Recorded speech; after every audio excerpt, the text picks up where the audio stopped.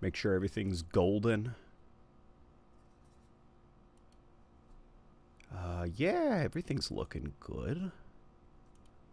Wait, I take that back. Hang on. I have yet to see the YouTube live stream.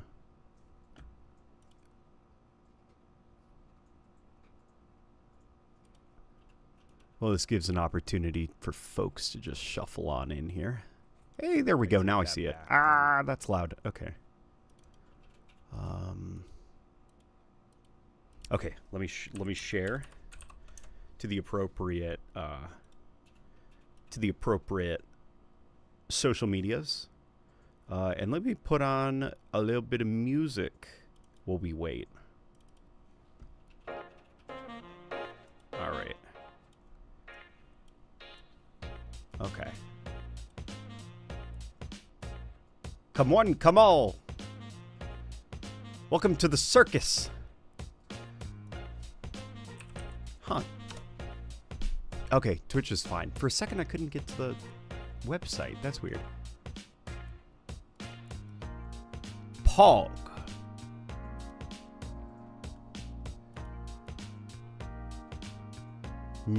Nicholas Newman. The Atomic Squids. Hollow Optic, yes. Titanfall 2 or Elden Ring? Titanfall 2, for sure. For sure. I was playing Elden Ring, which continues to be great.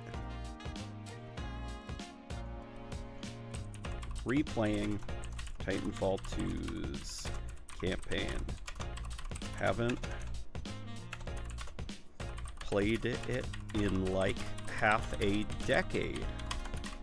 Come join. Does it hold up? Question mark? I mean, of course it does, but, you know, we can't let them know that. Because so we need somebody to come in and be like, what are you talking about? Of course it holds up. And, like, that's the trick. Now they're in here.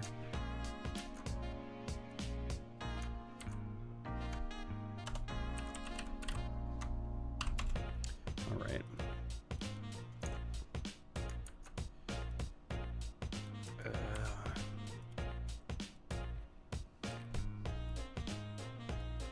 Hi, LNG Empoyo, says Hmon. Titanfall 2 or Elden... Oh, I already answered that. I love you, baby doll. Not you, Hmon. I wasn't talking to you. I was talking to my wife. To my wife. Let's get this baby on the road. All right.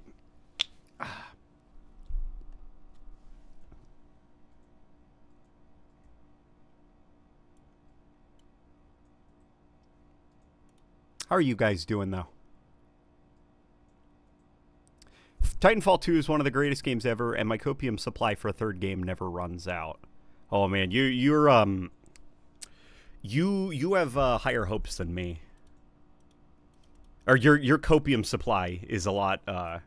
My copium supply ran out a while ago. We're for the foreseeable future, I don't think we're ever going to see a Titanfall 3. Which is, you know, unfortunate.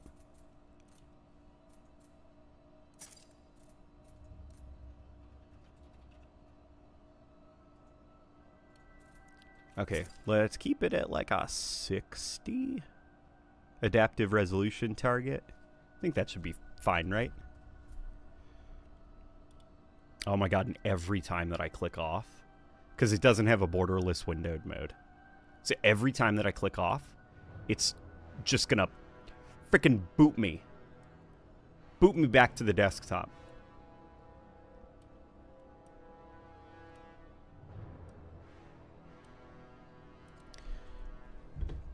I forgot to put... I wonder what would happen if I put the category as Titanfall 2. Done. Okay.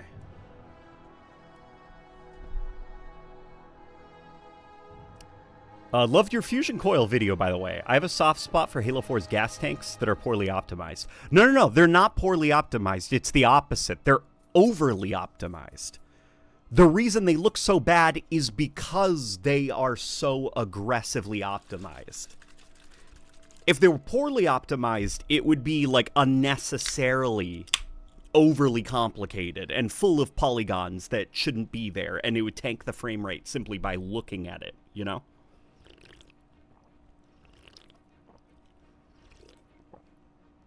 This runs on Source, right?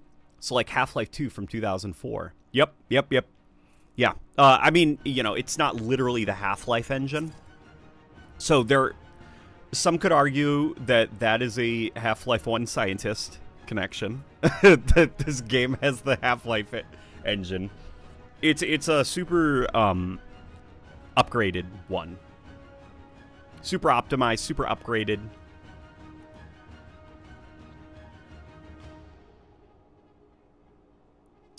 Hi, LNG, says Krusty. LNG, I might get Marathon. I don't want Bungo to go under, and the soundtrack slaps. Yeah. I haven't actually listened to the soundtrack, to be honest. It would suck, though, if Marathon flopped and everybody lost their jobs. Like, I know that there's people that are on the Concorde train. You know, they really want another Concorde to happen. But I'm like, I don't know. They don't seem to be... It doesn't feel like they mean badly, you know, with... Like, it's just a video game. I don't know, man. After the whole Highguard drama, like, it's gotten a little bit sad. Because it's like, okay, managers come along, they have an idea for a video game, and it's not very good. They hire a bunch of people who make that not very good idea, and then they all lose their jobs because the manager fires them all. And it's just like, I don't know, I hope Marathon is able to find its audience, because the art direction looks really cool, the vibe, the tone is very cool. I hope that, like Arc Raiders, I am extremely taken by surprise with the game.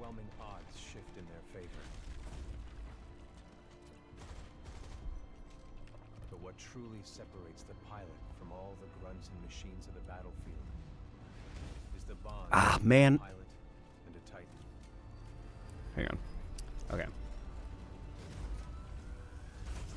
Marathon is going to do great. The sentiment around it has done a complete 180. Depends on which circles you're a part of. Because there is still resistance to it. It has gotten better, but I would not be confident, you know? I don't think it's going to be like Concorde or Highguard. Like, it's definitely going to make an impact, but if that impact is gonna stick around is another thing. Destroyed by the IMC, forcefully taking our resources, polluting and destroying our planets, and killing us off if we try to resist. Yeah, as for the soundtrack, though, I have not listened to the soundtrack yet. Is it good? There's a part of me that, like, emotionally is like turning my nose up at it because it's a Bungie game that doesn't have Michael Salvatore working on the soundtrack, because that was around the time when Michael Salvatore was fired from Bungie by Pete Parsons. Fired from Bungie. So I'm like, I don't care. I don't care if the soundtrack's good. It's not Michael Salvatore, you know? But if it's good, I will trust you and I will take a look at it.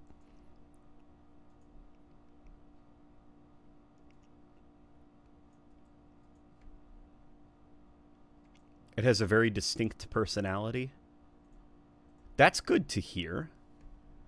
I feel like a lot of game soundtracks these days don't really lean on personality, and even though my personal opinion about Bungie soundtracks, I don't think Bungie soundtracks have really hit, like truly hit, in a little under a decade. I feel still like they have a level of respect for musical integration into their games that a lot of other game studios do not. And I think a lot of that is due to the culture that Bungie grew up in. You know, music was such a large part of their early games, you know, basically since Halo 1, you could argue. Hell. Ship must have power cycled the sim pod since last time. We'll have to recalibrate it.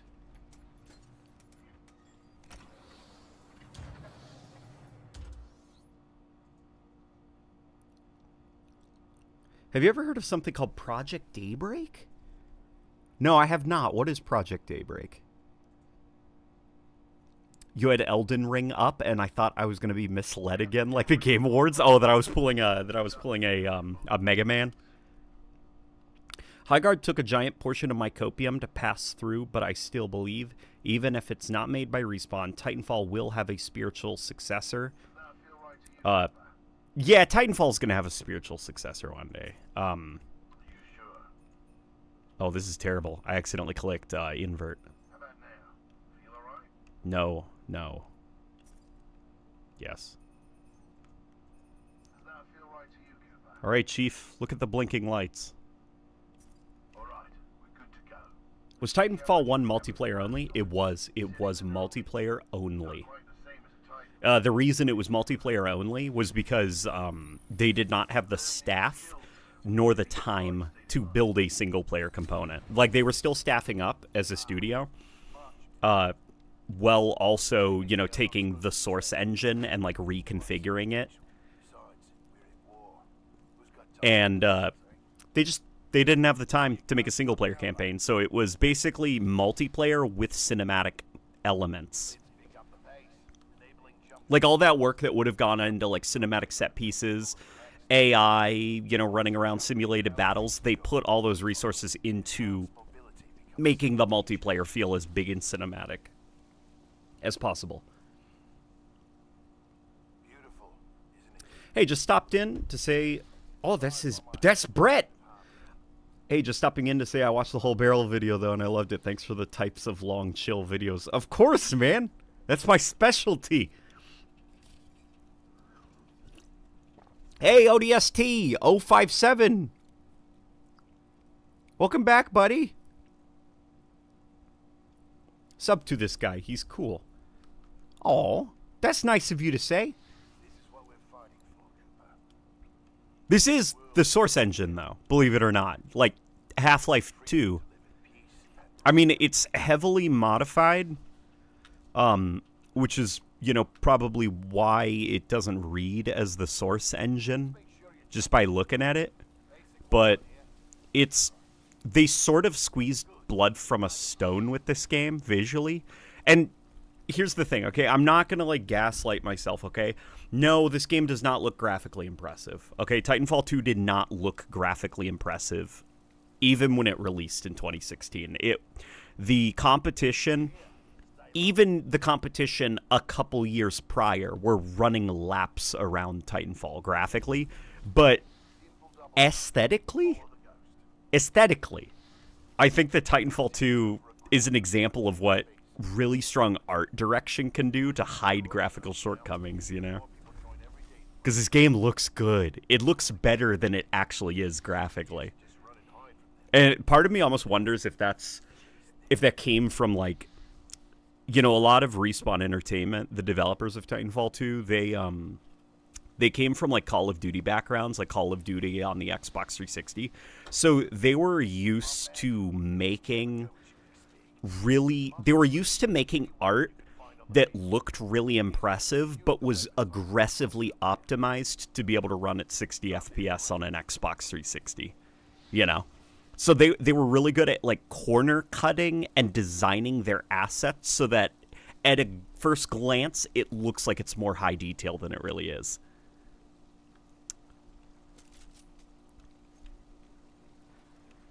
And yeah, no, game looks really good as a result. I think I'm happy with this, to be honest.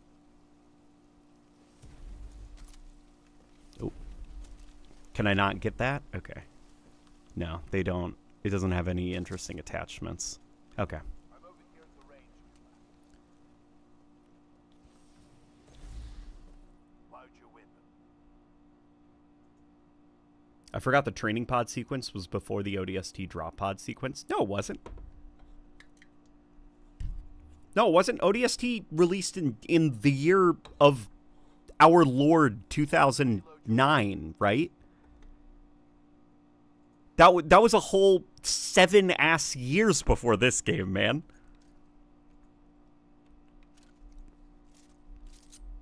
To get more precision, aim down the sights of your weapon. Was this 60 FPS on console? It was. It was. Petition to name Reb LateNightGaming. Engaging more distance. Breathe to sign. LateNightGaming?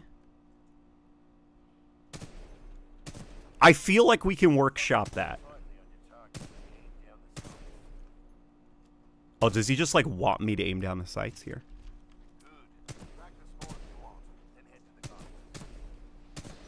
Alrighty. I will say this, though.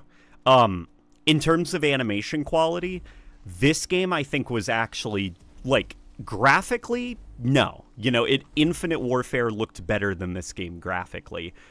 Battlefront looked better than this game graphically. Battlefield 1, oh, like, are you fucking kidding me? Like, Battlefield 1 looked way better than this.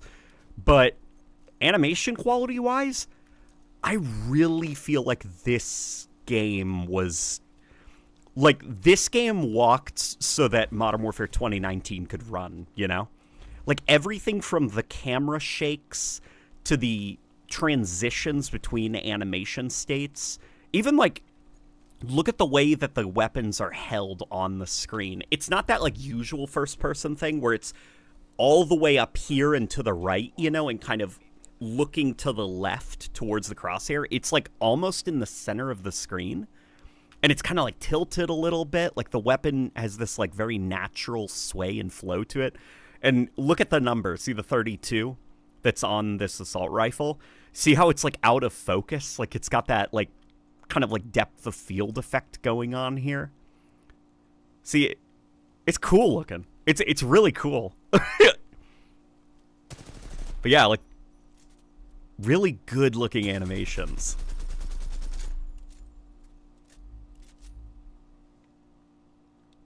I thought this was in Frostbite. Are you kidding? I can't tell. No, man, this wasn't This game doesn't even look like a Frostbite engine game. I'm open to suggestions. Unfortunately, I don't have a better one, so I think we're going to have to go with the name you suggested. The one fault of this game, it's too short. See, I would say that's a bonus. Because it's so short, every part of it is sweet. Like, there is not an ounce of fat on this game's body, you know? Like, every single second matters. And also, because it's a shorter campaign, it's very replayable. All right, you ready? Here we go. So this is the Gauntlet. Violence have to strike a balance in combat. Speed is paramount, but you must also heal. Let's see if... Gauntlet is where we if some of the muscle memory can kick in. God, I used to be good at this. Like, really freaking good at the movement. Like, I was one of the cracked kids when this game came out, you know? Oh, man. There's all sorts of, like, weird tricks, because it is, at the end of the day, running in the Source Engine. There's a lot of odd Source Engine-related goofs and weird oddities you can... That's a good way of looking at it. Yeah. It's like, I can't, for the life of me, think of what this game could have done else in terms of campaign. I can't think of a single idea. Like, the campaign touched almost everything, you know? Like, what else could they have realistically done as a level? Snow? They could have had a snow environment, maybe.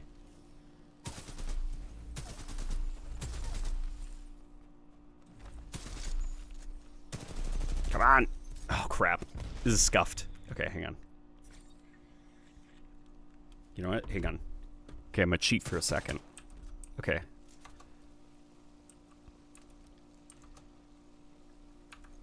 Which weapon is the quickest reload? It's not this, is it?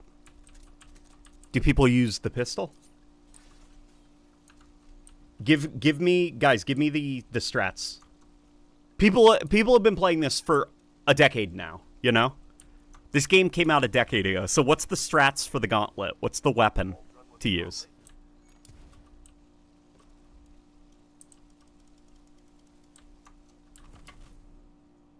ODST 057, if you're still watching, buddy. Have you ever played Titanfall 2?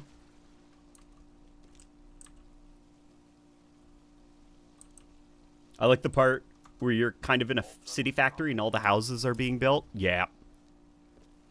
That's a good one. It's okay, it's the Ava. Okay. Yeah, the shotgun is called the Ava 8.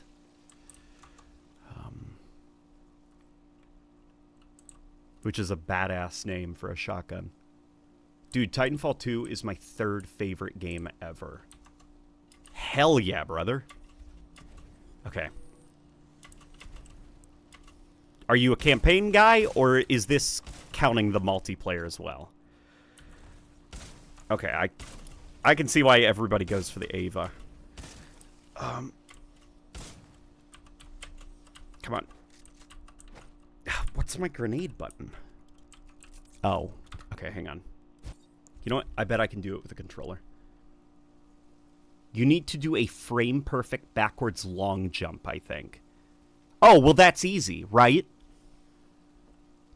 Now, hang on a sec. Nah, hang on a second. This ain't Team Fortress 2.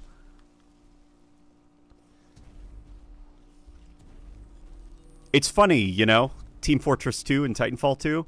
Both are games that have the abbreviation TF2. Both games were pretty much abandoned by their creators. Oh my god, did I do it? Okay, hang on. Let's restart the Gauntlet. Okay.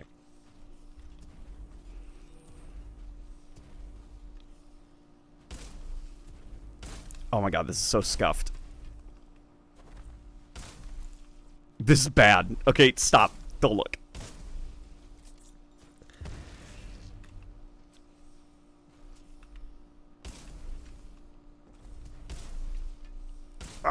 Okay. Oh my god, that was not good at all, okay? This run's like even worse than the last, it feels like. Oh, it wasn't actually that bad. It just felt terrible. Captain Lastimosa is the next one. Okay, let me try one more run through it. I love this campaign, but my heart belongs to the multiplayer. The multiplayer's fun. The multiplayer is really fun. The Horde mode also for this game, called Frontier Defense, I think is slept on. And if Warzone Firefight was to ever return to the Halo series, Frontier Defense, I think, is the template you want to build off of. Like a more, you could say, like, large-scale objective attack mode type of deal, you know?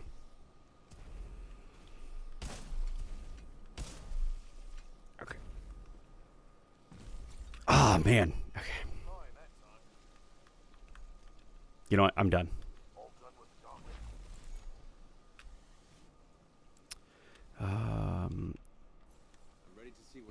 All right, let's go. Aside Halo 3, this is the only FPS to make me feel emotional at the end, and probably the only game to ever where I'd intentionally play the tutorial over and over again. Aren't pilots the only ones allowed to do that? Yeah, it's just... Okay, so it's kind of tragic in a way, because, you know, Vince Zampella, rest in peace. Vince Zampella, his style of game development was so instrumental in why this game just kicked so much ass, the campaign. Because what they essentially, from what I understand about his development process, is he preferred developers, like, being able to fill multiple roles during production. Like most big AAA studios, the reason they take 150 years to make a single map or something like that is because they are siloed into their own department. So, like, if you're hired as lead character artist, like, that's it. That's all you can do. You cannot touch anything else in the game, and also your job is to not make the assets yourself. Your job is to oversee the team. You're not allowed to actually touch the assets, you know? You have to make sure that your team does a good job. But Vince Zampella, he kind of celebrated team members being able to multitask and do a bunch of different jobs at the same time. And because of that, they can make content really quick. The content makes sense. Like, it synergizes with other elements of the game because so many wires are being crossed, you know, between the different departments. And it feels less siloed and segmented. As well as he had an approach where it was like rapid prototyping, where they would basically get the core gameplay mechanics set in stone very early on and immediately get to prototyping cool stuff. Like, don't even worry about the story. We're not worrying about a story for now. And the coolest prototypes get turned into levels. And then they retroactively make the levels make sense from a story standpoint. So that's why this campaign feels like a medley of set pieces. You know, like, this is the level where this happens. This is the level where you're in a factory building a fake town. Like, they were all just prototyped with no context. And I think it leads to more creative outcomes, because then the writers can create this insane story that makes all of these weird kind of nonsensical elements make sense. Give a young Anakin impression for beating the Gauntlet run. Oh, okay. Now this is... No, that sounded too high-pitched. Now this is pod racing! No, hang on. Are you an angel?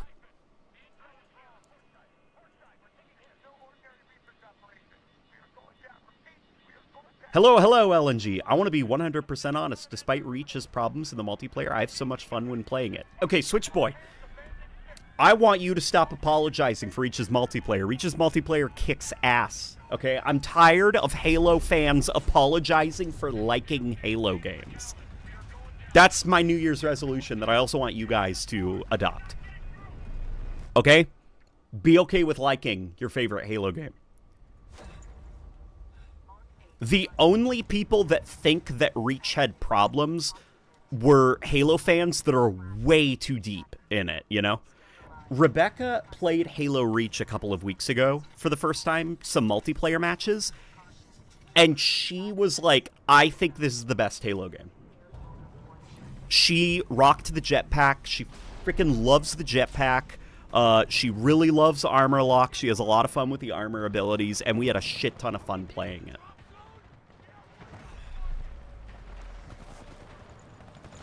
Hell yeah. All right. Dude. Oh, I don't... Hang on. This is a cool graphical effect.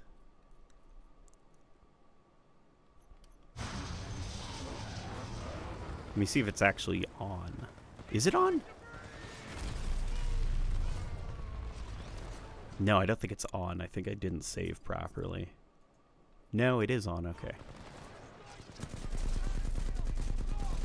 Oh, this is a tragedy that I've learned recently. Apparently, the sights are ever so slightly misaligned in Titanfall. So hang on. Oh.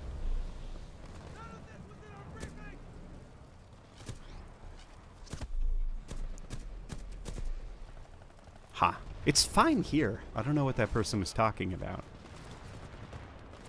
I saw a post about it.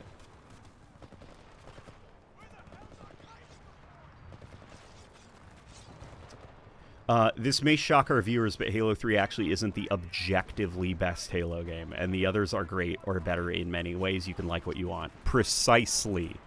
The best Halo game in the series is whichever one you have the most fun with. And what somebody else thinks is the best Halo game in the series is also correct.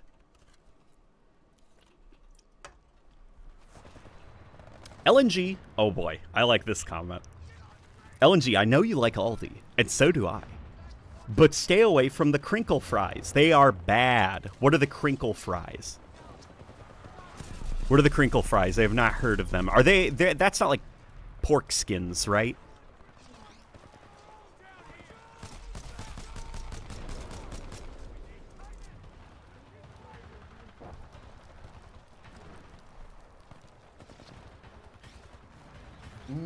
Okay. That's a good shout, man. Oh, I was going to hack him. Because you can hack those robots in the multiplayer mode. What's wrong with them? Are they like... Do they, like, taste yucky? Do they taste like poopy? Or is there, like, something wrong with them health-wise?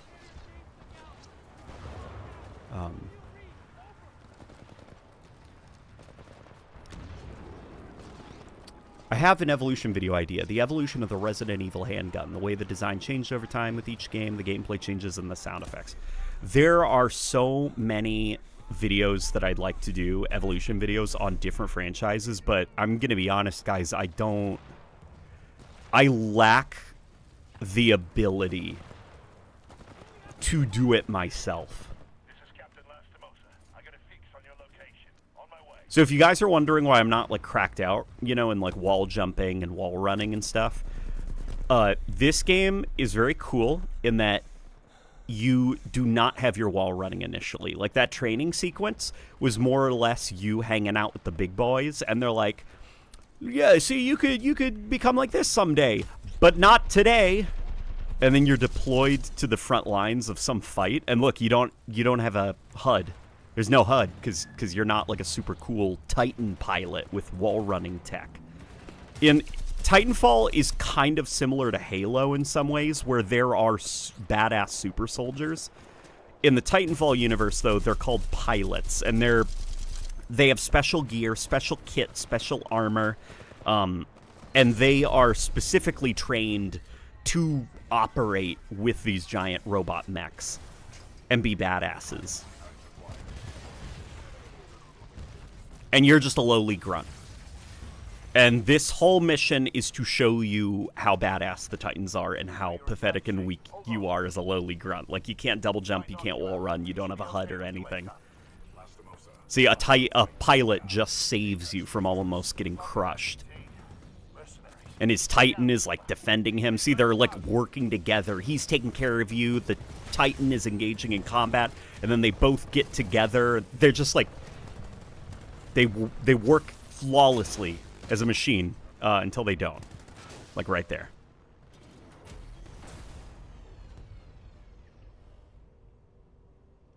And they use a bad oil, so they never get crispy and they smell weird. Okay, gotcha. We're going to stay away from those then. Who is your favorite Resident Evil character, and which character do you think is the most underused in the franchise? Oh, my favorite... It's a generic answer, but Leon... Like, for sure, Leon. Who's an underused one? We have 18 hours. 18 hours until the sealed and ready for delivery. I'm not sure, because most of the characters, they usually, like... They make sense. Like, they're used appropriately. I never feel like they're overstaying their welcome. And, like, all the villains, I feel like people get this impression from, like, the movie series that, the villains are, like, these reoccurring bad guys, you know, and it's not really like that. Usually a villain shows up for 1 or 2 games and then they're gone. Because they die. You know, they get killed. It's not like the movie where, like, people are constantly dying and coming back to life because of clones.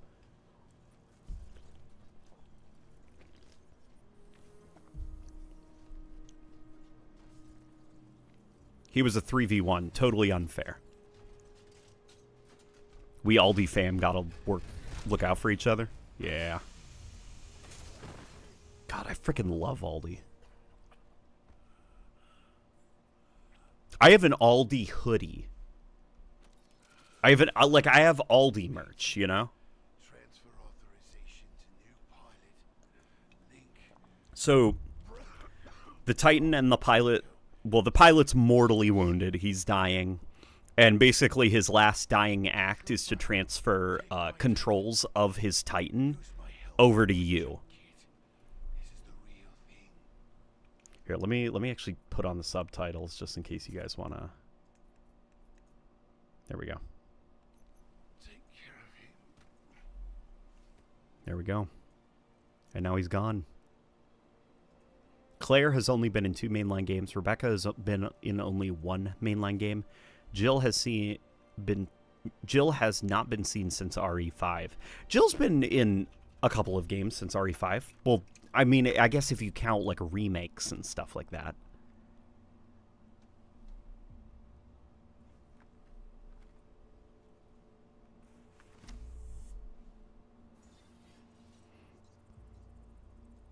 The Summit soda from Aldi bangs real sugar too. Is it? Is it real sugar?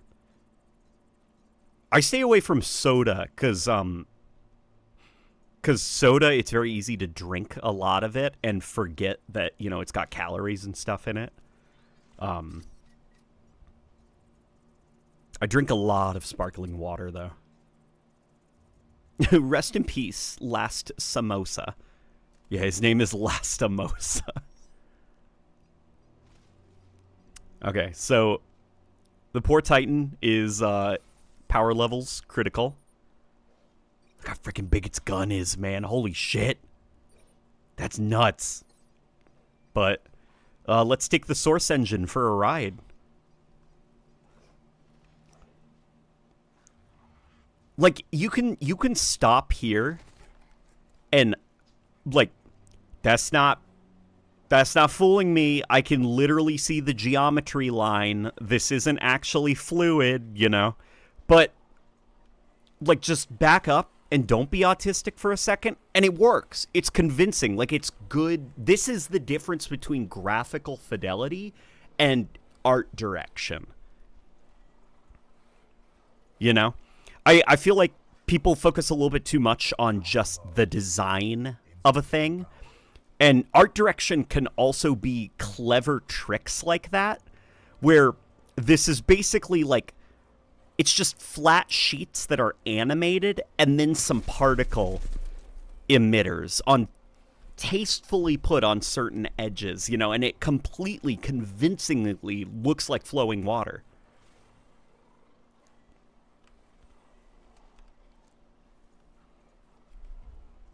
Have you ever played a Mario game? Of course I have. Of course I played a Mario game, Switch Boy. My favorite, I think we have a framed Mario game poster somewhere here. It's in storage? Okay. It's in the other room, actually. Super Mario Sunshine is my favorite 3D Mario game.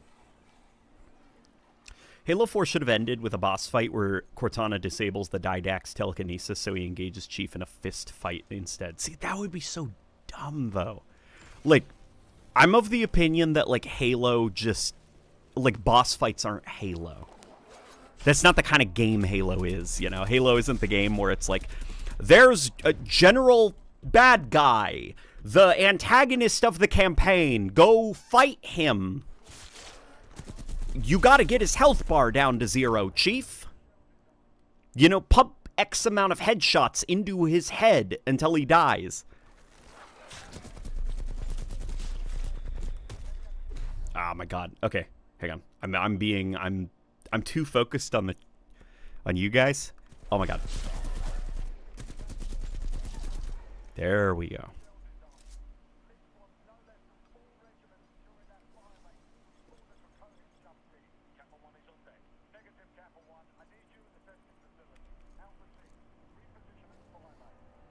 Look at that. Just a couple of, like, leaves falling.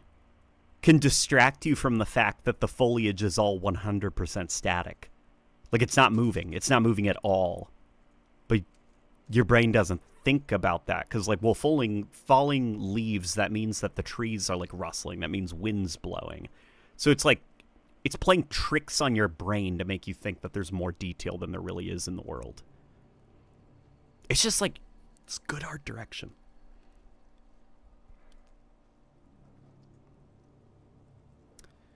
Between Halo 5, RE6, and Sonic Lost World games that are not bad but not the best either, which one would you rank as number one in terms of quality? Between Halo 5, RE6. Oh man, that's tough between Resident Evil 6 and Halo 5, because they're both high. I'd say, well, it's tough because Resident Evil 6 was also from like a different console generation, you know? Like, Sonic Lost World, I think that one is a little bit hard to measure just because that you can visibly see how much smaller the budget is. Sonic Lost World isn't even that bad of a game, to be honest. Like, it's not, you know, amazing as a Sonic game, but I think as a Wii U title, it was pretty good. Like, it was fine. At least I thought so.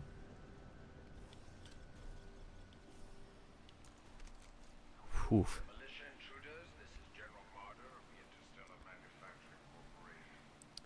I think the HVT list in Halo Infinite was a step in the right direction for Halo boss fights. See, I don't even think so.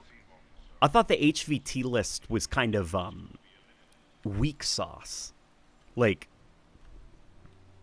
it was like, okay, here is a guy who is just out in an open field. His bio says he is one of the most dangerous enemies the UNSC has ever encountered, to the point that they know his name, they know his rank, his species, and stuff like that, and they have been able to document the various things that he's a part of. And there he is. He's over there, just like out in a field with mountains surrounding him that anybody could climb to the top of with a sniper rifle, you know? And for some reason, he has a cartoon health bar floating around above his head.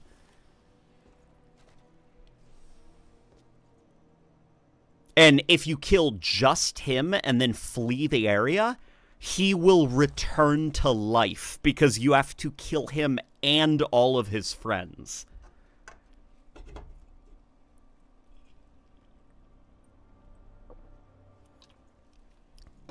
I think where the boss fights work a little bit better is in the firefight mode.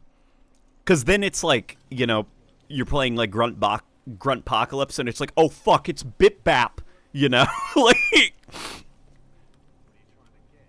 descending in the Bip Baps. Well, I didn't say it was a very big step. I just think Halo doesn't have to have a guy with a health bar and his name floating above his head. You know, Halo doesn't need that. I feel like sandbox encounters do a great substitute for that, or challenging sandbox situations, you know? Like the scarab fights and stuff.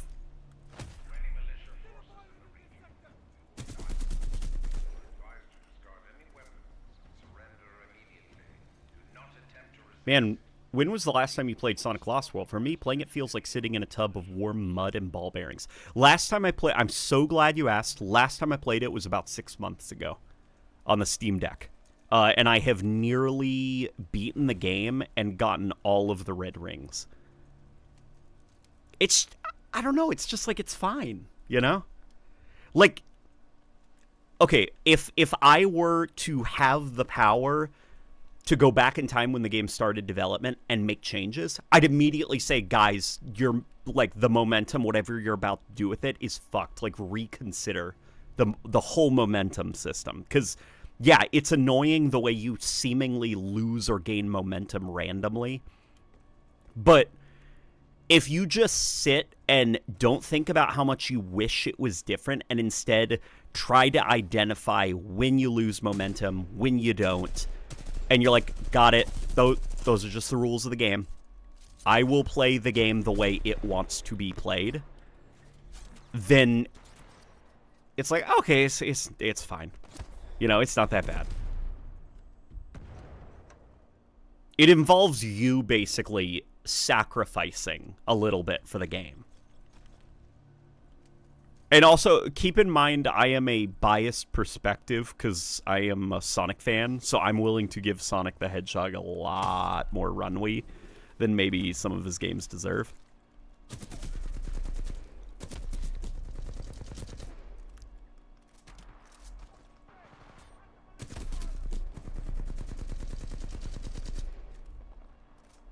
I felt Chaklock and Jaga were good boss fights. Oh, they don't get me wrong. Like the story boss fights rocked, and I think part of the reason that they rocked is they did a good job at making sure that it wasn't like, you know, that it wasn't like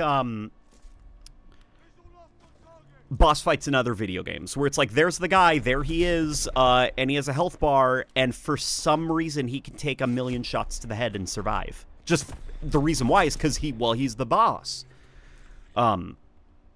Halo Infinite was very good at not doing that, but I still do not think that the whole, like, here's the boss fight, here's his the introductory cutscenes were great for them, but hopefully you understand what I mean. Like, was the health bar floating above the head and the phases, was all of that, could he have behaved a bit more like an organic AI within the environment? Rather than like, here is the boss fight arena, and here is the boss, and you can tell he's the boss because the status of his bodily well-being is displayed in a 1 to 100 point meter that floats above his head. And you can see his name above his head, like hello, my name is Jaga Erdamnai. I will be your boss for the evening. That's where I'm going with it.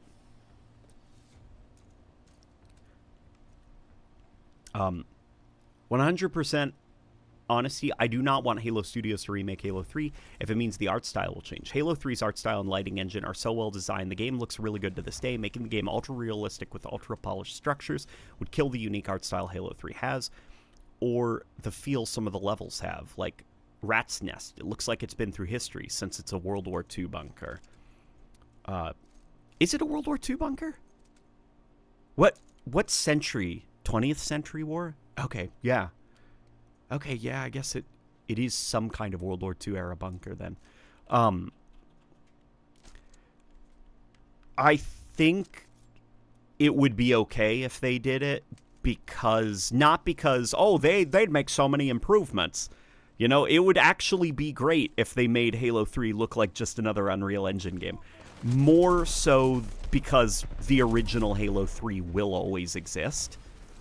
And it's not going anywhere, and that's the game that has like a 90-something% on Metacritic.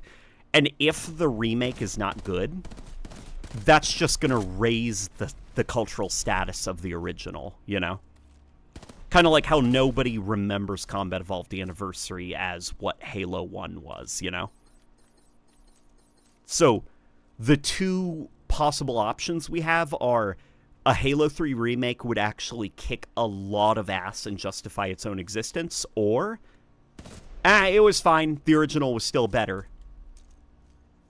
Either way, it's alright, you know? The way Halo Campaign Evolved looks, I'm so scared they will turn Rat's Nest into some sort of Avengers HQ. I have a feeling that history is going to repeat itself.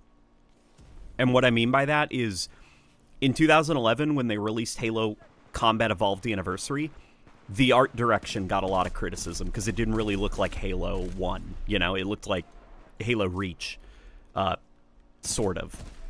And then with Halo 2 Anniversary in 2014, the art direction was much closer to the original Halo 2 than Combat Evolved Anniversary was to the original Combat Evolved. So I think that's what we're going to see happen. Like, I'm expecting Halo CE Remake's going to come out. It's going to be great. Or, you know, at best, great. At worst, good. But the most common criticism is going to be that the art direction strays too far from Halo 1. So when they get around to remaking Halo 2, it's going to feel more like Halo 2 aesthetically. And we never got a Halo 3 anniversary, but if they get around to a Halo 3 anniversary, they're probably going to try to stick very close to the original art direction.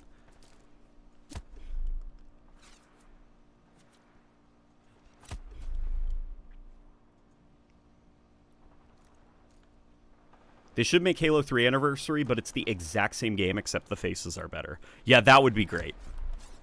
That would be very good. Swap out, like, mashed potatoes, Lord Hood. Damn it. Okay. I need to focus a little bit. I need to lock in. Was Doom Eternal not a great FPS campaign? See, it worked. For those of you who were here at the start of the stream. See, he clicked on. Of course Doom Eternal was a great FPS game. The title is deliberately a little bit hyperbolic because you clicked. You got in here. Some could say you were baited to click. No, I'm not that cynical. Unfortunately, it's just the way the game is played with YouTube. Halo 3's lighting and water physics will not be beat. Well, the thing is, like, Halo 3's lighting has already been beaten, even, like, within the Halo series, you know? It's just that the lighting is one aspect of it. It's also environmental and, like, character lighting and art direction needs to also prop up some of that. You know, like, Halo 3, I don't even think Halo 3 has volumetric fog. It doesn't have volumetric fog. It doesn't have ambient occlusion, obviously. Shadowing is kind of like if you go into a dark environment in Halo 3, you can tell what in the environment is a physics object that can be moved around because it's slightly glowing. It looks like it's illuminated slightly differently in the environment, you know? Like, there are so many areas, as well as, like, you know, because Halo 3, so much of it is baked lighting, the shadows are not dynamic at all. Like, if there is a pillar in Halo 3 that is casting a really long shadow, you know, and the shadow looks really good, you can immediately break the illusion by throwing a firebomb grenade into the shadow of the pillar, and what you'll see is the shadow doesn't change position in response to this new light source. And it's because it's not a real shadow, it's baked.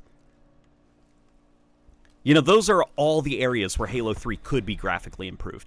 But the art direction was so solid for Halo 3 that you don't notice a lot of those graphical setbacks. Here, you know what? Here's another area, actually. It's amazing that I keep dying here over and over again, because it's an opportunity to actually show you another area where, like, Halo 3 is behind. And even behind the curve in compared to the other FPS games that were coming out, because even Call of Duty 4 could do this. So, okay. Hang on. Do you see this? When I'm in shadow, and then I step out of shadow, you can see the line where, you know, up there where the cliff is. You know? Like, you can see the outline of the leaves and stuff like that. The little, like, holes, you know, and gaps where there's gaps in the leaves from overhead. You can see that in the shadow that is being cast onto the gun. Halo 3 can't do this. It does not do this. You will never see shadows falling on your gun that look like this in Halo 3. Halo 3, the first-person view model, is either in sunlight or different levels of in the shade completely, you know?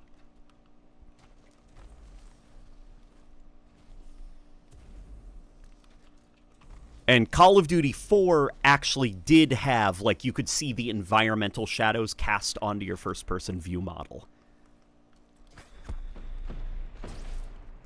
But not Halo 3. And in fact, I think the only Halo game to... Don't quote me on this, okay? Don't quote me on this. I could be totally wrong. I think Halo 4 was the first Halo game that actually did that. And in the event that I am completely wrong on that, it was Halo Infinite then, specifically if you have the ray tracing option on.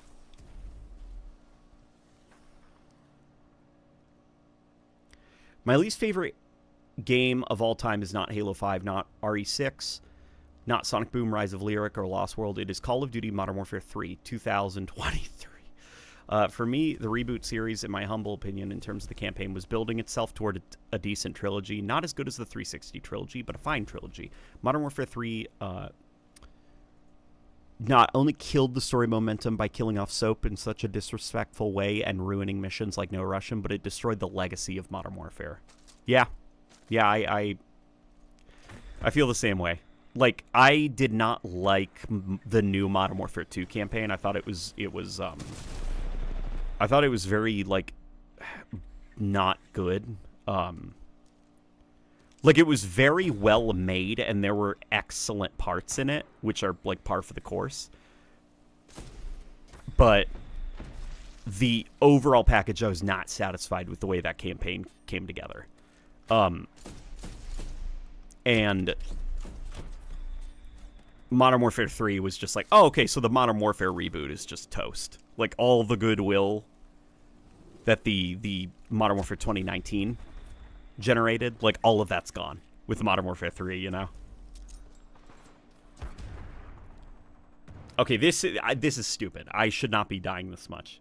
It's because I'm playing on the hardest difficulty and I'm trying to focus on the chat. I should have just played on easy, shouldn't I? Boom. Okay. Can I just, like, run past those guys? Hang on, watch this. Let's try.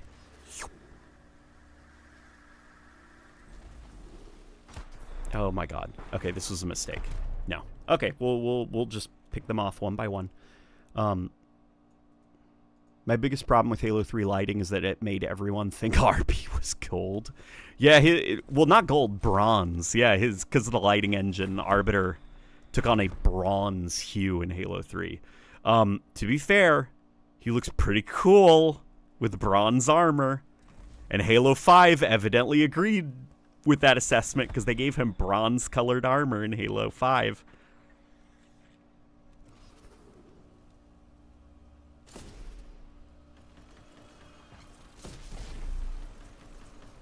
Okay, hang on.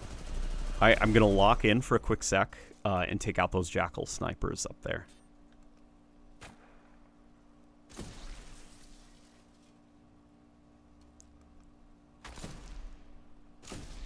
Okay, there we go. We got him.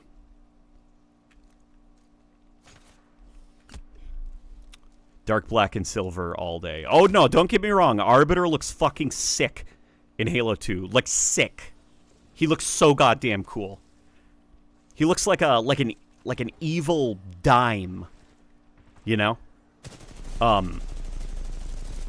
Arbiter looks like a monument. Like a historical monument come to life as a soldier of vengeance. Like, he looks so sick in Halo 2. But he also looks cool in Halo 3 as, like, a bronze alien warrior. Watch out for that Sentinel. Oh, thank you. I took down the Sentinel. I don't need the Sentinel beam yet, though, because this is a long range. So I'm using, you know, my sniper rifle. Oh. Oh, I can hack them in the campaign. Sick. Look at this. I love that. The robotic enemies, you can just shut, like, your knife also has a USB port in it, and you can hack enemy robots with your knife.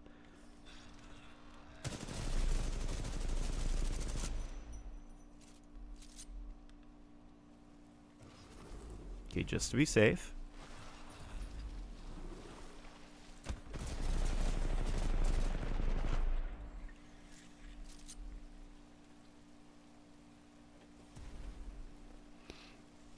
This game is on sale for $7 right now. Should I? Greg Air, for $7, this campaign is excellent. Like, really goddamn good. And this game also has a firefight-like mode where you have to defend against waves of enemies that is great. And has its own, like, progression loop that you can work towards. So it's great if you like PvE. If you're also if you're a multiplayer guy, this game also has a really addictive multiplayer with a very satisfying reward loop.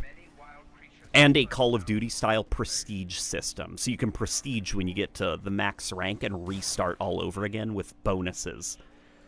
So just this game for $7, that's 3 bottles of water, give or take. I think you're gonna see a lot of value for $7. I'd say go for it, man. And thankfully, the community is very close with each other, very tight-knit community. They're always playing it. They won't give up on it. So you're bound to always be running into multiplayer matches. Like, I can still find multiplayer matches on the PC. All hands. The James Talon has been sent to take down IMC research facility on the planet Titan. I just need something to save me from Overwatch and play until Crimson Desert next month. Dude, Crimson... Okay, what's up with Crimson Desert? I've seen people yapping about it a lot. Is that, like... I've seen a lot of people say we haven't had a good to honest to good, Oblivion-style RPG in ages.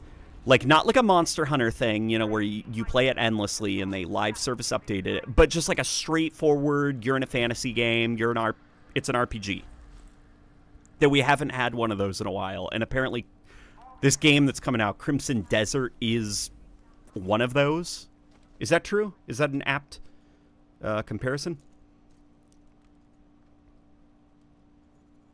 Pour one out for Blue Point, who did the shockingly decent 360 port of Titanfall 1 and got shut down today. Yeah, did you hear about that? So, Sony... okay, Blue Point did the 360 port of Titanfall 1. They got Titanfall 1 to run on the Xbox 360. Oh, whoops. I think I came backwards. Then they did the... They did a couple of remakes for Sony, the Demon's Souls remake, as well as like one other remake. I can't remember what it was. I keep wanting to say The Last Guardian, but it's not The Last Guardian. It was the game that preceded came before. Yeah, preceded, right? The Last Guardian. And yeah, they apparently were put into the... Sony bought them because they were like, wow, you guys are really good at doing remakes. We'd like to purchase your studio. And then they put them immediately to work on a live service God of War game that was in development for like 5 fucking years. And then they canceled it, and today they're shutting down the studio.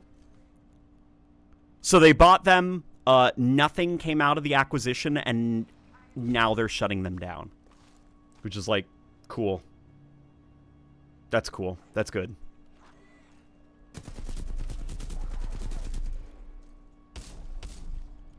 Fair Games has not been shut down yet, but yeah, go ahead. Close down Blue Point.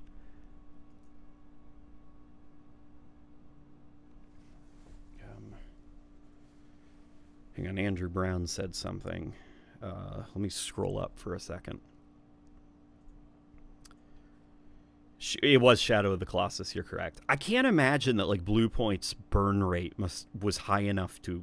I don't know, man. To give perspective on how bad the human faces look in Halo 3, MGS4 released 1 year later. A kid could look at MGS4 and think it looks good. Yeah, Halo 3... Halo 3 was basically a roided up Halo 2. Like, in terms of fidelity. It was like... Halo 2, if it had all the bells and whistles and graphical polish that Halo 2 needed, but from an asset perspective, a lot of the asset quality in Halo 3 is on par with Halo 2. Like, if you were to look at the Halo 3 battle rifle and Halo 2 battle rifle, they are very similar in terms of just fidelity. Okay, and we got a battery for the Titan. It's mostly like a material quality, the light bloom system, motion blur, like all of these various things slapped on top of Halo 3, as well as, you know, better particle effects, more advanced visual effects, and simulational elements.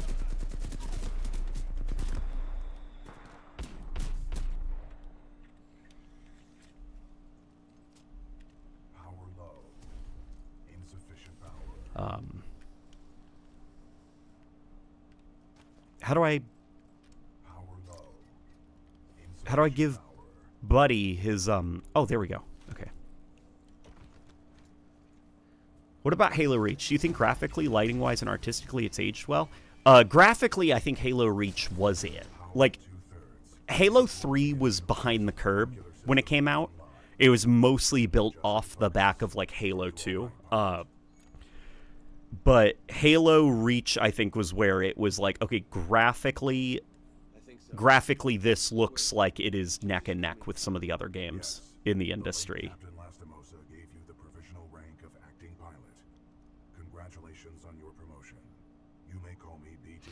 It's just the big strength of Bungie as a studio, or, you know, maybe the big strength that used to be part of Bungie as a studio, depending on, you know, how you think about things, you know, whether you like Marathon or not. They are really good at taking what is objectively lower quality technology than like what the competition is doing, but really, really making up for it with just how intelligent their art direction is. You know, it's like this game. They mask a lot of their graphical and tech insufficiencies with just goddamn solid art direction. I advise against turning yourself over to the IMC. Voice pattern analysis indicates they are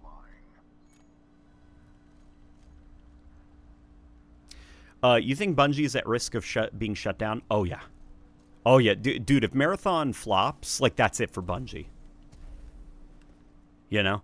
There's a lot of folk in the Destiny community that are on copium. You know, they're like, well, if Marathon flops, it's going to force Bungie to go all in on Destiny 3. And it's like, you guys don't get it. Like, Destiny is done.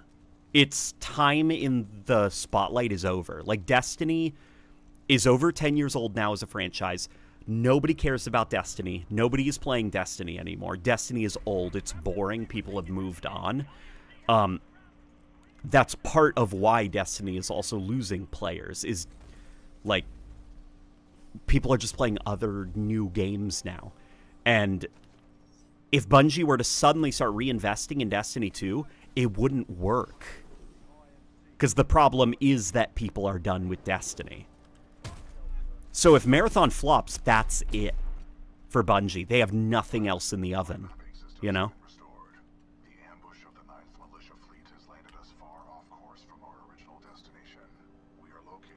Hello, my goat. Be careful, we cannot stay here long. Oh, which missed a watch streak message? If it didn't show up on your end. What was the watch? Repeat it? Because this game does not have a borderless windowed mode, so if I were to click on your thing, I would minimize the game and, like, my windows would get all screwed up.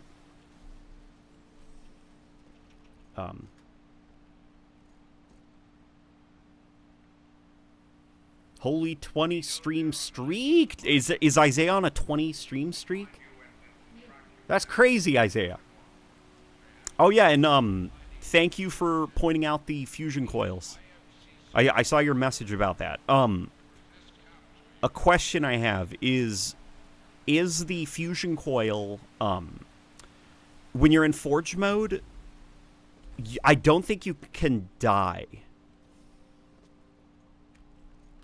Or you can't die to environmental damage, I don't think. Like, if you were to be in firefight and you picked up a plasma coil and, like, threw it at your feet, would it have, like, the pool effect, like the pool of lava effect?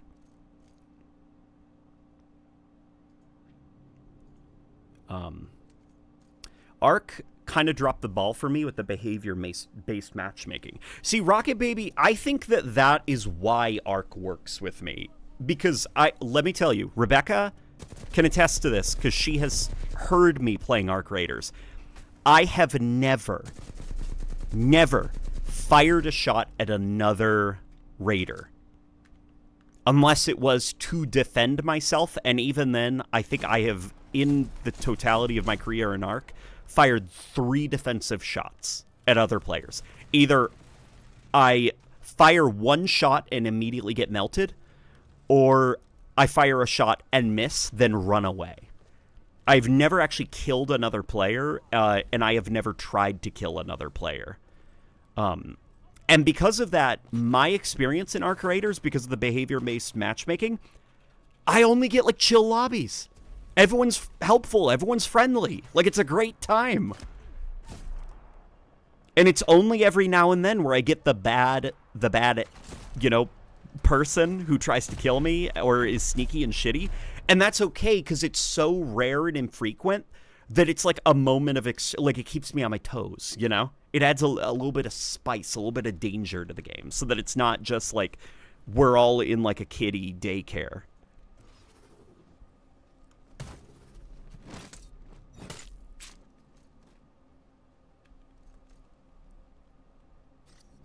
Yeah, but I don't want it to be chill. I want it to be tense.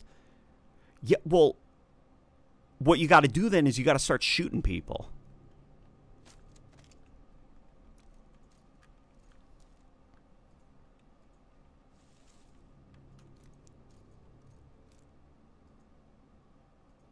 Concord 3. I think that was true until Destiny 1. Destiny 1 has legitimately gorgeous visual fidelity and great art direction. It was by far the best looking thing during those early PS4 days. Destiny 1? Yeah, Destiny 1 looked very fucking good. Very fucking good. Greetings, LNG. Loved your Fusion Coil video. Quick question, though. Do you have a favorite of the Fusion Coils?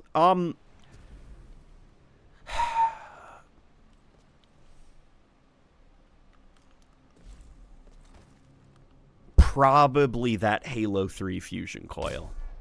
Like the Halo 3 UNSC Fusion Coil. Just because, like, that is the Fusion Coil, you know? Like, that's the one. But that's really hard to say out loud, because as I say that, I'm thinking of how much I love the Halo 2 Forerunner Power Core.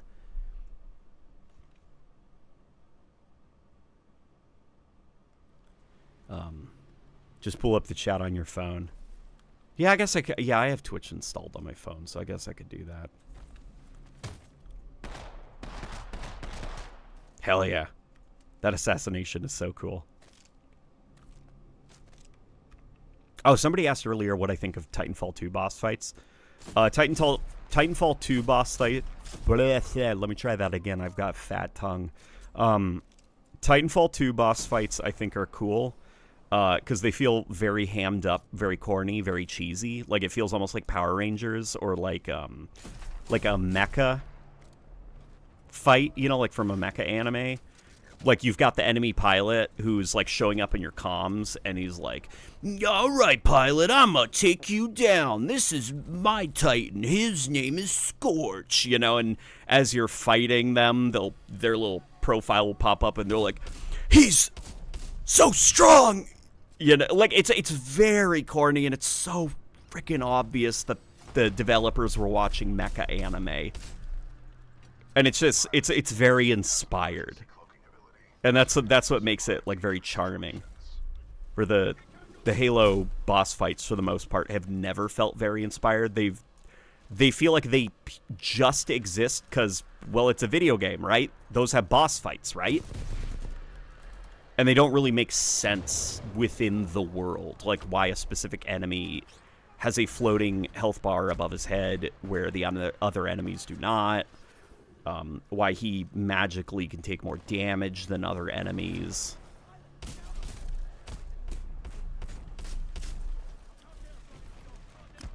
Oh boy.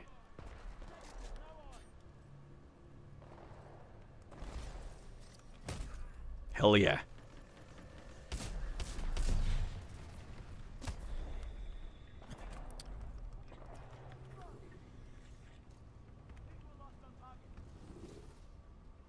I played through the PS3 version of Destiny 1 recently for kicks, and honestly, even that looked pretty good. Resolution was the only severely noticeable visual cutback most of the time. Yeah, the last-gen versions of Destiny look amazing. They look really, really good. Like, better than Reach. A lot better than Halo Reach. Which you'd hope they looked better, because Destiny 1 released like 4 years after Reach, you know?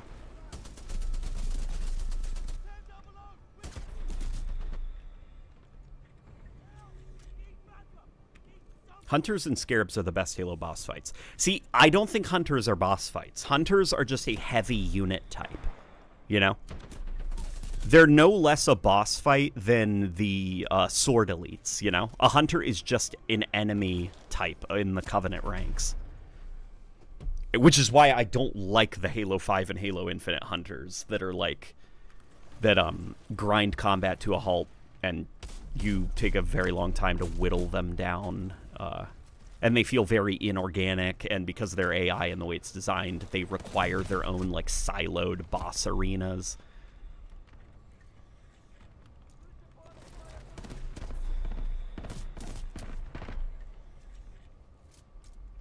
Let's go up this way. Get back the little bazooka that I found.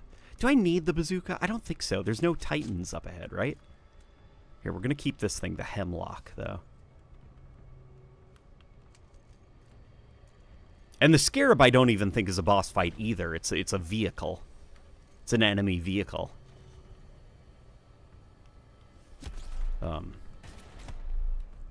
Like it's a sandbox encounter.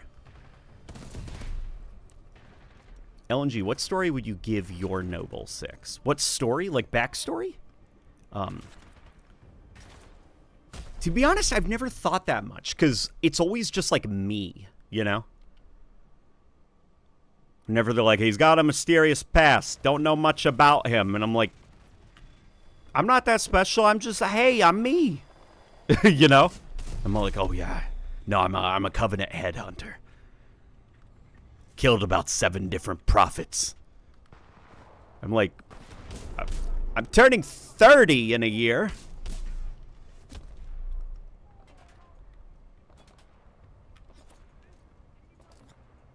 What's good, LNG? I have successfully injected Reshade into Halo 5. What? Wait, hang on. What? Are you... Wait, really? Are you sure? Are you lying? Lit beep? If you're going to hop in here, lit beep, and that's the only thing you're going to say, and then you're going to bounce, like, you're going to make me stressed out all night. Did you?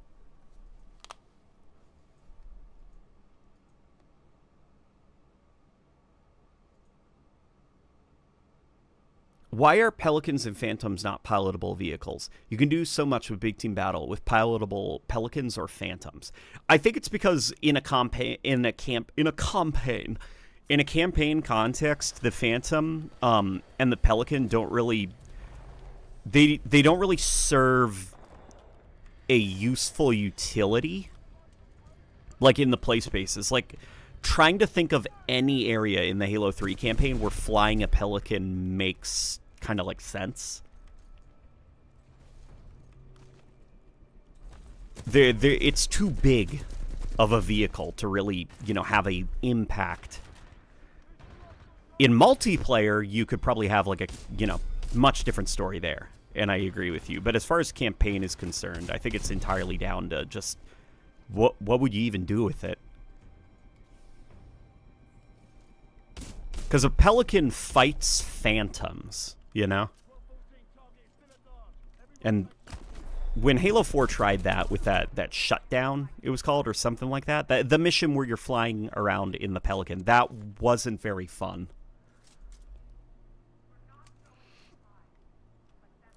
I wish the Titanfall mechs had panoramic cockpit like Gundams, as I think it's more realistic and allows for more interesting gameplay. Like oh, you can like look around.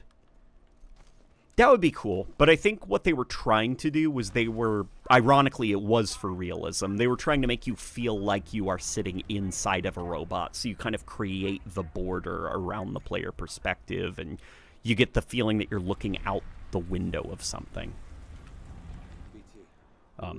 Kind of scuffed, but it works. That's... I got a CRT shader working. That's crazy. How did you do it? Can you reach out to me on Discord? Can you send me a friend request on Discord? It's at Late Night Halo. And if that doesn't work, at LateNightGaming. Shoot me a friend request, because I need to talk to you. What game is this? This is Running on Empty Food Review. I'll hit you up. Thank you. I appreciate it. What did you do? How'd you get it working? Okay. Let's hop in here. Look at how natural these view models feel. Like the motions of them, the way that they sway, the angles that they take.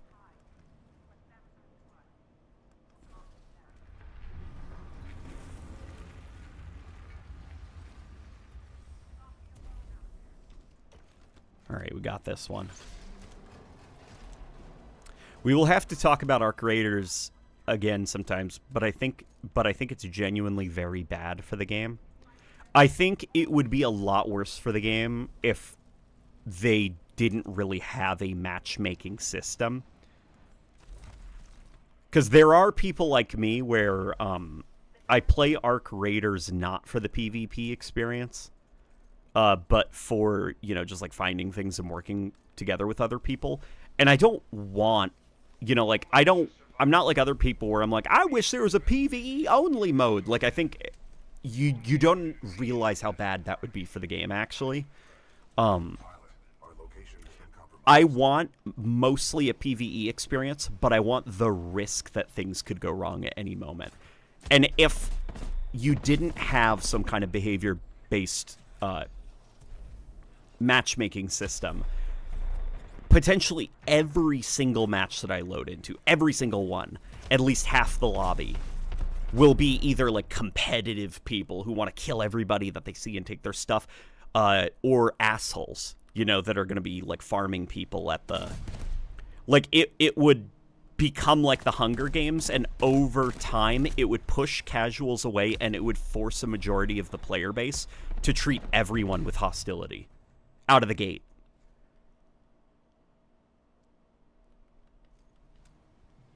Changing topic, one of the biggest pains of PC gaming is the operating system, specifically Windows 11, and how broken the OS can be at times. Yes, Windows 11 sucks. It sucks ass. I was gonna say fuck Bill Gates, but I was like, he doesn't serve Microsoft at that capacity anymore. But, you know, just in general, fuck Bill Gates. But also, what's his name? Nutella or whatever, like the current asshole who runs Microsoft. That guy sucks. Windows 11 sucks. I'm tired of each Windows 11 update getting buggier. Is that like being flagged for PvP? So what Arc Raiders does is it has behavior-based matchmaking. So it's like if you are constantly shooting at other players and you're constantly initiating combat with other players, it will be like, okay, this guy is an aggressive player. Like, he steals from other players. He likes killing other players. So the matchmaking algorithm will find you other players that are like that. If you are somebody who is like a delicate little woodland fairy and you have not laid a single finger on anybody, then the matchmaking algorithm will be like, okay, this guy's like friendly. Like, he wants to like pick flowers with other Arc Raider players. And so it'll find other flower pickers for you. I like to play Arc Raiders to pick flowers. I don't like shooting at other players. I like being friends. I like, you know, hello, Raider! Like, that's me when I play Arc Raiders. Hello? Hey, Raider! So it finds me other players that are like that. But every now and then, it will throw me a curveball. It might happen once a day. Sometimes I can go a week without it happening. But every now and then, there will be an asshole in my lobby. And it does that just so that you always stay on your toes a little bit. Because it would be boring if it was strict and super mathematically precise, you know?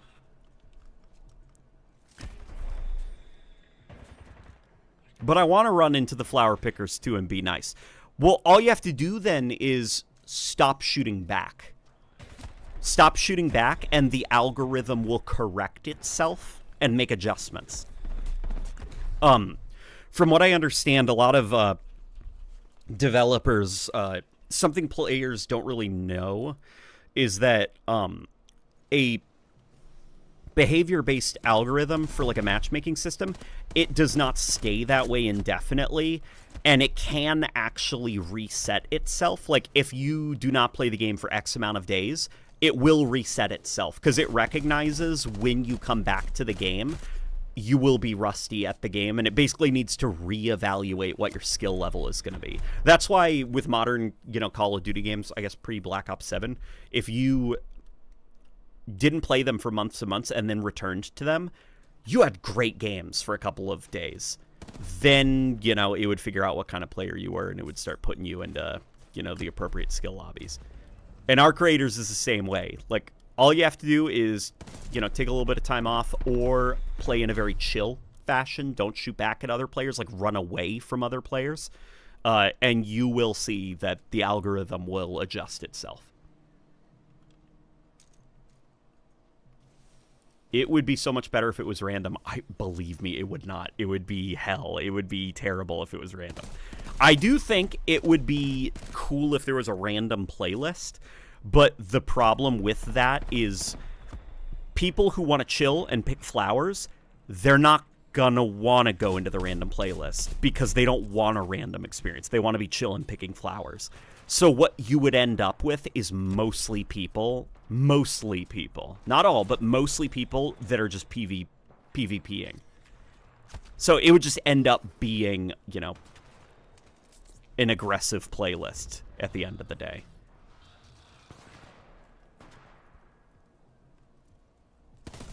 It's like, unfortunately, the randomness, it's not as random as you think. Because what it would just end up doing is excluding the people that don't want that randomness. Like, they want to be predictably picking flowers, you know?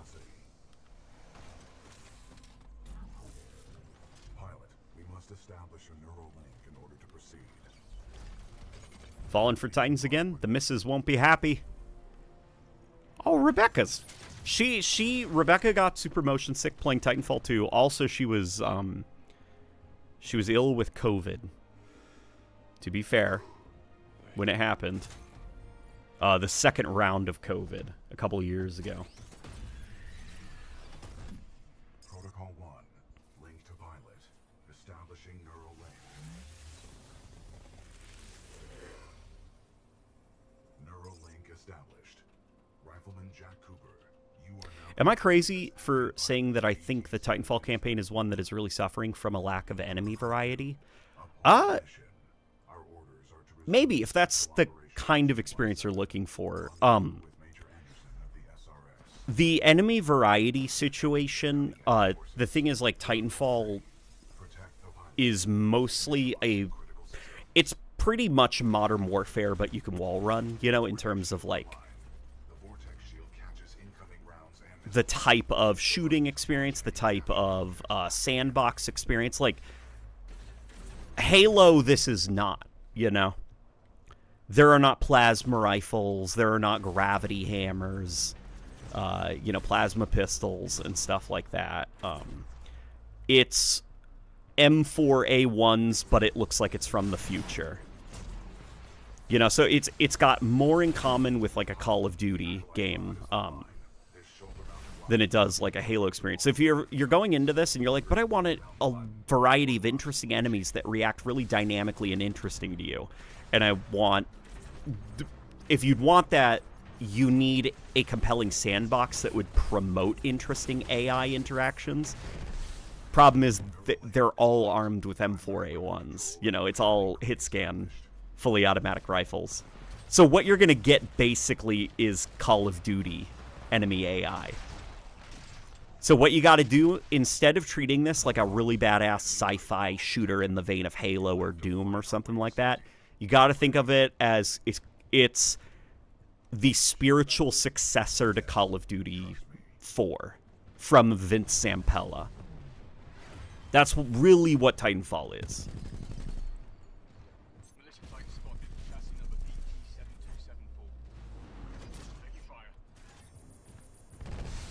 You see how cheesy this is? Like that enemy pilot hops down here, and then he's like, "Nah, I'm gonna mess you up," you know, and you got like the silly little profile picture. This is like the only game where those profile picture cards I don't mind, because they're going for the mecha fight theme. You know, like it's thematically fitting. Update. I had a $6 credit in the Epic Store, so this game was officially $2.09. Oh, perfect. Perfect. Epic Game Store? Okay, I hope I see you online, man. Because I also play this game on the PC. Illusion of randomness. It's all PvP. Always was. I shan't agree, says Rocket Baby. You know what? That is okay, man. Maybe the solution really would be to ignore what I said and make a flower picking mode. I'm so tired of Call of Duty channels complaining about SBMM when most of them spam or abuse the movement. Yeah, it's so freaking annoying. Like the Call of Duty players are like,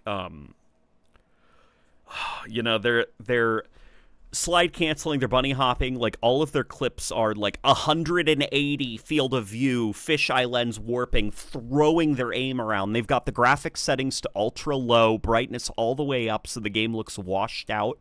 And they can see every single corner, and they've got the best meta possible.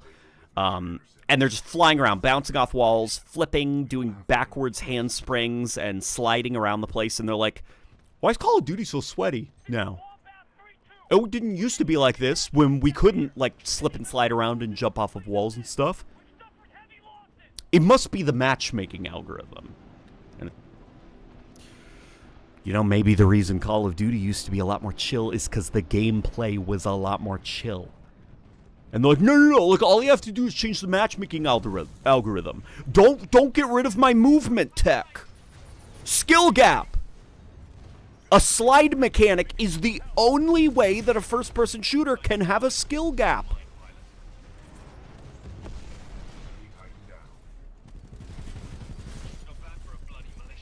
There weren't good players in older Call of Duty games. There was no skill gap because they didn't have a slide button.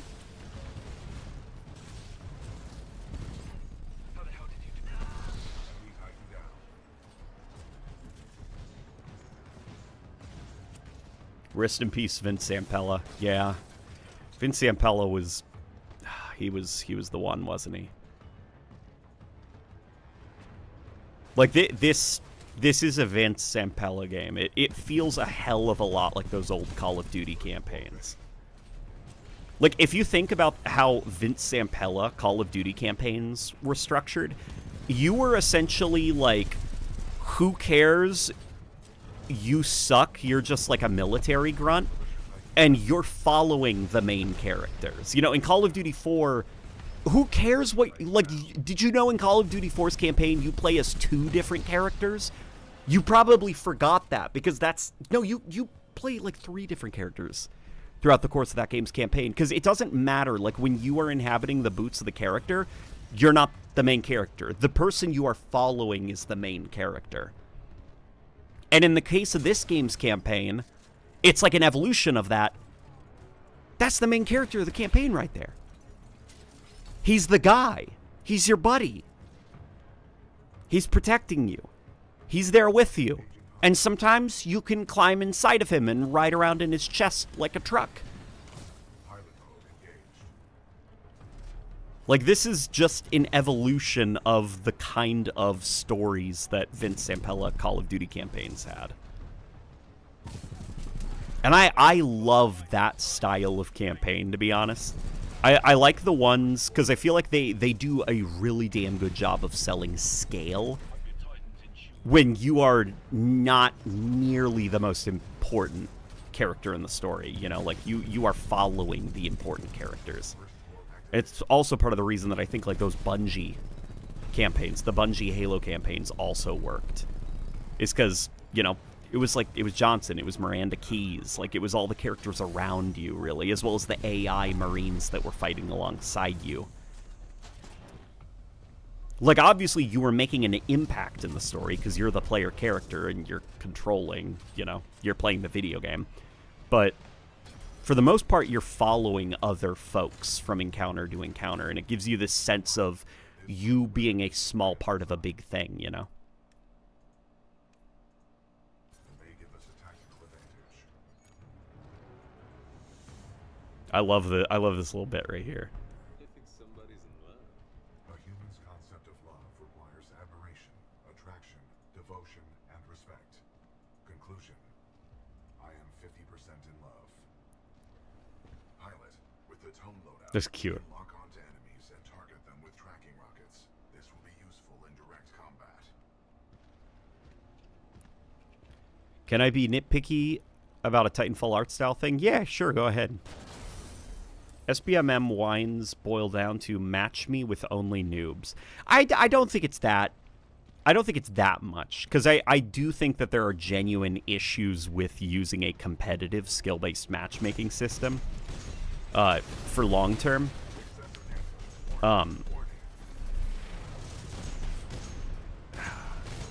Which is mostly just like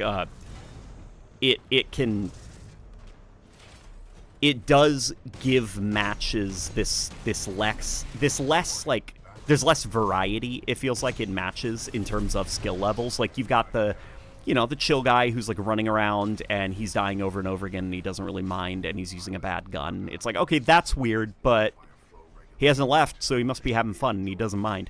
Then there is, like, the middlemen that are running around. And then, of course, you've got the cracked out guy who is, like, killing everybody in the match that you're trying to avoid. Like, it's just, like, a variety of different players and play styles in a single match, where I feel like skill-based matchmaking tends to just kind of make all the players feel like the same guy. And they're all playing the exact same way, you know?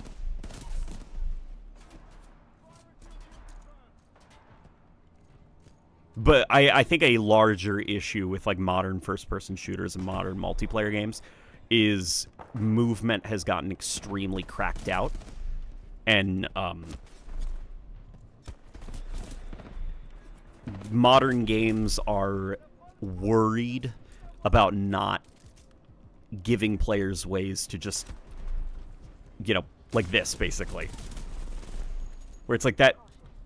Of course your game's cracked out. That's how a gunfight starts. You're looking at a doorway, and just a guy comes through the doorway all the way on the floor, like he's on the floor moving at sprint speed and firing his weapon.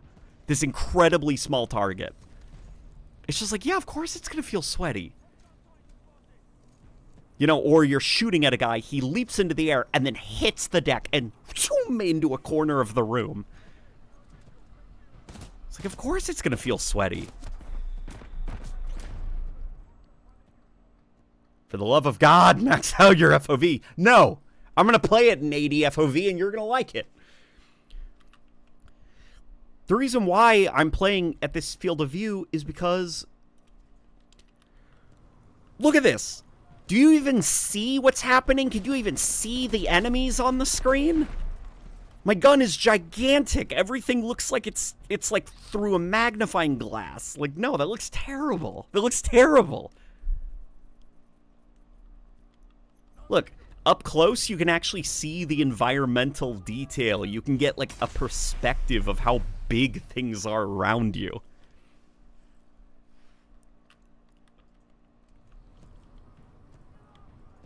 Are you insane?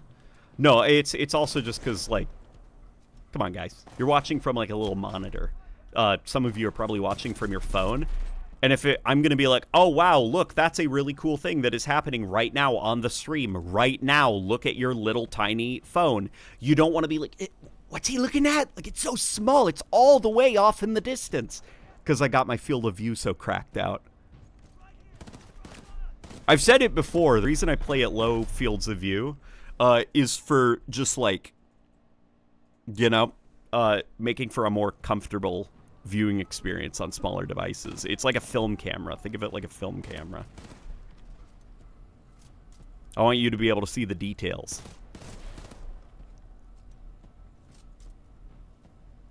Yeah, shit makes me dizzy. I'm out. All right, I'll see you later, man.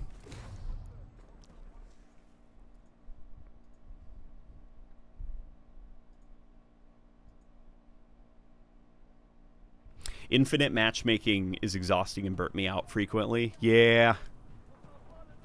Yeah, that's an issue with Halo Infinite matchmaking. It makes it very hard to, like, just play casually, like, for fun. Because, after a couple of matches, it turns into ranked matchmaking.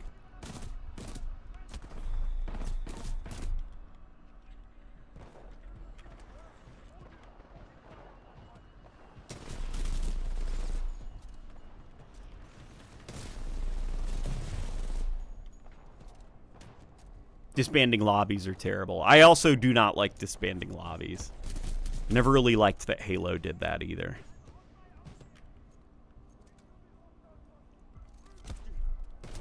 And that's before Halo really got crazy with the aggressive skill-based matchmaking.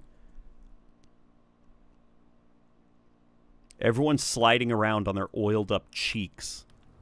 It's what it feels like with a lot of modern games now.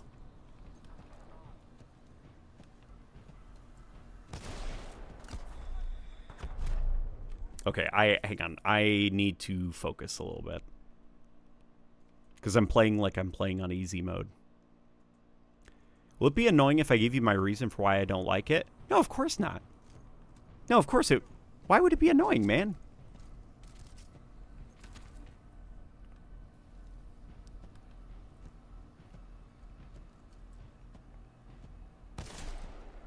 Did you see his head explode? Oh boy. Hang on. Let's hop down here. You want to see the most satisfying reload for a sniper rifle?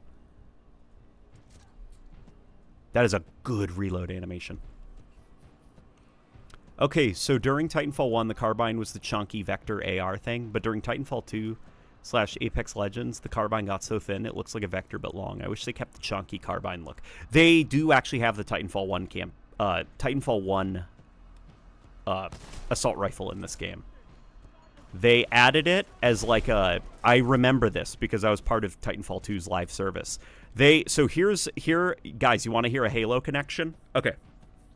So, Jay Frechette is a name a lot of you probably don't know. But if you were around when Halo 5 launched, you know that name. Because when Halo 5 launched, Jay Frechette had like this weekly, I think it was, a weekly series where he would tell Halo players what was going on. Like what the weekend playlist was going to be, what the studio was working on, what Halo merch was coming out. It was very like, here's the news at IGN, you know, like he was a presenter. And Jay Frechette, during Halo 5's lifetime, he left 343 Industries and then joined Respawn Entertainment. And then, a couple months or maybe a month after he joined, Respawn Entertainment announced that they were going to be doing monthly updates. And what they rolled out was basically a list of cards for every month that looked a lot like that card that 343 used when talking about, here are all of the updates coming out for Halo 5. Like, October is the Battle of Shadow and Light. November is something, like... And I wonder if Jay Frechette was responsible for the way that they organized those monthly updates. And one of the final updates for Titanfall 2's campaign, or not Titanfall 2's campaign, just like the game, was that they were bringing back like the assault rifle weapon from Titanfall 1 that everyone loved. Ta-da. That's my story. The Titanfall 1 AR 201 is just better since it has less visual recoil. Is that why it feels better? I just thought it felt better because I like the look of it more, and I like the colors. Split up. Sounds risky. Given our dire circumstances, this is a risk. How high resolution are these magazines? Okay, they're super low resolution. You got it, BT. You do the same. Copy that, pilot.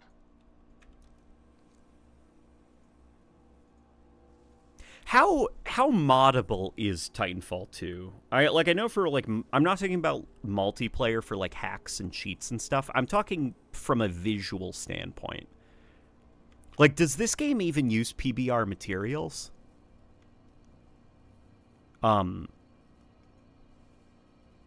It should, right? It should use PBR. Does it... Could you, like, theoretically do graphical upgrades to Titanfall 2 if you just did them on the campaign side of things?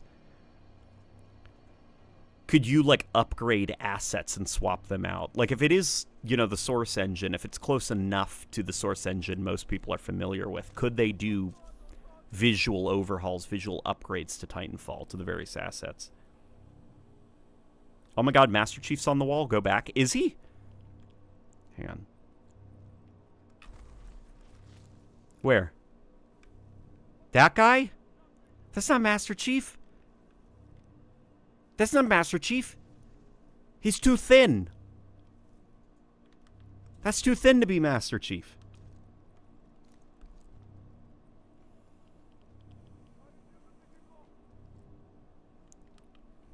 Wait, not here, right? Yeah, we gotta go this way. Okay. Listen up. This is King. What we have here, my IMC militia friends, is a failure to communicate.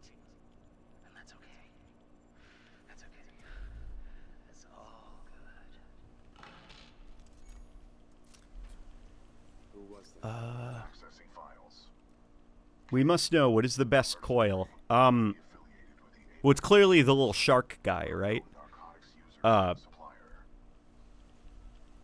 So I've made a point to never... Like, people in the past have said, why don't you use AI-generated images to stress your point? Like, when I talk about theoretical stuff, like, it would be cool if Halo did this, and I don't have a visual representation for it. They're like, just use generative AI. And I'm like, no, I'm going to draw it. No, are you crazy? I don't care if I have to, like, take a cell phone picture of a piece of paper and the drawing looks terrible. I would rather draw it. And I think I've got... No, it's somewhere. Doesn't matter. I drew the little shark guy that I think that the Halo 5 fusion coil looks like. Or the fusion barrel, I should say.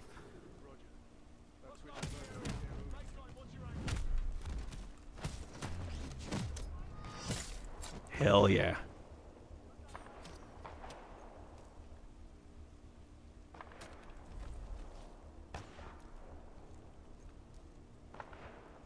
You should find the Nessie Easter egg. Is there a Nessie Easter egg in this game? Or in this level, I guess? Me hearing Apex Predator as an in-universe group is crazy because I conflate it with the pro Apex players and VTubers. And the VTubers? That's you Trojan horsed a little joke in there, a little dig at VTubers. That was well played, sir. Why did you kill them? What did they do to you? It's not necessarily what they did to me, it's what they would do to me if they saw me. Just so you know, this is Kane's place. You're welcome to stay as long as it takes to kill you. Which, by the way, not very long. It's a little convoluted, too much to explain over text. I don't know where it is, so I probably will not activate the Nessie, the Titanfall 2 Nessie Easter egg, but after the stream, I will look it up myself.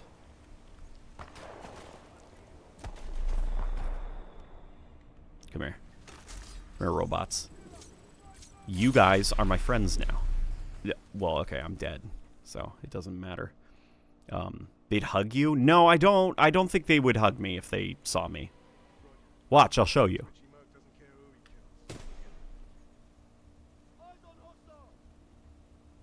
Okay, that was not an appropriate reaction that guy had.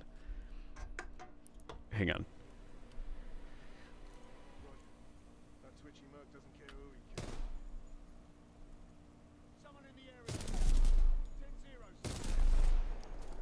Need some advice. I'm conceptualizing 2 Forerunner guns. Basically the Tau Cannon from Half-Life 1 and the Shock Rifle from the Unreal series. What should I categorize as tactical and sniper rifles?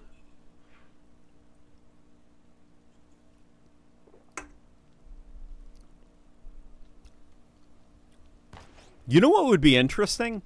A Forerunner kinetic weapon. Like something that builds like kinetic energy as you move with it. So the way that you generate heat is like shuffle, you know? And you generate a bunch of kinetic energy and then you can release it. I want to run into another group and... Yeah, the message is highlighted in purple. What is that? I want to run into another group and talk things through, like when the game is at its most fun and tense, like when it first launched, but also make it hard to play with friends because they want friendly lobbies. But I'm not ever going to shoot people even in self-defense. I would play Helldivers if I want PvE. Shooting all the time isn't tense either, and I don't really get a mix of the two anymore. It's one or the other. Okay, what about then, what about a survival mode playlist of some kind where it is a loose skill-based matchmaking system? Like it has, you know, it has that player versus player type of, like, you know, analyzing the way that you play the game and what kind of a person you are, and it evaluates what kind of a threat level you are, and it designs lobbies so that it tries to make sure that things are relatively balanced to some extent, as well as adding a bunch of incentives into the match so that you kind of know when a problem character, like something's off about them, whether it's like they have some strong bounty or not. It's legendary. Oh, it's a legendary tier. Yeah. No, guys, that's why his message is bordered in purple. It's because it's a legendary. It's a legendary message. He pulled it from a loot box. As for a sniper rifle,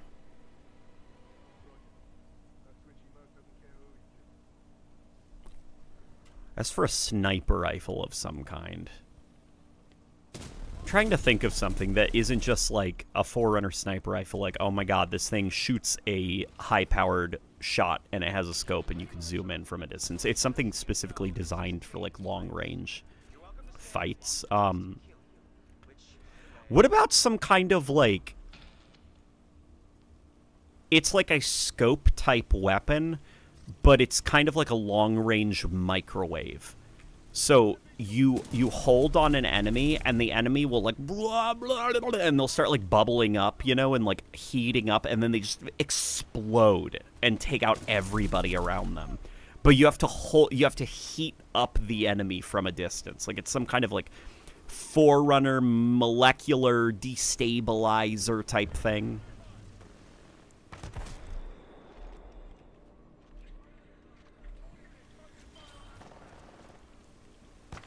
A little birdie told me that you're a Clanker sympathizer. I'm a Clanker you're like coming in like the guy from Inglourious Bastards. It's like you're harboring Clankers, are you not?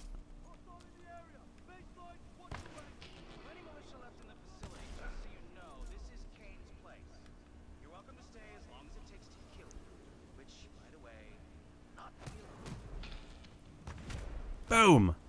Okay. BioShock Infinite had a microwave gun like that? It did, didn't it?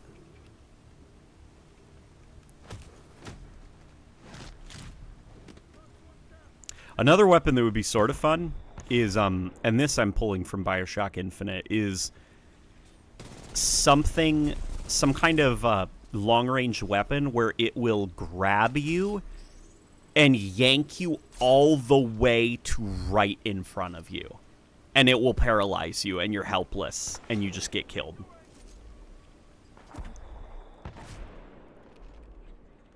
You know, like, there's a guy all the way over there at the other side of the canyon, and you, like, phew, like, you activate it, and he gets warped right in front of you, and he's, like, frozen solid, and you can just shove a knife in his neck. This is Raccoon 3, 9th Militia Fleet. We're held up in the reclamation facility. The INCF's new mechanized infantry. We're trapped. Pilot, I'm detecting friendly militia forces along your path.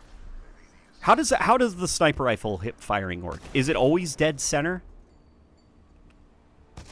Or is it kind of like is it Halo sniper rifle logic, or is it more like Call of Duty sniper rifle logic?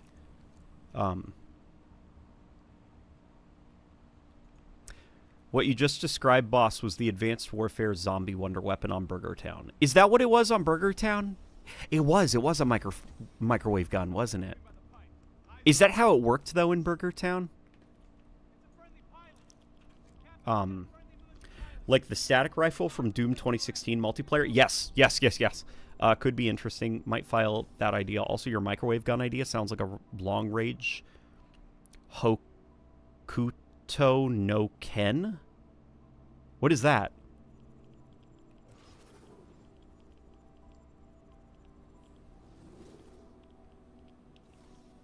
Defend the Burger Town. Call of Duty has sniper rifle logic? It does. Call of Duty sniper rifles, I mean, you all probably are like, what are you talking about? That's like how every sniper rifle is. It's like, no, guys, Call of Duty, like, the reason every sniper rifle is like this is because all the games copied Call of Duty. And now they all have Call of Duty sniper rifles. Call of Duty had a cone, you know, like a hip fire cone, and the sniper rifle would just veer off and whew, you know. The only way that you could have the sniper be accurate was aiming down the sights. Halo was the one where your sniper was always dead center on the screen. So what I was asking was, is this like a Call of Duty sniper rifle where I'm hip firing and it'll just veer off in random directions, or is it like more like a Halo one where it will always impact the dead center of the screen? Peak Ops 7 mentioned. Man, remember in the Black Ops 7 campaign when Woods turned into a plant?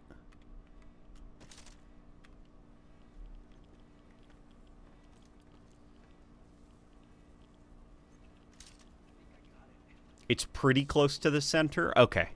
So there is some room for error. Like, you probably couldn't cross-map someone, right?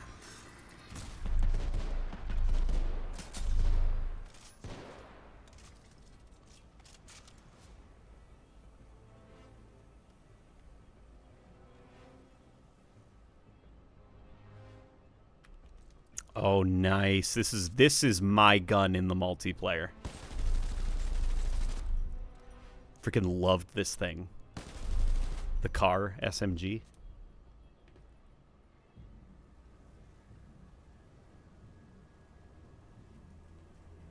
What is this? The L-Star. Wait, hang on. It just gave me like 2 different weapons. Okay, I'll pick up the L-Star. Yeah, I'll use this gun. This gun's cool. Oh, okay. I should not have gotten so close.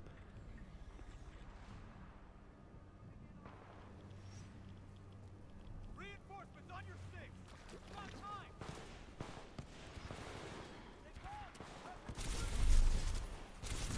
Ay.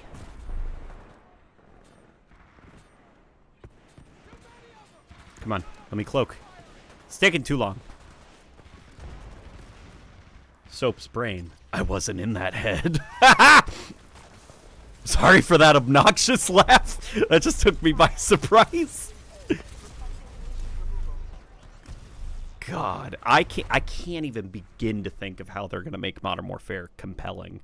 Call of Duty 4 or oh my god, Call of Duty Modern Warfare 4 this year. The only thing potentially interesting is that the game is gonna take place in South Korea. That's it. That's all it's got going for it. because South Korea is pretty freaking cool. But, like, Soap is dead. That means Ghost won't have the Soap-Ghost dynamic that was actually great in Modern Warfare 2. All of those various characters have been turned into, like, stupid Marvel superheroes. You know, like, Captain Price is basically Captain America at this point. Ghost sucks and is stupid.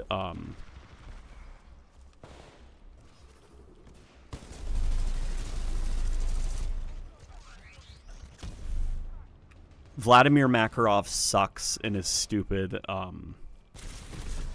Like, I just like Task Force 1 for 1 is like the Avengers now. Like, I genuinely do not know how it's... Remember when I was playing the Black Ops 7 campaign and there were cutscenes and it was always like 4 guys and they were like awesome and like the enemy soldiers, oh my god, they just couldn't stop them, you know, and then they go to a different country and they'd meet 4 new characters or 3 new characters and each individual person had completely different armor on and completely different art styles and stuff, and it was so goddamn obvious that they were Warzone operators. Like, that's what Call of Duty campaigns feel like now, you know. So they're not going to look like military operators. Every single one of Task Force 1 for 1, they're going to have completely different outfits, uniforms. You know, Ghost is going to have his stupid skull mask that he 3D printed, as well as the little cape that he has. Captain Price is going to have his beret and probably, you know, like short sleeves. There is probably going to... I'd be willing to bet that there is going to be... One of the main characters is going to have a hood. He's going to have a hood in the new campaign, and that's going to be like his look. He's the hood guy, you know? That's what makes his silhouette different, you know? So you want to buy him in Warzone. They don't treat like their characters like real people. And that's kind of what was sort of compelling about Modern Warfare 2019 is they didn't feel like... I mean, they felt like superheroes, you know. Captain Price did feel kind of like Captain America in Modern Warfare 2019, but they felt more real than they did in the new Modern Warfare 2 and definitely Modern Warfare 3 and, oh my god, Black Ops 6 and 7.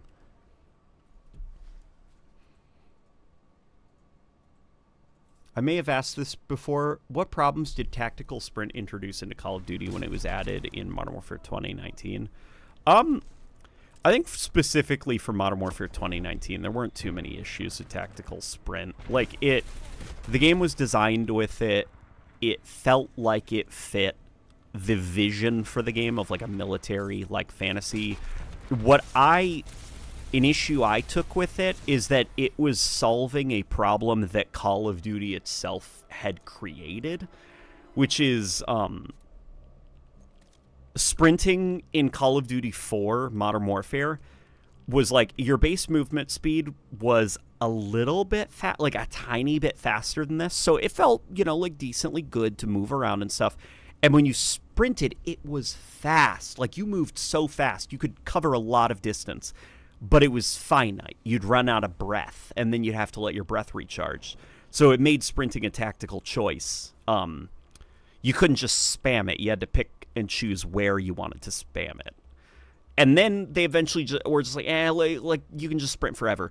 And that's kind of problematic, you know, because, wow, now players are really moving very fast, and we can't stop them. So what they do is they slow down sprint, and they spread it, kind of like, you know, the Halo situation. They spread out points of interest on the maps a little bit. And then what Modern Warfare does is it comes along, the new Modern Warfare game, and it's like, well, we want to give players a way to get a huge burst of speed so they can cover distance quickly. But it's finite. And I'm like, so, like, sprint before you guys made it infinite. And like, no, like, we like our infinite sprint. What if we add double sprint that just does what sprint used to do? And at that point, I'm like, well, like,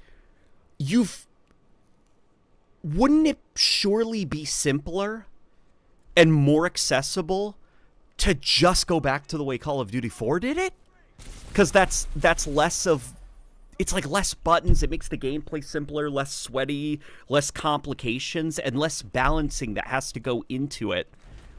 It just kind of feels.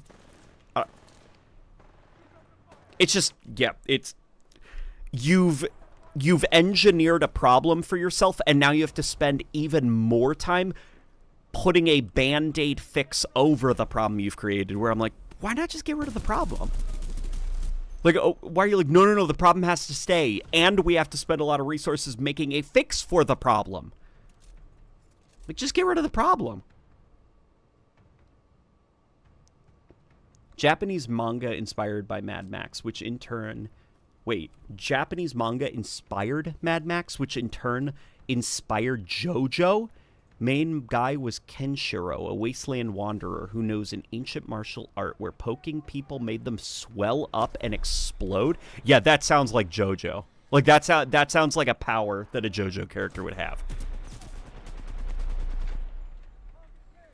He'd be crazy. He'd be ridiculous. He would look beautiful. He'd have lipstick. And his hair would his hair be flowing? Maybe not. No, he'd have like half of a baseball hat or something like that. And it would be like a leather jacket, but it's only the sleeves. You know, it would be like this crazy, beautiful looking outfit, and he'd have like earrings and stuff like that, and he'd look like just a god. And he would be like, there's a single nerve on the human body. It is located blah, blah, blah, blah, blah. In ancient times, they would blah, blah, blah. But if you put this amount of pressure on it, it causes the human body to swell up and combust. I am Combust Man. No, no, JoJo characters aren't named something man. God, I'm so ready for Steel Ball Run. Oh my god, the two goats of gaming. Team Fortress. I just read it. It's Team Fortress 2. Titanfall 2 and LNG. I am so honored that you consider me a goat of gaming. Have you tried Battlefield 6 Season 2? It's okay. Sucks majority of the content is limited time modes. Yeah, I haven't. I'm not that interested right now. It doesn't look like much has changed structurally about the game. Like some of the pain points that I had. I'd imagine stuff is probably going to start feeling tangibly better by Season 4. So probably by, you know, like this coming fall is probably when I'll give Battlefield 6 an honest try again. And I'm okay with waiting. There's a lot of fun games. Like, guys, I'm going to be grinding out some content. One of the big things right now that I need help with at the moment, somebody emailed me, and even though his credentials were amazing, and he sent me a short film he worked on, and it was great, he doesn't have a laptop or a computer that can run Halo, so unfortunately, the help was very limited. In order to help with some of these evolution videos, getting them done quicker, I need any potential extra editors, like anybody who would be willing to edit a part of the evolution series and would be able to sit down with me and I explain to them how I do certain tricks, you know, as well as folk who have experience with cinematography, who know how to set up shots and understand like the language of filmmaking, who can gather footage, because even that would help. I'd pay for beautiful shots. I'd be able to describe basically, hey, here's the kind of shots that I need. Here are the action sequences I need set up. And then I would be able to walk through how I'm able to get like my crazy looking AI clips, where I have the AI doing stuff that's very like, how'd you get them to do that? I'd be able to walk you through how I got them to do that. Share with you some of the tools I use. And I would pay for the footage because it would help a lot.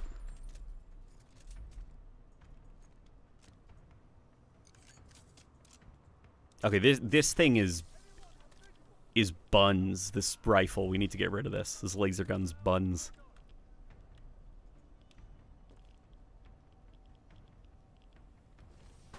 Oh boy.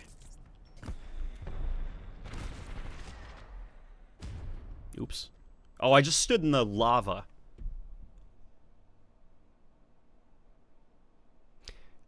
I don't know if you've ever watched Star Trek LNG. Oh, The Next Generation, but I think you would like it, especially Commander Data. I love Star Trek The Next Generation. Star Trek The Next Generation is one of a handful of shows that has made me cry. Because I was so fucking moved. And you probably know the episode that made me cry, because it's the episode that made everyone cry.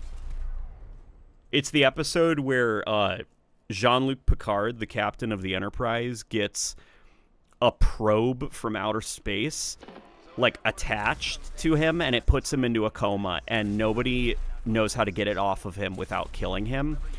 And the probe is making him dream that he is a man on an alien planet with a wife and, like, a son. And he's like, and they all think he's this guy, like this farmer. And he's like, what are you talking about? I need to get back to the Enterprise. I don't trust any of you. And they're like, oh, why are you acting like this? This is so out of character. Like, come, let's go back to the farm. And he, over the course of a year, grows to trust this family.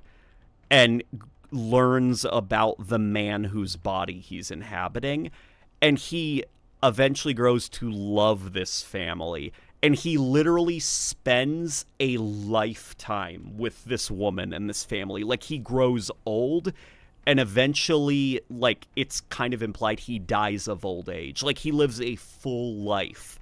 And then, in the real world, the probe detaches from him. And what they find out is that it wasn't a scary space probe. It was a time capsule of a world that was destroyed. Like, it just, like, the world was destroyed. And what this probe was is it was the alien civilization, like, all of their history contained into it, but in a way where, like, literally the best way to understand something that was lost was to, you know, step into its shoes. So the probe let him experience what life was like in that alien culture that is now long extinct. And the episode ends, so, like, all throughout the episode, see, I'm starting to, I can feel it a little bit. All throughout the episode, he learns how to play, like, this really, like, sad song on this alien flute. And he spends, like, his whole lifetime on this alien planet not being very good at the flute and learning how to play it. And the episode ends with him going back to his captain's quarters, you know, like, he has kind of reoriented himself. Like, remember, for him, it's been a lifetime since he's been back on his ship. And he picks up, like, a recorder and begins playing that melody, like, alone in his captain's quarters. And it's like, God damn, man.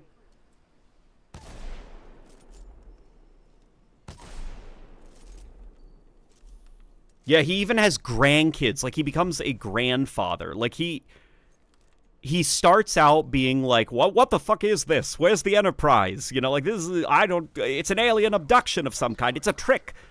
Q, is that you? But, like, it's not a trick. It's just this alien civilization, like, they've all been dead for, like, thousands of years probably now, and they're just sharing what was lost by letting him live one of their lives in, like, a VR simulation. And it, god damn, man. Yeah, The Inner Light, that's the name of the episode. It's like that episode won awards. It's so sad.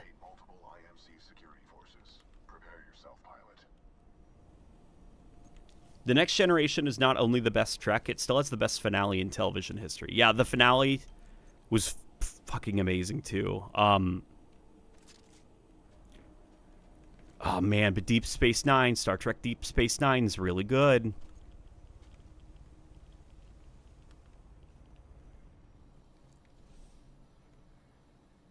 I think something similar was done with Superman in a cartoon. Probably.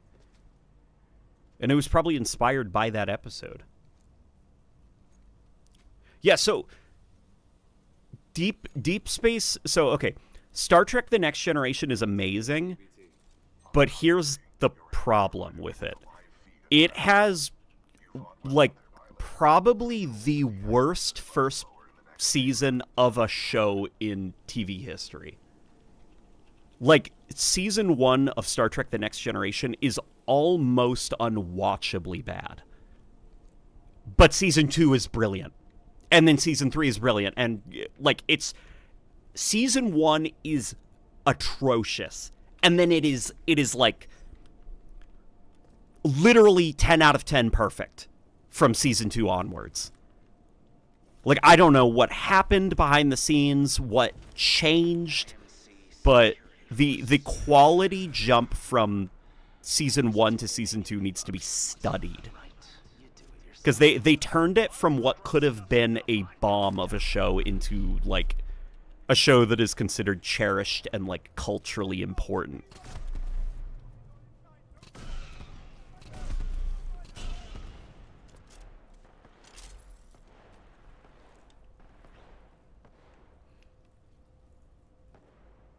I'm gonna have to watch DS9 next. Oh, God, DS9 is great because Star Trek season 1, or no, Star Trek used to be, like, I'm not counting the modern stuff. The Star Trek series is usually about, like, kind of diplomacy and very light science fiction, you could say. Like, if Star Wars is, like, you know, the Force and the Jedi and the Sith, and they're, you know, you know, and they're fighting with their lightsabers, or, you know, blaster firing. Like, Star Trek is more about, like, the universe has rules and laws, and reality exists, and there isn't the Force, and space travel is really hard, and alien life, you know, just stumbling upon alien life requires, you know, a series of steps to be taken so that hostilities don't start. So it's a lot of drama, and sometimes the drama sadly ends with, you know, like, agreements not being made, or, you know, God forbid, somebody dying. But it's not really a war show, you know? Kind of like Stargate. Not even like Stargate. I feel like even Stargate's a little bit too crazy. Like, it feels like a political show, and not political as in, like, Sweet Baby Inc. DEI, like, not like that. More in, like, it feels like some kind of, like, space, you know, like, your aliens are treated more like other nations, and there has to be a lot of, like, you know, coming together to agree on things. There's this problem over, like, who owns this moon, or we stumbled upon you and one of your away team broke the rules of our culture by trampling on this sacred plant or whatever, and by our rules we have to put them to death. And, like, okay, how are they going to solve this problem diplomatically? Like, it's a lot of stuff like that. The problems are not just, we're gonna blow everything up and the universe is constantly on the verge of war.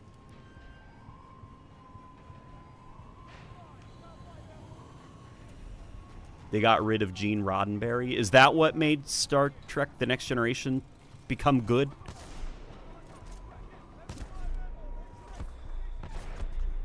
Yeah, because wasn't Star Trek The Next Generation, like, the first season of it was more or less a series of light remakes of the original Star Trek's episodes that have not aged well at all.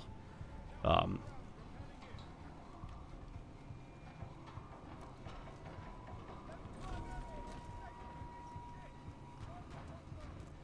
was never a Star Trek fan, always a Star Wars fan. See, I used to think the same thing until I binge-watched all of Star Trek The Next Generation. And then I realized in my head the only similarities they have is that the setting is across multiple planets and in outer space, and the word star is used in the title. They're so different that I'm like, yeah, of course I'm gonna like both of them. Like, one is, like, diplomacy in space, and the other is Star Wars, you know? I like both of them. Sometimes I'm in the mood for, like, people having a problem where they're stuck in the gravity well of a black hole and their ship is out of fuel, and they've got to come up with a scientific way that they can get out of the gravity well. And other times I want to see Darth Vader kill some younglings. Phantom Menace is kind of like that. No. Not like, the most exciting thing in a Star Trek episode is that somebody will, like, trip. You know, somebody will trip, or, like, somebody will get mad and storm out of the room. Like, that is the most exciting thing, usually. It's very rare that there is, like, true action.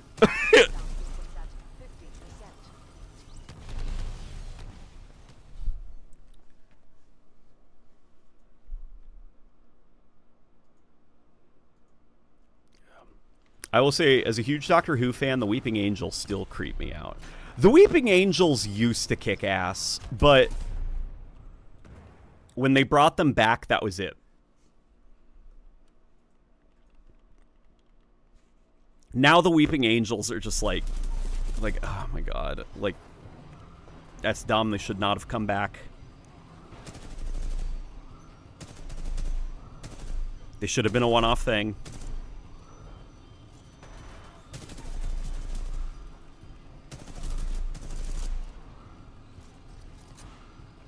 Star Trek had the first on-screen interracial kiss. Yeah, in America, yeah, that's true. That's how old Star Trek is, by the way.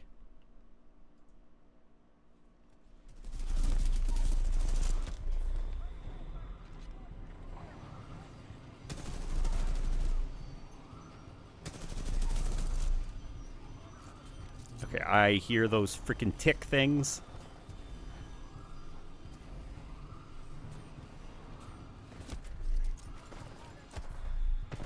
Oh my god, it's gonna kill me again. Okay.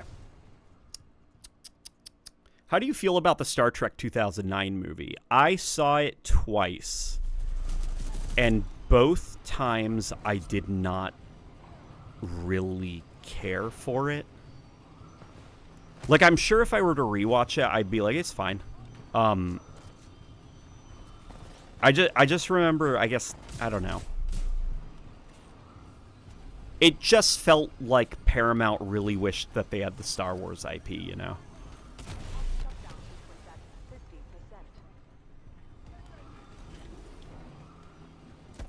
Like, apparently Quentin Tarantino was he was pitching a Star Trek movie that he wanted to make, which would have been rated R. And I'm like, okay, well, it's a Quentin Tarantino movie, so the reason it was going to be rated R was probably because at the end of this really long scene with really good dialogue, everyone is going to shoot each other, and they're all going to die. But I feel like Quentin Tarantino, if anybody was going to make a more action-y Star Trek movie for, like, a big Hollywood studio, it would have been... I feel like a Quentin Tarantino one would have been more successful than the 2009 one.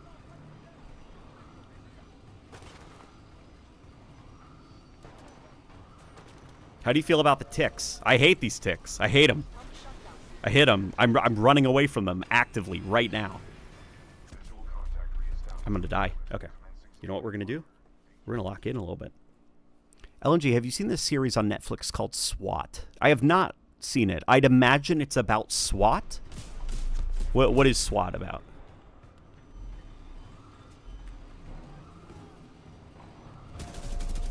Okay.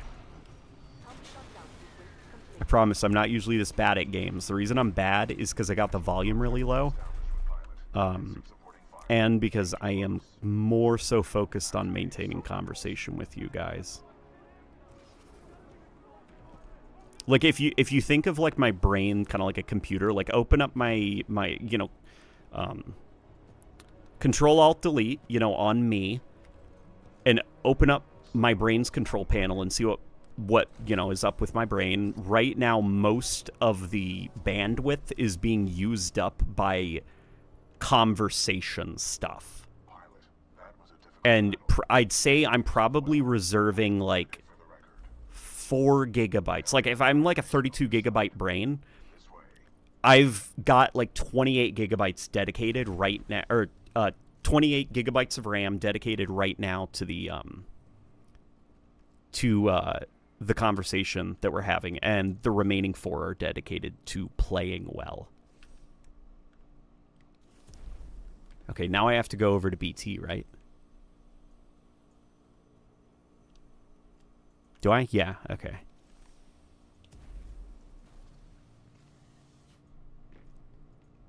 In English, it's Fist of the North Star. Is it Fist of the North Star? Okay, I know what Fist of the North Star is.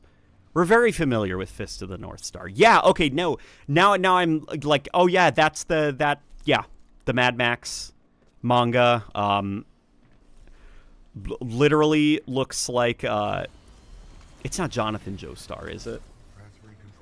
The first one? Yeah, Jonathan Joestar. Protocol 2, uphold the mission. Our orders are to resume special operation 217. Rendezvous with Major Anderson. Yeah, oh, Mr. Juster! It's not, yeah, Joseph Joestar is the one. Nicer, very nice, Caesar-chan. God, that is so nostalgic. Rebecca and I, when we first began dating in the early 2020s, which is crazy to say now. We were watching JoJo's Bizarre Adventure, and we had to like start every day by watching the combination of all of the times that the JoJo character, F mega select your curve, every time that like somebody speaks English in the JoJo anime. What? F mega select your curve, or Jaggers.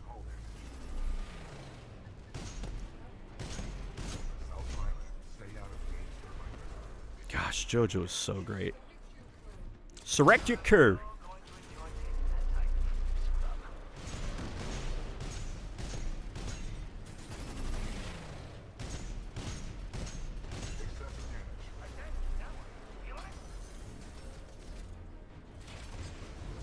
You know the barrels that give you shields look like fusion coils? Do they? I'll have to... Hang on. Oh, boy.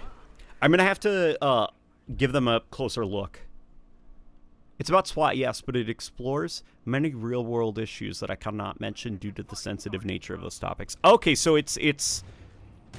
Is it, like, very humanizing for everybody involved, like SWAT officers as well as the people that they are, you know, kind of in conflict with? Like, it's not like, those are the bad guys, here are the good guys. Like, it's a very morally gray show that treats everybody as a human. Our reactor is unstable. Reset battery required. Warning, detected. Go ahead. Take a few hits. I can keep going all day and all night, but you gotta sleep sometime. Excessive damage. Hit me! Come on, hit me! Warning, our reactor is unstable. Replacement battery required. Damn it! I almost got him.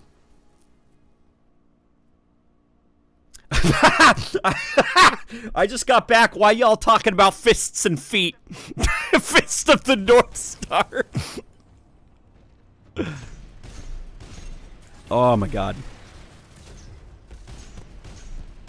Salvo core ready. That's why they pay you the big bucks. Gains thermite residue. It causes heavy damage.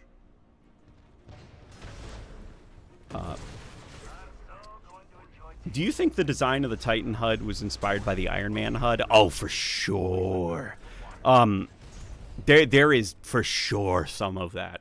But there is also quite a lot of it that feels kind of like I'm trying to like get a good angle of it, you know? Because I'm looking at the top of the screen and stuff like that. What it reminds me a lot of is it feels like being inside of a crane, like a construction crane.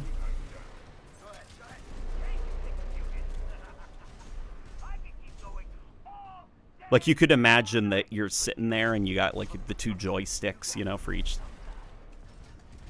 hand. Do you know how the Tau Cannon and shock rifle work? I am not familiar. I'm not very familiar on how those specific weapons work, unfortunately. Come on. Come here, you stupid. This guy's got a bowl cut. He's going down.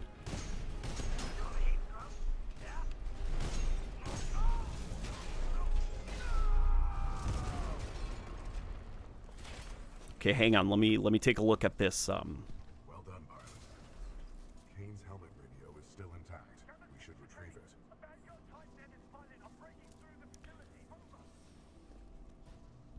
It does kind of. It is. I see what you mean. The batteries are fusion coil.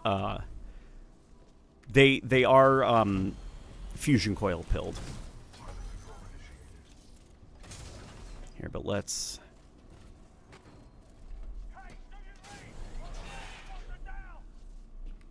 Oh, is he just straight up dead? Yeah, he's gonzo.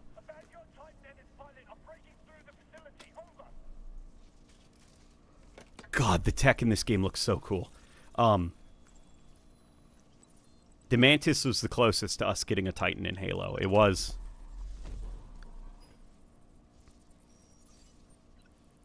It's called Titanfall because the Titan fell. Precisely.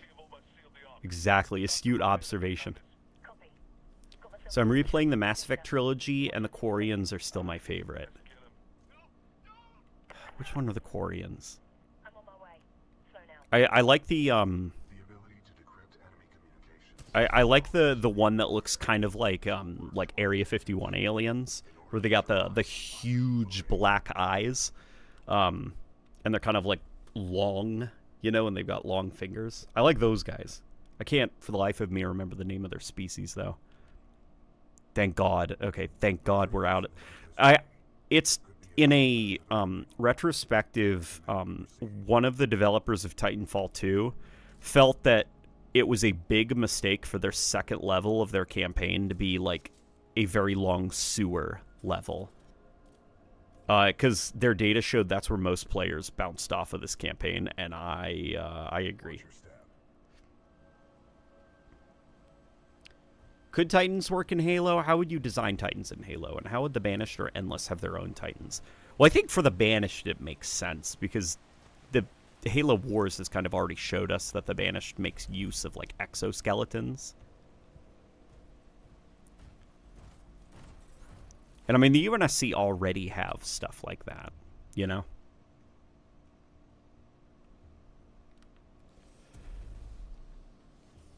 So I guess...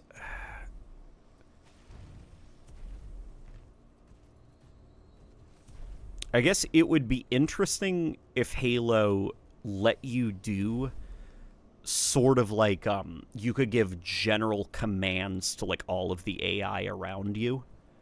Like, hey, AI, be a little bit more aggressive, or hey, AI, take up more of a defensive position. Okay, I got a new loadout.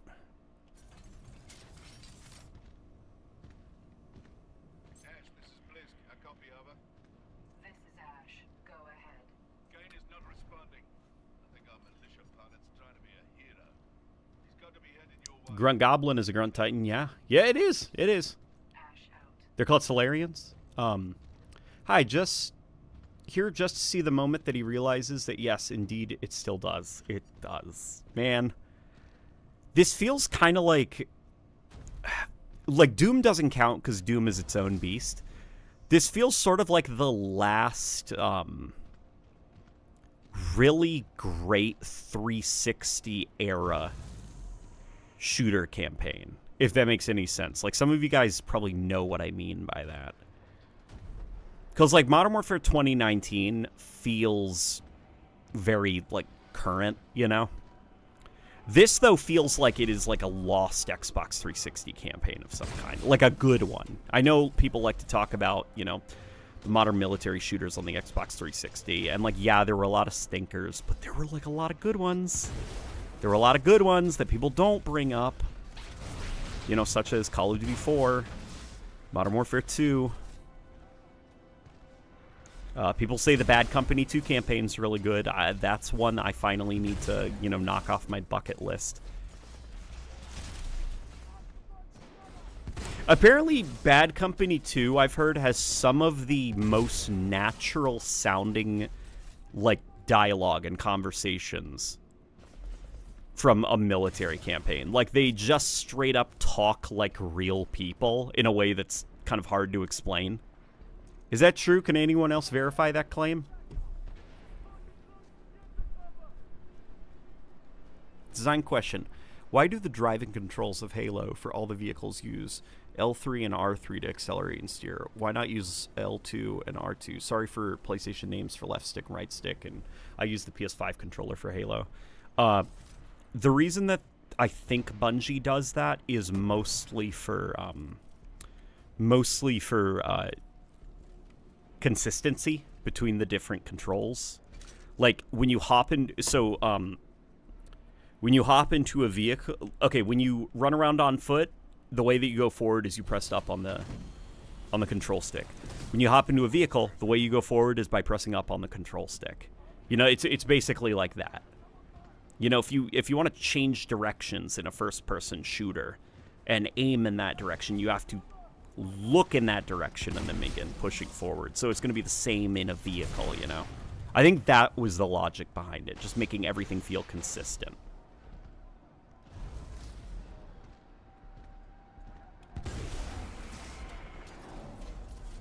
Because you are right, like, it is a weird control system.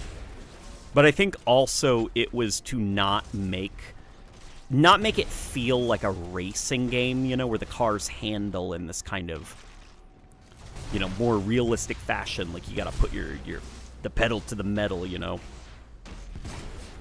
Like, it's like, don't worry about it. Just, like, push up the control stick a little bit. You know, you get a little bit of wiggle room. Like, it's a very arcadey feeling vehicle. It feels less of like you're driving a car and more like, well, you were just the Master Chief. Now you've turned into the Master Chief in a car. You know, like the controls feel kind of similar. I'm pretty sure that early on concepts of Halo was that it was supposed to be a milsim type game. Well, Halo went through so many different iterations.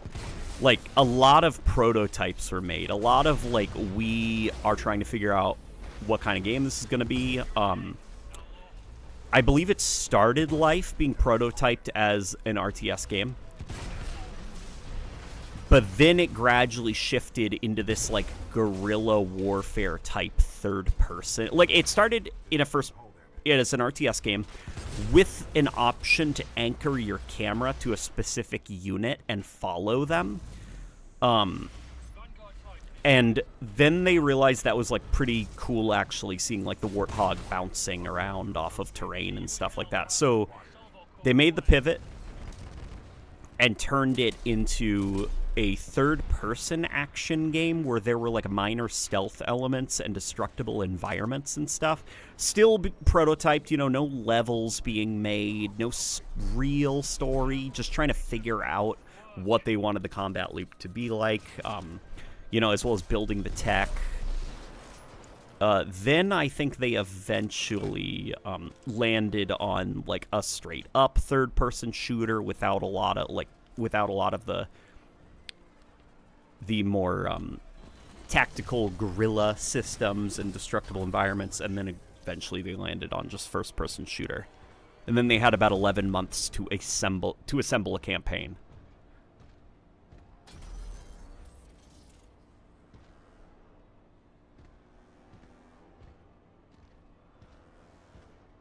Fortnite uses L3 and R3 to accelerate and steer, but it also uses R2 and L2, so the control schemes are very confusing. It probably uses R2 and L2 as well, so that it's easy to interchangeably. Like, do you mean, like, you can accelerate by pressing up, or you can accelerate by just, you know, pressing R2? Is that what you mean? Because if that was the case, if they have 2 accelerate buttons, then it's probably so that it's easy for everyone to just hop into a vehicle and go when they play Fortnite. Whether you're a racing fan or somebody who played like a game like Halo, you know.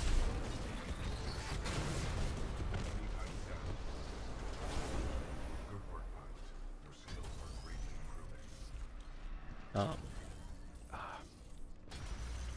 The Half-Life 1 tail cannon rapidly fires hit-scan lasers that ricochet at shallow angles. Charging it up fires a more powerful laser that over-penetrates light cover, but holding the charge too long blows it up. Okay. Okay. Oh, wait. No, I just got a new loadout. Hang on, I want to see what it is. Is it Transferring controls to pilot. Quad Rocket? Is this campaign only? Loading dock's cargo lift offers a shortcut through the facility. Check Wait, your this mark is... on the control panel. Isn't there one of the Titans in Titanfall 1 have this? Another shortcut? Trust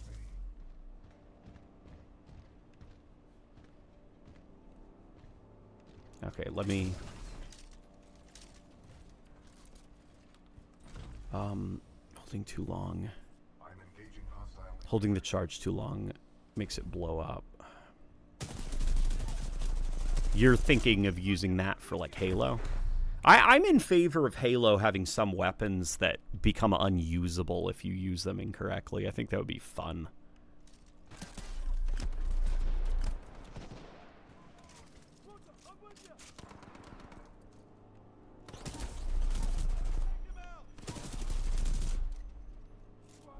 All right.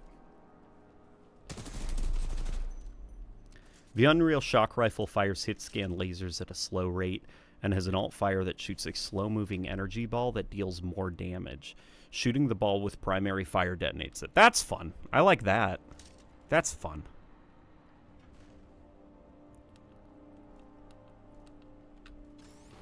Cargo lift activated. What difficulty is this? Master difficulty. The hardest difficulty. Pilot, I require assistance. Warning. Oh no! Unauthorized Titan detected in loading dock 13. Transferring Titan to asset reassignment. They stole him! I have located a security breach. Loading dock 13. Over. Roger. Kappa 3 en route. Out. Pilot, I cannot free myself. Cooper. You know what's so odd about this game? It's something that I've kind of realized about, it's something I've realized about first-person shooters that are set in the future with, like, AI characters and stuff. They're, like, you know, usually it's like, hello, I am Vega, artificial intelligence life form. How can I help you today? And it's like, AI doesn't sound like that. You know, like the monotone AI voice. AI is not like that anymore. So it's going to be interesting to see if, like, that trope of, you know, like, pilot, help me. I need your help. I am being taken. If games are going to start dropping that trope that the AIs have to sound like, you know, robots.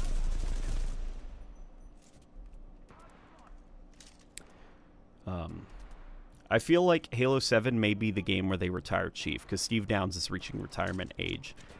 If you were to design a final chapter for Chief, how would you send him off properly and not kill him off like soap? Well, I would... Okay, I don't think Chief will ever be retired. Ever. If they have to, they will recast Chief. Because I don't think they're going to turn Steve Downes into an AI zombie. You know, like they did with James Earl Jones and Darth Vader, where James Earl Jones now cannot rest in peace. Disney turned him into an AI zombie. He'll dance for them till the end of time. I think what they will do is they'll recast Chief, because Chief is too valuable as a brand icon to ever retire. Like, they would not do it. They'd rather recast him than be like, oh yeah, let's throw out probably one of the most iconic characters in all of gaming, the Master Chief. We'll get rid of him.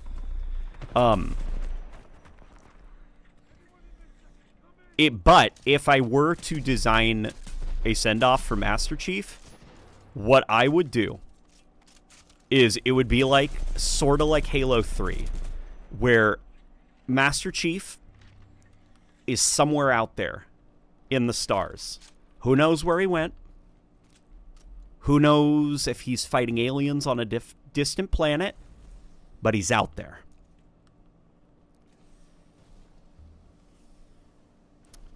It'd be something like Master Chief gets teleported to some random part in space, or he gets, put in a drop or a cryopod, and falls asleep. But it would be sort of like, think of like BT, how do I get to you? the ending of like a Western movie. Like, the problem has been solved, the town has been saved, and then the lone gunslinger rides off into the desert.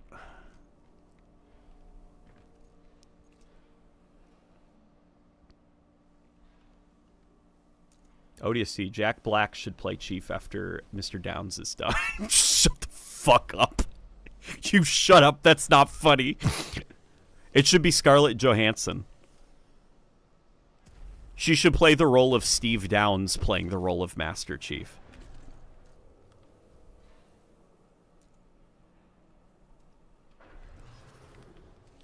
Oh, that's like one of the friendly robots. I don't have to cloak around them. Look, they got a smiley face. See, they're friendly. To clarify, by blows up, I mean the Tau cannon discharges stored energy in the player's face, dealing major self-damage without destroying the gun. Oh, okay, gotcha. I thought you meant like the gun becomes inoperable. They should get Steve Bloom again. No. Listen, Steve Bloom has a very iconic voice. But the problem with Steve Bloom's voice is he is just like, that's Steve Bloom, Like, you can instantly hear that it's him.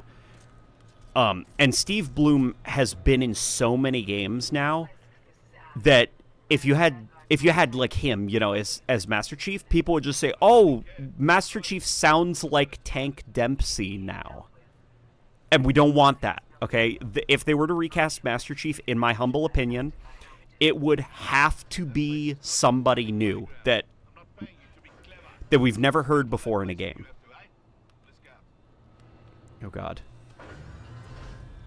This level kicks so much ass. There may be a common exit. I recommend you follow the flow of the platforms.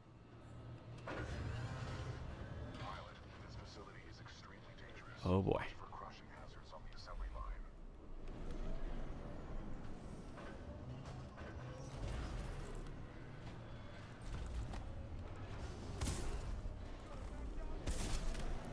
Oh, boy, let's get out of here.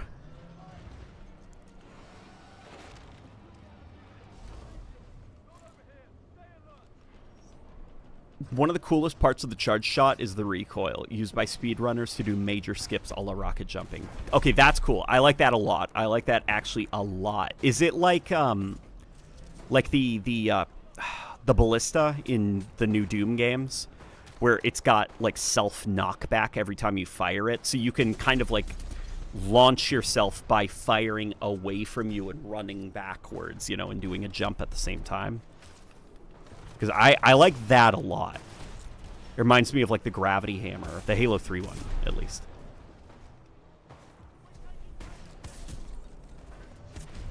Ah! He killed me.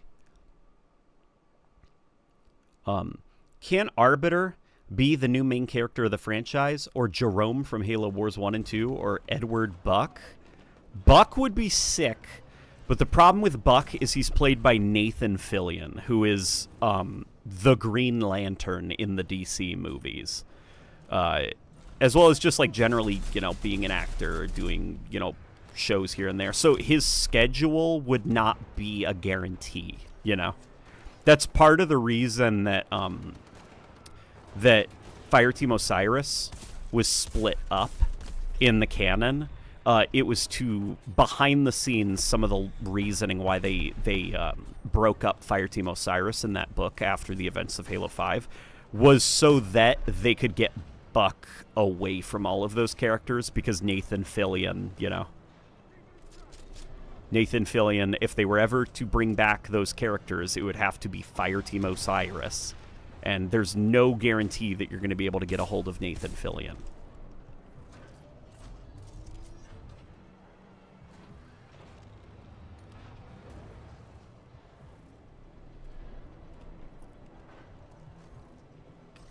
This level feels like a... Oh. This is like a Mario level. I always mispronounce Bloom as Plume.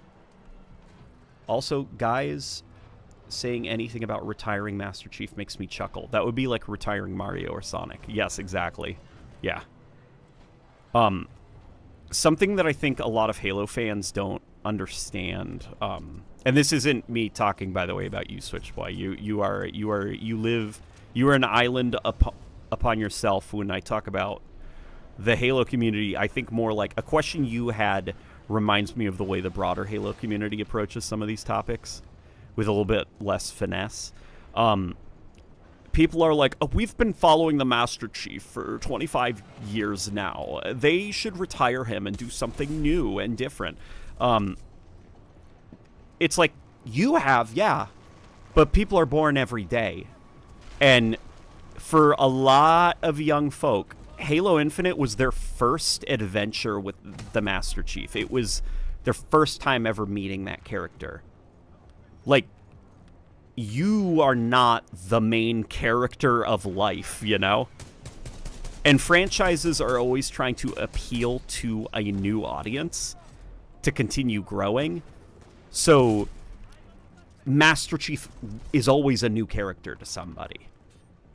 You know, they're not thinking about you. And like, oh, well, Johnny Bupkis Two Shoes thinks that he's been playing as the Master Chief for too long, so we have to throw out a character so iconic we can just put his serial number on a shirt and it will sell.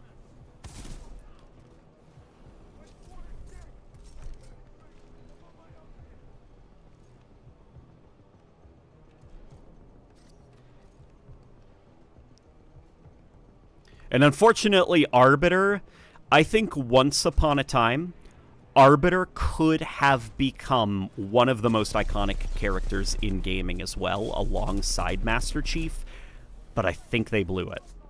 So, with Halo 2, the fact that you played as an elite was insane, you know? That was crazy as a twist. Like, you were playing as one of the bad guys. And even though it was controversial, it was crazy. And unfortunately, Bungie flinched.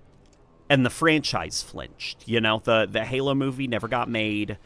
Arbiter was kind of deprioritized a little bit. And then the franchise just kind of moved on. And I think as a result, Master Chief is more iconic as a character than the Arbiter, even though we like the Arbiter from a brand standpoint. Like, you know, if Halo was handled a little bit differently after Halo 2, then I do think that Arbiter could have become like Master Chief, but unfortunately that didn't happen. If you think of it like a tier list, where S tier is iconic, brand mascot, most people in the gaming scene know who this is. Master Chief is iconic. But Arbiter, I would put in the A tier, where he is a really, really badass character and very important, but he's iconic within the brand alone, sort of. Outside of the brand, Arbiter doesn't have much power. He doesn't have nearly the same power Chief has.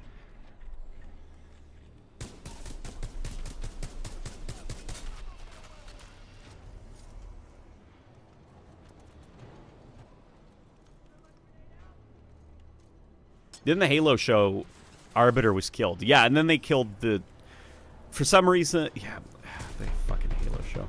Yeah, for some reason, Arbiter wasn't like the Arbiter in the Halo show, and they didn't have the budget to have that insane, like, like the crucifixion that he went through in Halo 2, and him being burnt, you know, with his arms in chains. Like, they're like, the only budget we have is he opens up his closet while he's shirtless, and he picks up, like, a tiny little thing and brands himself with it. See, that's the only budget we have. That Fall of Reach episode was so fucking expensive.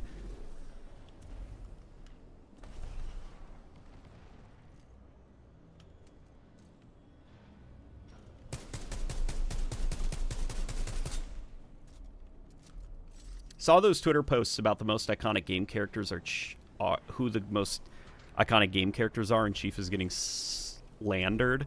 Well, the fact Chief is getting slandered is showing how iconic Chief is. That people are arguing, no, Chief isn't that iconic. He shouldn't be there. It's like, so there is consensus that Chief is really iconic, and you guys are... The fact you guys have to push back against that kind of means, okay, yeah, Chief's super iconic, you know? Like, Chief is more iconic than Kratos from God of War. He is. More people know who the Master Chief is by his helmet alone than Kratos from God of War. If you were to do, like, the outline of the beard and the Ghost of Sparta tattoo thing that he has, you know? More people would recognize Master Chief's helmet than they would Kratos in the gaming scene. Because I think if you go beyond the gaming scene and we're just like pop culture at large, I think people would look at Master Chief and they'd be like, "Oh, is that a stormtrooper? Why is he green?"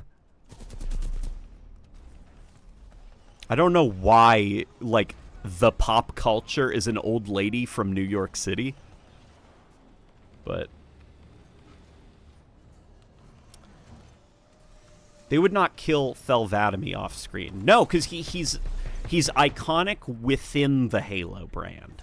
Like, he is important. He is not iconic in gaming culture, but he is iconic within the Halo. He's a valuable character for the Halo brand to have. Even if, you know, you couldn't put him on a t-shirt and then throw that in Hot Topic and it would fly off the store shelves, you know. The way Thelvadamy is treated, similar to how Capcom treats Claire Redfield, both are considered essential to the franchise, but both prioritize iconic characters, that being Leon Kennedy and Master Chief. Yes, exactly. Like, Arbiter is definitely not going anywhere. You will see Arbiter every now and then, but he is not... He takes a backseat to the Chief. Whenever older Halo fans talk about the golden era of the Bungie Halo games, it makes me feel like an outsider looking in. Really? Oh, your experience with Halo, you came in relatively recently, right? Reach Recon? Take a swing for once. Let Thelvadamy be the main character of a mainline Halo game. The issue is I don't think that would make him a mega success in pop culture, if that's what your goal is. I agree with you that I'm like, do it, give Arbiter his own game. Make it a third person Souls-like game set on St. Helios where you play as the Arbiter. And you can get all manner of energy weapons, blades, staves, axes, and stuff like that, you know. We know what the energy sword looks like. Well, are there other energy weapons? That'd be sick. It would be so fucking sick if we had a Souls-like game set on St. Helios where you play as the Arbiter. And the Arbiter is a character where you could have sword-based gameplay, and it would make sense.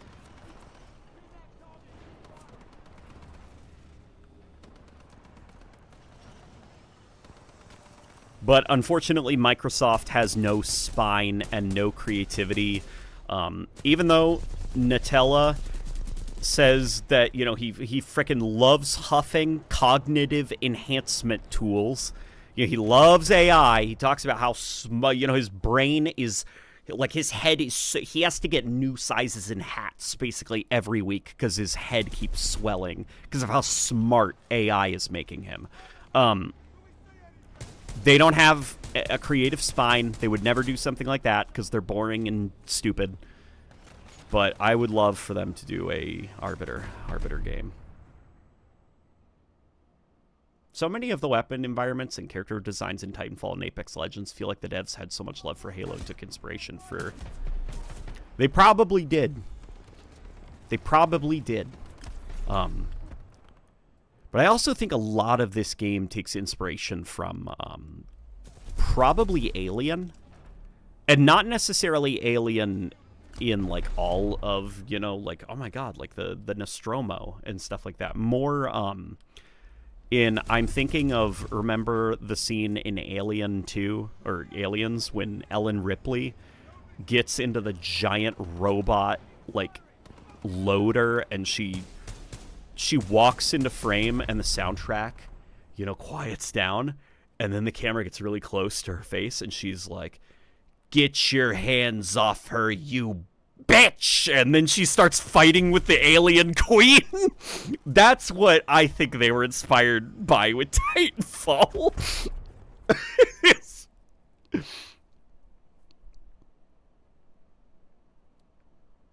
With Thelvatomy, I was thinking more of a Ninja Gaiden-like game. Interesting, a Ninja Gaiden type game, so something more free-flowing, something less about blocking and parrying attacks. Okay, I could see that working too. And with Arbiter, like how long his limbs are, how, you know, cool and curvy the armor looks. Stop. I wish I could take that back. Don't be weird, guys. Like, I could see a Ninja Gaiden type game looking really cool in action.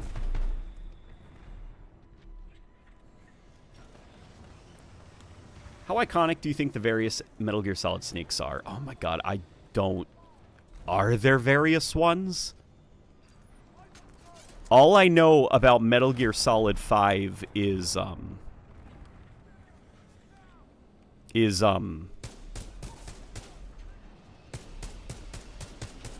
Metal Gear Solid 2 is the one where you play as a different guy.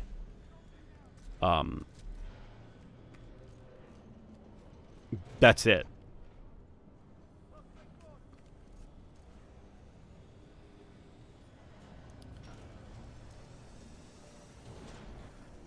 With Thelvatomy may not be a pop culture icon, but ODSTs have become mega popular in recent memory. Why not have a mainline Halo game where the ODSTs are the lead character? So see, here's the thing. About that, I agree with you. And I think, thanks to Helldivers 2, and thanks to all of the memes over the course of many years, you know, the like, Boys in the Rain, and it's ba ba ba, you know, like the ODST, like all of those TikTok edits, all of those memes, thanks to that, and then combined with the double hit of the Titanfall 2, the Helldivers 2, ODST collab, ODSTs are close to being pushed over the edge into becoming pop culture gaming icons. But that there needs to be an ODST game that is fucking amazing, and it needs to be playable within the next year. I think they have about a year as their window, and if they miss it, then unfortunately I don't think there's much that can be done. The opportunity will be lost.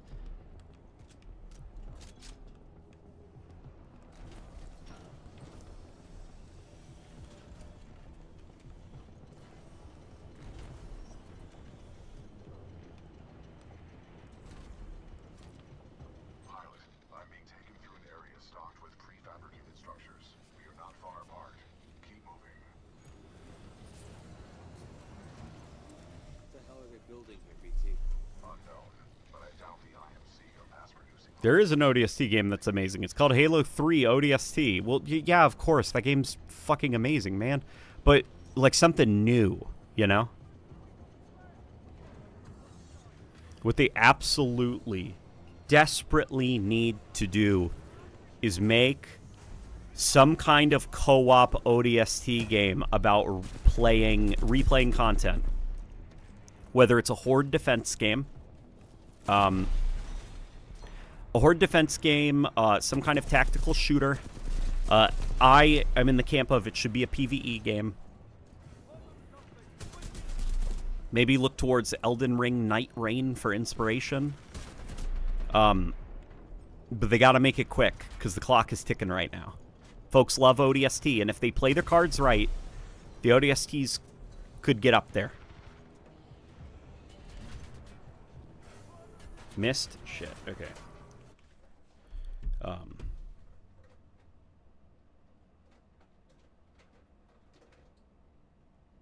Unfortunately, Arbiter will forever be known as Green Man's funny alien paladin sidekick. Green Man is the only important character, no one else.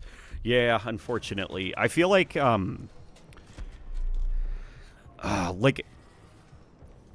Halo is very cool. Is a very cool universe, and there was a real chance in the early 2000s of Halo jumping out of gaming and becoming just like kind of like a new Star Wars, you know? Like Steven Spielberg was like interested in the Halo franchise, you know? Peter Jackson was involved with Halo projects. Neil Blomkamp, like stuff was happening. Like their Halo almost made it to the big screen in 2005 through 2006. And if that happened based on the screenplay, which was an adaptation of Halo 1, something could have happened with the Halo brand. Halo could have become basically the MCU. You know, where probably for a good 10 years, or I guess maybe, you know what, maybe not the MCU. I think a better comparison would have been Michael Bay's Transformers, where for a solid decade, it would have been Halo movies being the show stealers, the big blockbusters. And we would have had about a decade of Halo being like, everyone's rushing to the movie theater to see the new Halo. But I think that they flinched, and the Halo movie was not made, and now that opportunity is long gone. It's long gone, you know? And then, unfortunately, they like, in my opinion, they sort of ruined Halo's chances of having a TV show. Like, we're not going to have another crack at a live-action Halo show, at least not for the next couple decades. Because people now know what Halo is like in live-action. And also on top of that, you know, like streaming services and stuff, like how expensive it is to make shows. Like, the Halo show, regardless of quality, regardless of how you feel about it, behind the scenes, it was revealed to be very expensive to make just by nature of what Halo is. You know, like, that's part of the reason that they had that Maquis character, like the human Covenant character. It was for budget reasons. It's so that they could have a villain that could be played by, like, a human actor. Because CGI characters are expensive to animate and, you know, rig up and do mocap performances for and, you know, digitally insert into scenes and stuff. So you save some of your budget by having a human character. Let me just... I miss when military shooters were the USA Black Ops versus other countries, not bland military versus vague mercenary group. Okay, I completely agree. I get what you mean. I get what you mean. I like my military. USA are the good guys. We're the world police. We can go into other countries who are clearly the bad army because they're the other country. But I also understand why so many first-person shooters make it like fictional private military corporation has launched an attack on NATO.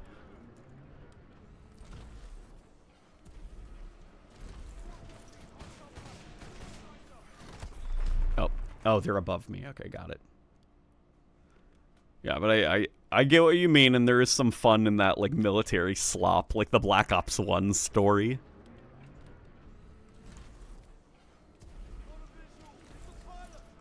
Or the Modern Warfare 2 story. The world's most wanted terrorist. Like, everyone is looking for him. He is the world's most wanted terrorist, Vladimir Makarov. He goes into a public airport without a mask on and shoots it up.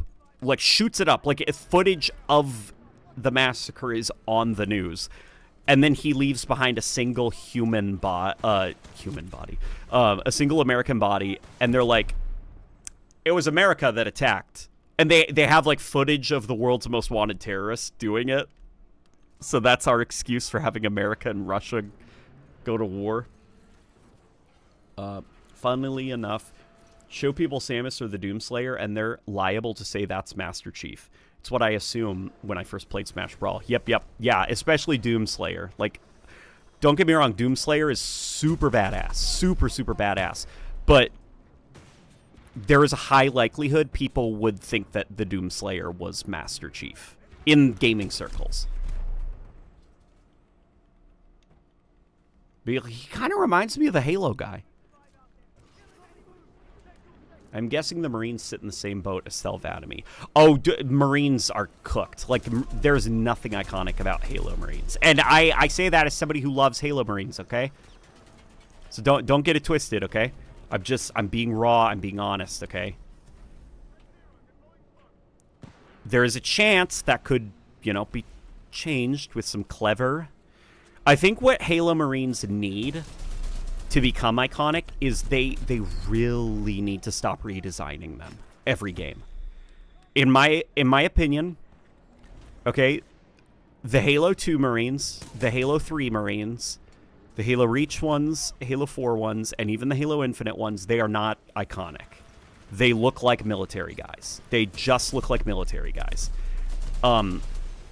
If the Marines were to, like, ODSTs, somehow the helmet, which just looks like a motorcycle helmet, somehow the ODST helmet is on the verge of evolving into becoming an iconic gaming helmet. But if the Marines were able to go through a similar metamorphosis, they've got to become a little bit more, like, unique looking. Like, oh, those are Halo Marines, you know? And one of the ways I think they can do that is they got to bring back the little, like, eyepiece from Combat Evolved. They got to bring back the eyepiece. They've got to go with the gray helmets. Even though, yes, they're copying Starship Troopers, doesn't matter. Like, it's got to be those, like, gray helmets from Halo 1. But definitely the eyepiece. It's got to come back. It's got to be glowing. It's got to have green scrolling text on it. Because there is no other video game franchise where the primary grunts have a very distinct glowing green eyepiece. You know? In the Bungie Halo games, I felt something. I do not know the emotion when the elites and humans teamed up to take down the prophets in Halo 3. Oh, the emotion you were probably feeling was, this is amazing, this is so cool. Like the cutscene where the elites and the humans are, like, exchanging each other's weapons. Like, Johnson's picking up all the carbines and bringing them over to the Covenant. Or bringing them over to the Marines, and the Arbiter is bringing some human ordnance over to his elite buddies. It was cool. It was cool. And the music.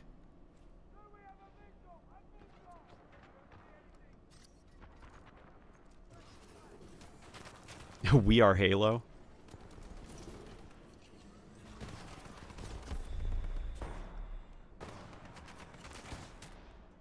We carry the flame. The eyepiece is cool, which is exactly why they aren't bringing it back. Exactly. Exactly. You get it. I mean, hopefully they've gotten enough feedback from people, you know, after that. Like, it's not that hard. It's not that hard to do it, to bring back the eyepiece. I just, like... Oh. Is this Apex Legends? Yes. Halo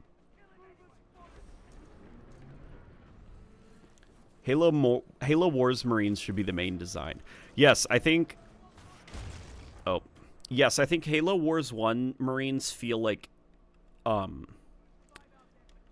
They feel very much like... not silly-looking versions of Halo 1 Marines. Because if you were to take the Halo 1 Marines and translate the design 1-to-1 in 4K, it would look like silly. It would look like the guy has like a bunch of cardboard, you know, plates taped to him. It's like 10 o'clock actually, so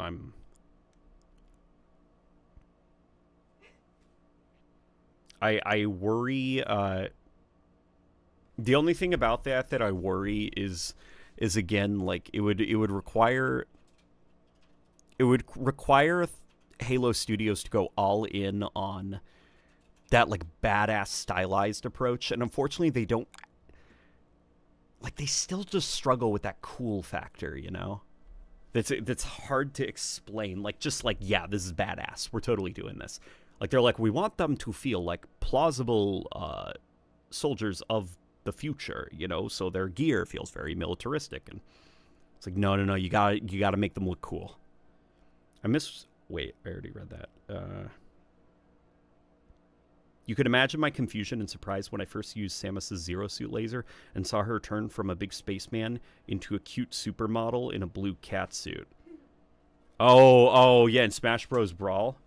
Yeah, that confused me too, because Samus was my favorite character in Smash Bros. Melee, which didn't have the ultimate smash ability.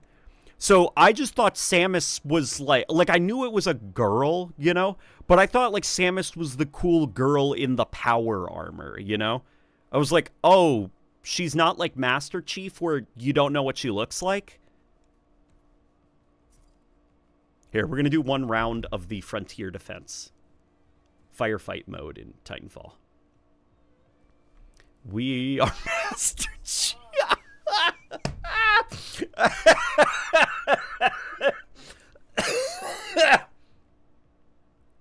Oh my god. Pooping pills. Oh my god.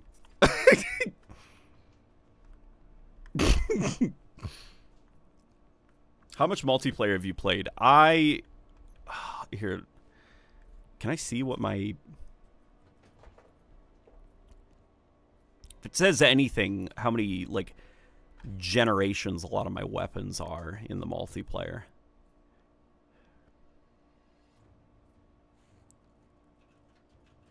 Can Michael Center join that? Michael Center is free to join that if he has Titanfall 2. I'm only going to play one match, though, and then I'm bouncing.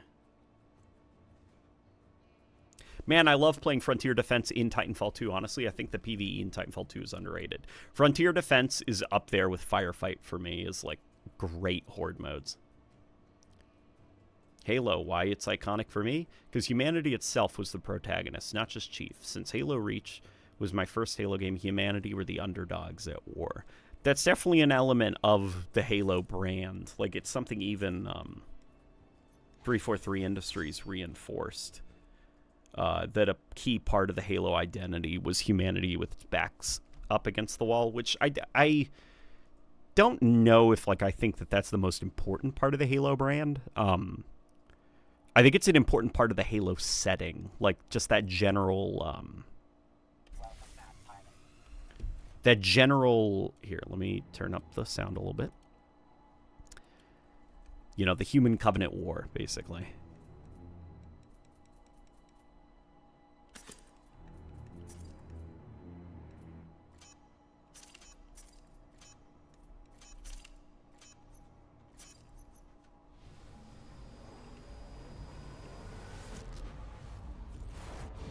Jump successful. Now it's your time to shine. Woo! You said it, brother. Good luck down there. Super underrated game. Never got a Titanfall 3, and it's a crime. It is a crime. The Titanfall brand was so mishandled. And you know what's sad? Titanfall, if Titanfall were to come out now, it would be part of the Concord cinematic universe. Like, Titanfall would be a flop, you know? Because it's so hard now to break into the first-person shooter space because of the iron grip that live service games have for people's time. You know, like, to the point that I don't even think being a good game matters anymore.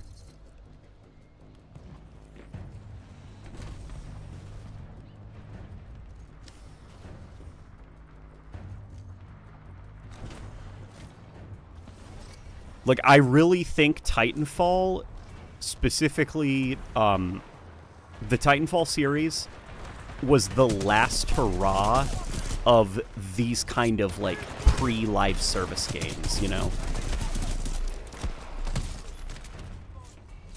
These, like, pre-live service shooter, like, it's just like a game where you're, like, unlocking stuff and prestiging and building your loadouts and your classes, and the matchmaking isn't super competitive and sweaty. It just finds you matches very quickly, and you just run around, have fun, get some dopamine.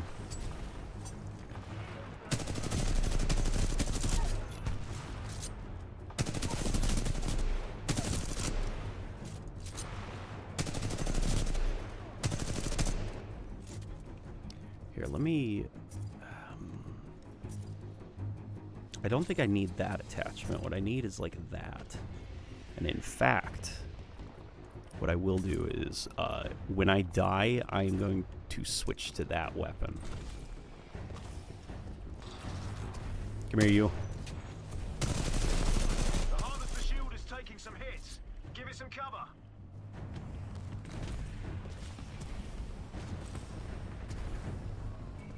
Halo will never get away from human centrism. Unfortunately, no cooperating with Xenos here. This ain't your sissy Star Trek or Paragon Mass Effect. True, true. And I mean, I don't think that that's, you know, terrible. Like, it's alright, you know? Like, you're not gonna see, like, Starship Troopers, which is about cooperating with the bugs, you know? Like, Halo will always kind of, unfortunately, be a franchise about shooting the aliens, even though the aliens are very compelling. Shield is recharging. Don't let the remnant fleet damage it. But I do think that what's nice about the Halo series is due to the fact that it isn't just a game franchise, it's multimedia. You can absolutely... Like, the games will always have the aliens in an antagonistic role. But I think it is completely okay to have, like, books and other media explore cooperating with aliens. Nice work out there. Halo's flexible like that. To build up some defenses. Make yourself a little more badass. Titanfall 3 would be an Apex Legends tier in with $50. Wait, would be a Apex Legends tie-in with $50 death box that's BT themed. Titanfall 3 would have, like, insane cosmetics, you know, microtransaction-y type stuff. There wouldn't really be an aesthetic that it can call its own, because it would just get, like, drowned out, you know, by, like, all the customization options. Looks like everyone else is ready to go. Let me know when you're ready, pilot. I think it's probably good that we didn't get a Titanfall 3. And to be honest, the Apex Legends brand is way more powerful, like, way more powerful than the Titanfall brand at this point. Like, if you were to sell Titanfall toys or Apex Legends toys toys would sell. Same with shirts, same with posters. Like, more people play Apex Legends than people have ever played the entire Titanfall series, you know? Which sucks to say, but it's true. So, if they were ever to bring back Titanfall, it would have to be through Apex Legends a little bit, I think. Not saying it would have to be, you know, like, a mode in Apex Legends. More like, what they would have to do is the Titanfall game, instead of Titanfall 3, it would be called something like Titanfall Apex Hunters, you know? To have, like, that word association, Apex. And the plot would be about, I don't know, something involving the Apex Predators.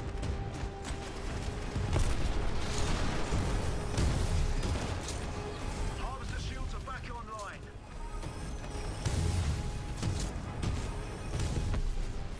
Enemy Scorch taken out. More suspectors are still hitting the Harvester. I see you. Hit him back. Hit him back.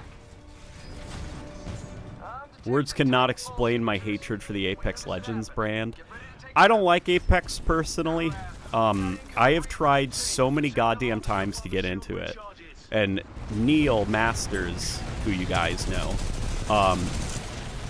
you know, the guy who did SPV3, he loves Apex Legends. He thinks it's amazing. He thinks it's one of the best games ever made. He even criticized Halo Infinite's visuals compared to Apex Legends. And if he's watching this, hey, Neil Masters, Apex Legends sucks ass. It's boring as shit. Like, Halo Infinite looks better than it graphically. Halo Infinite is more fun than Apex Legends. The only time I ever play Apex Legends is when you ask me to, and I'm not having fun while I'm playing it. I'm actively thinking, I'd love to just talk to Neil without playing this boring game. There we go. Okay, now that I got that pettiness out of the way, I don't actually hate Apex Legends. I understand why it's successful, and I'm glad that it has an audience. And it sucks that it came at the cost of, like, Titanfall, but hey. That's business, folks. Come on, Drones. It was great work.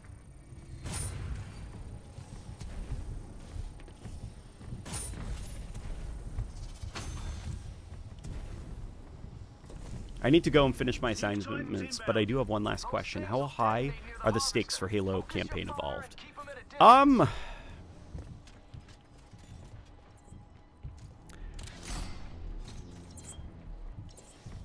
If we were to think of, like, Halo's in trouble, from, like, a scale of 1 to 5, with 5 being, like, things are not good, okay? I think that the stakes for Campaign Evolved are, like, a 1 out of 5, like, the lowest. Because it's just a remake of Halo 1. You know, it's not the next Halo game. It's not the big, like, it's just a remake, not even of Halo 1, specifically the campaign of Halo 1. That's all that's at stake is, oh, well, you know, if it's not that good, I wonder what the real next game is going to be like. The stakes are much higher on whatever the next mainline Halo game is. That's where I'm like, okay, you know what, if this, like, flops... If this flops, then Master Chief might get... He might basically be just turned into, like, a branding mascot. Because the thing about the Halo franchise is Halo is not even remotely close to being Microsoft's most valuable and profitable property, you know? Like, it is not... Like, I'm sorry. Microsoft owns Call of Duty. They own Candy Crush. They own... Minecraft, you know, like, the Halo series is so small, but Master Chief as just an icon is actually very valuable. He is actually very valuable. If you put Doomslayer on an Xbox in a Target, it's not going to move as many Xboxes as if you were to put Chief's helmet on that Xbox, you know? So it's like the Halo games are in this weird situation where they're not actually that valuable compared to Microsoft's other stuff, but the Green Man's fucking helmet is very important for branding. And that's why I think they won't get rid of Halo, even though they keep fucking up with it, because they recognize how important, you know, like that, the Halo series is just consistent untapped potential for a reason Microsoft probably doesn't even understand, because I don't know it. I don't know why Master Chief is so fucking cool, you know? I mean, I know why he's cool. And I feel like most people know why he's cool. Like, remember when the Halo show was out and people were making fun of Master Cheeks? Halo Infinite was kind of in the gutter.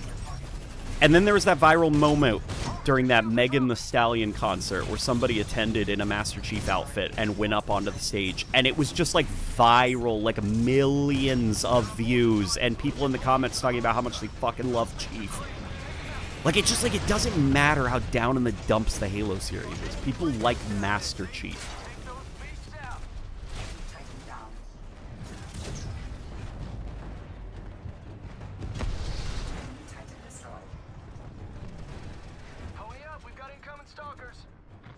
What could the prequel missions and campaign Evolved possibly be about? It's going to be an original story, whatever it's going to be. It's going to be some conflict that Chief and Johnson took part in that we've probably never heard before, or only ever heard vaguely described. There's some people that are thinking it's going to be Halo First Strike, and it's like, guys, prequel missions, as in before the events of. First Strike took place after Halo 1, so no. And I think the reason that it will be an original story, like some conflict we've never heard of before, is so that they have as much creative freedom and liberties as possible. Because if they were adapting some story that already exists, it would have to be canon, which means they would have very strict limitations on what they can do with the story, where they can take the characters and stuff, and that would limit all the teams involved. You know, what weapons can be in the campaign, where the campaign could take place, what kind of visuals would be on display and stuff. It's creatively easier if you're just like, people have never been here before. Like, this story has never been told before. Stand by for Titanfall.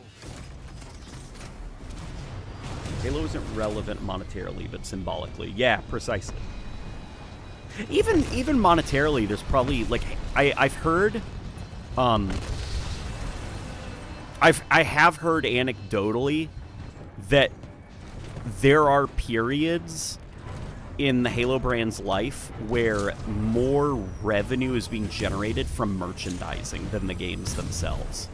And that was actually the case around the end of Bungie's run on Halo. Like the time of ODST and Reach, around that time, there were some months where it was actually merchandise that was bringing in the dough, not the games themselves, or the map packs being sold.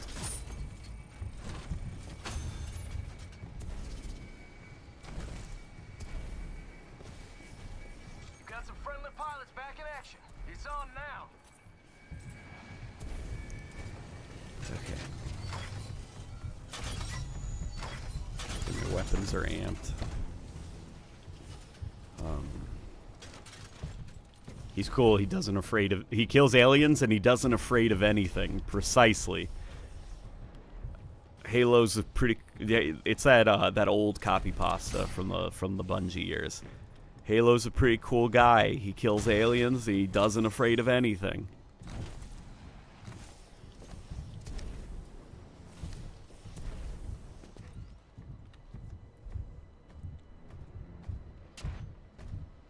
But First Strike took place before 2. It's a prequel. God, some people would cope like that, wouldn't they?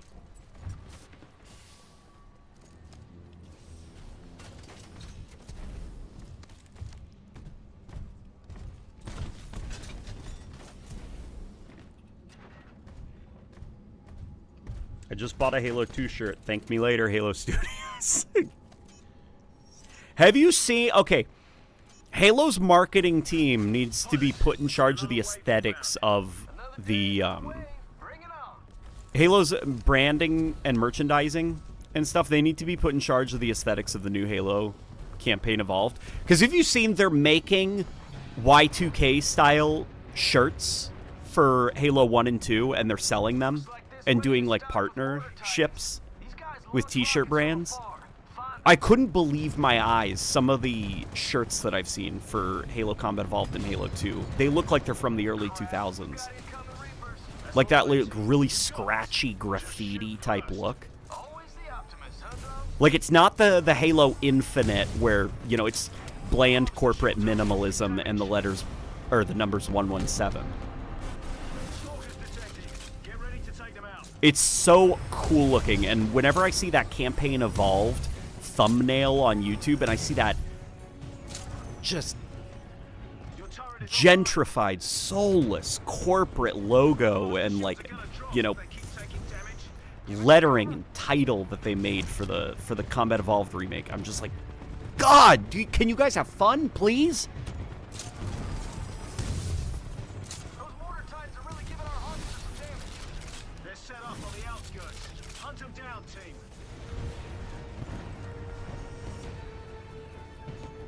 Apparently there's no Halo Mega Constructs sets. Yeah, Constructs hasn't been doing Halo for a little while now. Engaging hostile Titan. 40mm armed contained and destroyed. I find it funny how people only started giving a shit about the assault rifle not having a 60-round magazine during Campaign Evolve Showcase, and here I thought people would aggressively demand the 32-round AR back. See, that's the funny thing. When I saw that, the 32-round magazine, you know what my first thought was? It was not, why isn't a 60-round mag? My first thought was exactly that. I was like, oh, thank God they're not doing the stupid fucking 36-round assault rifle mag. Like, yes, if you're going to have an assault rifle, there are two numbers. It should be either 32 rounds or 60. It should not be 36 rounds. That's battle rifle numbers. Assault rifle does not get battle rifle numbers. I'm autistic and I don't like change. The harvester shield is taking some hits. Give it some cover. The harvester shield just went down. Armor is taking permanent damage. Yeah, I got a sweet Halo 2 shirt from Box Lunch at my local mall. They're selling Halo 2 shirts at Box Lunch? What the hell? What the heliante?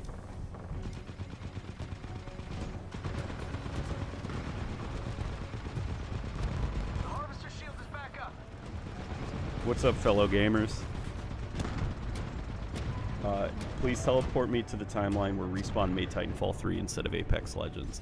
Well, that would also have to be the timeline where, like, the Titanfall franchise was successful. You should be proud. And I would have loved to live in that timeline. Though also, like, I guess I'm happy in a way that that Titanfall didn't live long enough to become the villain, you know, whatever that quote is. Live long enough to see yourself become the villain.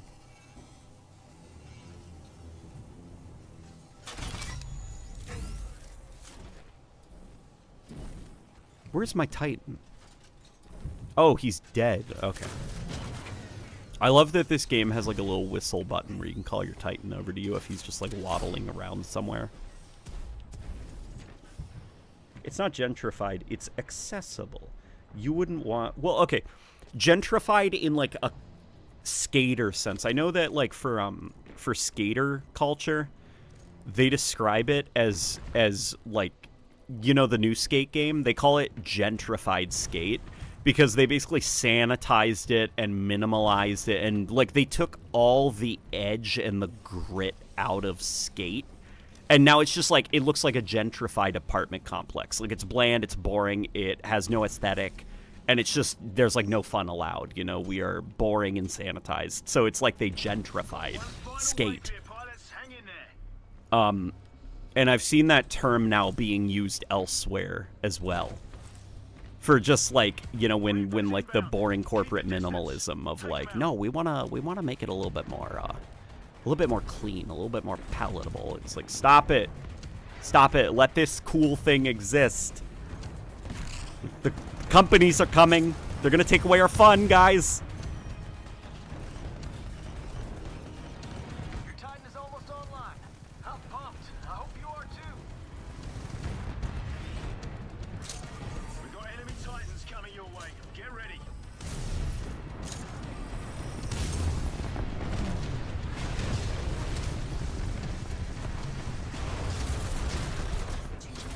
Pony up. We've got incoming stalkers. Pony up. I don't know. Just be careful. They know how to take a beat. Listen up, team. The harvester shields are absorbing damage. Put an end to it. Hell yes. Great. Come on.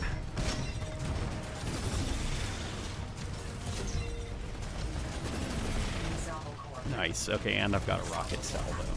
Harvester shields are back online. God, I freaking love this game so much, man. Careful, team. You've got arc and Chief was a skater, boy. Arby said, see you later, boy. Job done. team. Protect the harvester while the shield recharges.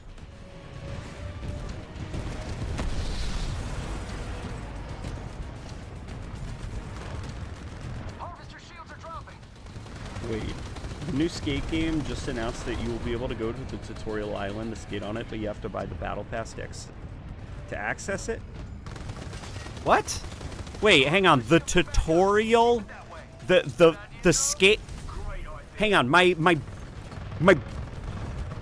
I'm like, you know in like Star Wars when R2-D2 gets electrocuted and he's like, what? Like, and he's like, you know, all his like little like gadgets and stuff are spraying everywhere and he's freaking out. That's what's happening in my brain right now. The free-to-play skate game, free as in anybody can play it. The tutorial on how to play the game is locked behind a paywall. You can play the game for free, but if you want to learn how to play it, you have to pay money? What? That's like that stupid Nintendo Switch 2 welcome tour thing.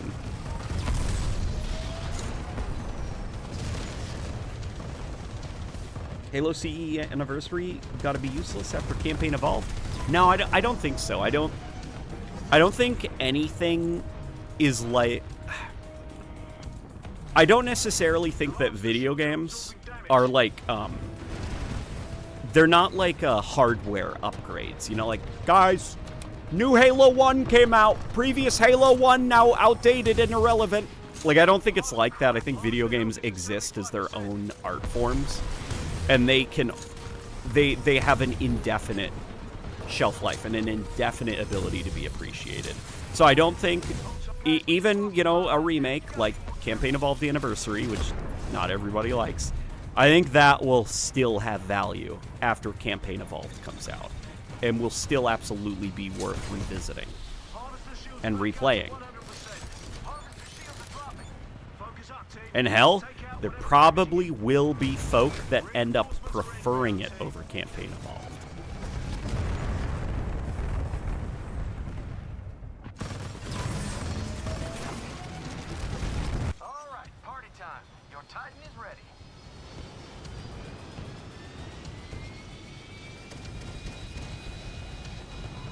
They're bringing the tutorial island as a skatable area, but it's locked behind skate bucks or whatever they call it. Okay, yeah, that sounds about right. That skate game just seems really stupid, man. Like I'm gonna be honest, the skate games, they don't come off like a live service type game. If I was a cold, cynical businessman at EA,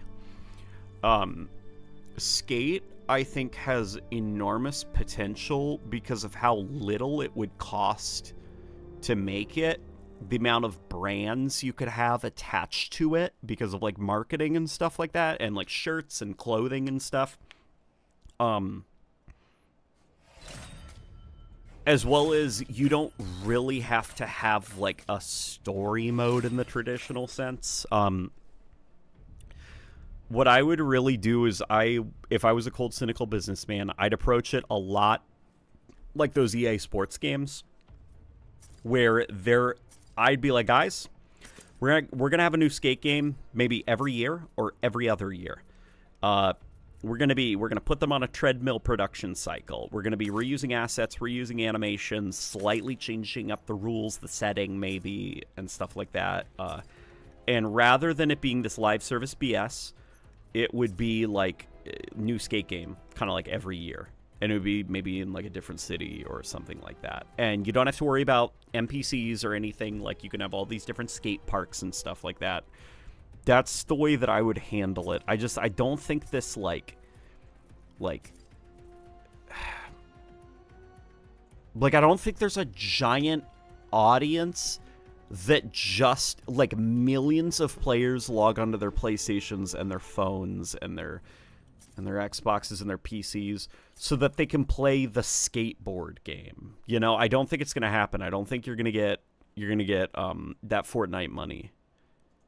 I don't think people are interested in that.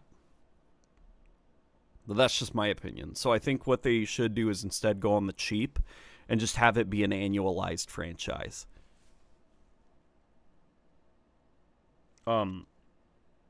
I'm honestly not all that concerned about Campaign Evolved reworking the AR, especially if the SMG is included, which Bungie felt made more sensible for the role. Yeah, the anger over the 60-round assault rifle, I get it from like a nostalgia standpoint, but the assault rifle, from what I played at the demo, it is so different feeling from the Combat Evolved. It does kind of feel like the Halo Reach assault rifle, you know, or the Halo 4 one. Like, it's got a completely different role in the sandbox. The fire rate is slower. The damage is different. 32-round magazine. Reload is faster. Like, its place in the sandbox is not the same as Halo 1's. So, in order for them to bump it up to a 60-round magazine, they'd have to completely change the role of the assault rifle.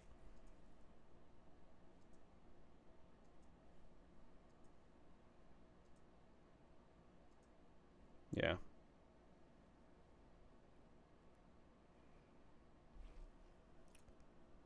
I just got into a D1 Crucible match.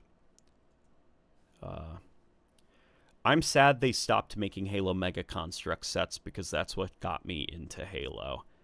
I'm sad too because here, let me see if you guys can see it. Up there on the Halo shelf behind me, on the top shelf, top left shelf, or right, your right or my right or whatever, is a Guilty Spark Mega Bloks, the one that, like, you know, talks and stuff like that and lights up. And Rebecca got that for me as a Christmas gift, and I love it. I love it so much. Building a Halo Mega Constructs thing was a lot of fun, and I'm sad that I just discovered how fun they are when they're, like, done making them.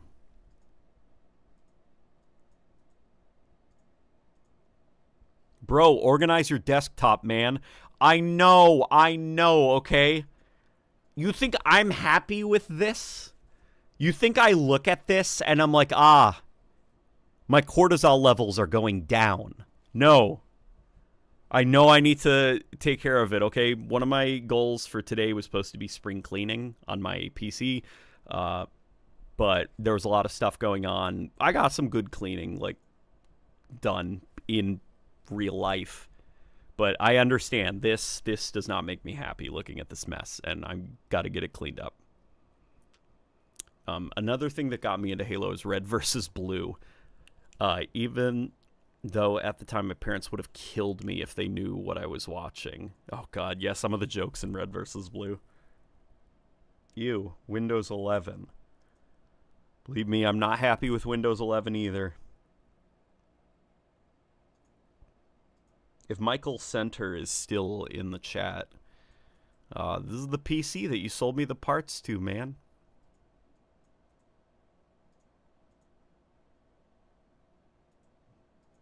Maybe you and Rebecca might love Gundam sets then. Rebecca and I would probably love Gundam sets. Rebecca likes Gundam a lot. I mean, she's not, like, super into Gundam, you know, but she has nostalgia for Gundam, like, seeing it on the TV and stuff. SMG has always been a reskinned CE assault rifle since its introduction. Plus, adding it to CE would provide another continuity with 2 and 3 once they get remade. Yeah, it would allow for some continuity if they were added. Only concern I would have is retroactively introducing too many weapons into the prior game, into Halo 1, would leave less room for future remakes to be, like, unique, you know? Because, like, for a lot of people, like, Halo 2 was the game that introduced the SMG. And if you retroactively add the SMG to Halo 1, well, you know. I guess it depends on if the Halo 2 remake has dual wielding.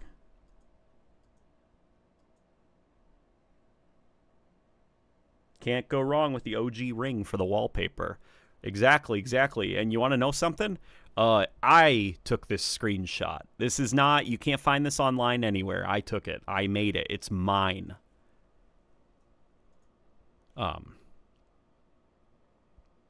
Yeah. This is mine. So I've tried out DaVinci Resolve, and let me tell you, I am quite impressed with some of the things that DaVinci Resolve does, but I hated my experience using it. Like, I got it. You know, I got it. I got how to use it. I knew something. I knew that I was going to have problems when I looked up a tutorial on how to just draw a circle. Like, just draw a circle. That's all I want to do. And they're like, well, you have to go over to the Fusion tab, and then you have to, like, put this layer and attach a node to it, blah, blah, blah, and you have to pull up this tool, and then you, like, blah, blah, and I was like, oh, no. And I tried looking up how to mask things, and you can't do that. You have to go into the Fusion tab, and, like, masking is its own complicated thing, and I just, like, for all of Premiere Pro's fucking issues, I appreciate that I can just be like, oh, I need to mask a thing. I click the mask tool, and I just draw the shape I want. You know, I don't have to go through a 20-step process. And that probably is the worst aspect of DaVinci so far. I am very frustrated. Sorry, this is like some built-up emotions because I was editing that Fusion Coil video, and I was so freaking angry with DaVinci by the end of it. It is so complicated just to do simple shit in DaVinci.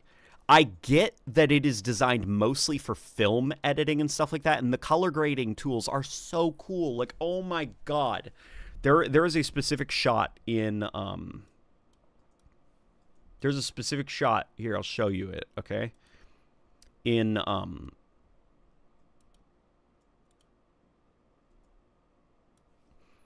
there's a specific shot in the Fusion Coil video, which you should definitely go see, because it's a great video. This video is great.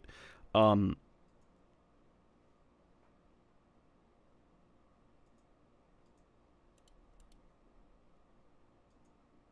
we go. Hang on.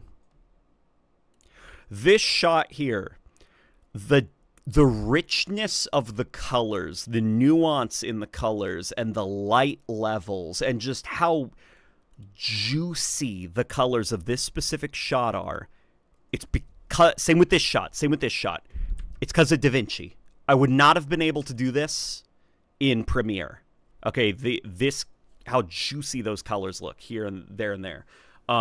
That's all great, but if DaVinci has any hope of ever being like a useful tool for YouTubers, they need to have a way to mask in the edit tab. Like, sometimes you just need to draw a fucking box, and you should not have to leave the edit tab and go all the way over to Fusion and set up a bunch of notes. Like, it takes too long to get simple shit done in post. So yeah, sorry that I got so, like, angry right there, but DaVinci, really cool program, but holy mother of God, I could not quickly edit YouTube videos using it. Like, it takes too long to do simple stuff.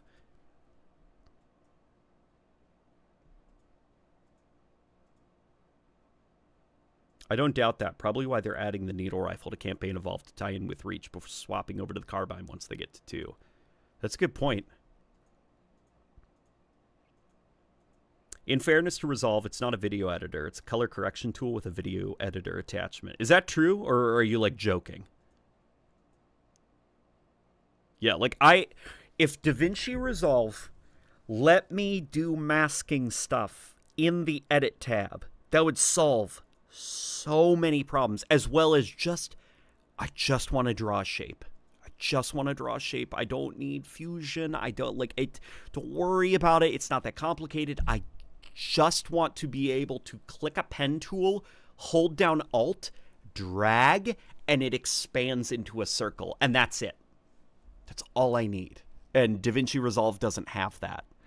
Halo DS intro? Oh, no, guys, you don't know what that is. So, Rebecca and I are in agreement that the boot up screen for the Master Chief Collection is terrible. It's bad. It feels like it's for a Saw movie or like a Saw video game tie-in, you know?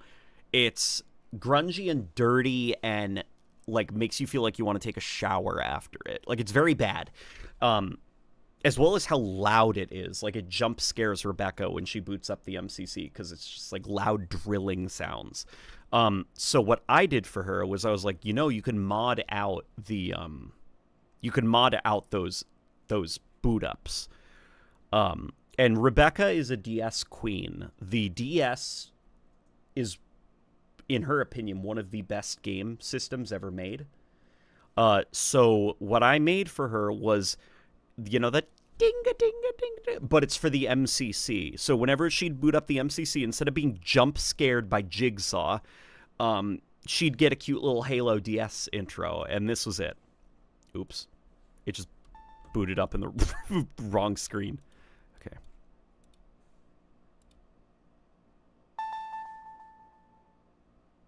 That's it. I made that. I made that myself. It took, like, an hour. But I made that myself. I animated it and stuff. Now, here's the problem. I don't know how to convert it into a file type that can work in the MCC, because when I tried putting it onto her MCC, there just was no boot up screen, which is nice. You know, it gets rid of the main menu quicker. But she wasn't able to see this. You know, this thing that I made for her. So, and I'm not going to delete it, you know, because I hope to eventually get it onto her version of the MCC, but...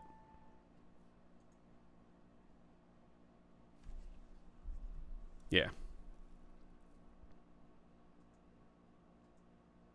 I'm half joking. I don't think Resolve had a video editor until, like, version 10. Okay.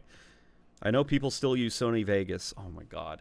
Oh, my God. Is Sony Vegas good again? Or good now? Because back when I used Sony Vegas, like, okay, on one hand, I was like, what's the illiterate version of a video editor? You know, I was, like, incompetent. Like, I didn't know what a mask tool was until I started seriously learning Adobe. Because I was like, hey, that's only scary. And you can see that in some of my old Evolution videos, where just like how primitive the editing was. Like how just so adorable and primitive it was. But it was also annoying because I refused to actually learn new skills, you know? But on Adobe Premiere, I learned what masking tool was, and now I'm like King Mask. Like, guys, you can call me King Mask Tool. Nobody can mask like I can. That also works, I think, as an autism joke, which is true. I am also King Mask when I go out in public, but if I were to return to Vegas Pro, is it, like, good as a video editing software? Like, good? Was I just stupid and didn't know how to use it? Swap it with the OG Bungie opening jump scare, lol. Was it a jump scare, the OG Bungie? The OG Bungie boot up screens for the older Halos were badass, right? Like the what were they, like germs? Like you were looking through a microscope and then the guitar was like, wee, you know, and it would zoom out and you realize you've been looking at the microscopic makeup of the Bungie logo. That's sick. Oh, thank you. I would agree with Rebecca. Oh, about the DS being one of the best systems ever made.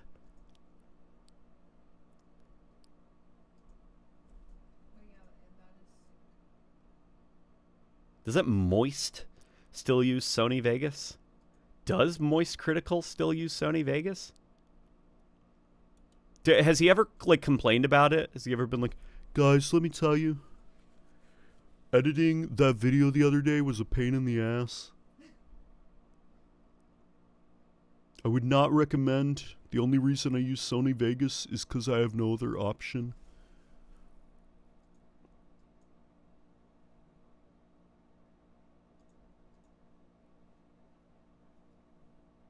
I thought they were like chromosomes or something. In the Bungie logo?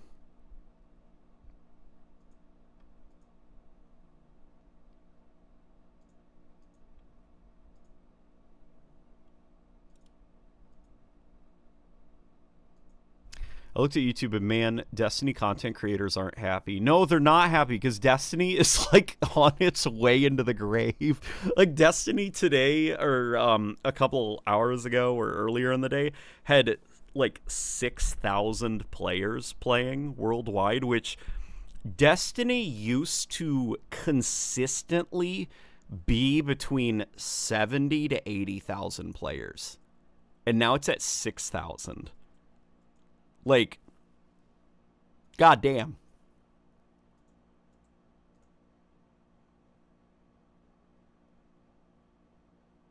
No, I believe he praised it. He made a whole video on it. Did it? The Sony Vegas situation is crazy. The video is just called, "Is Sony Vegas good?" And the video starts, "Yeah, it is." That's the way he starts the video.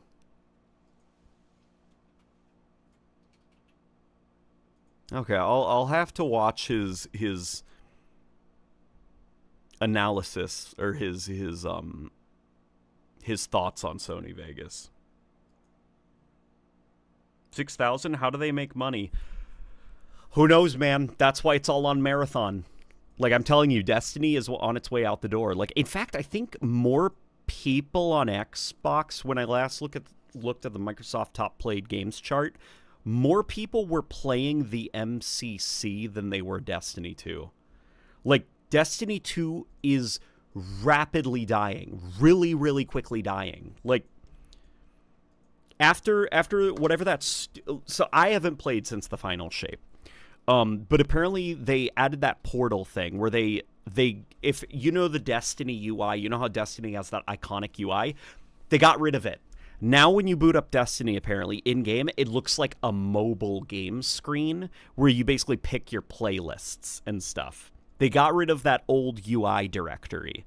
And ever since the update that did that, it's just like they've been bleeding players at an alarming rate. Like they completely redesigned the game and now it sucks.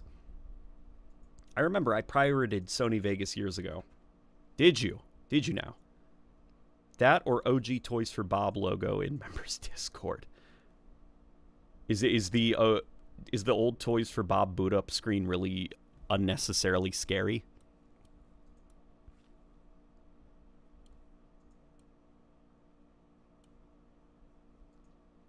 Let me see if I can find it.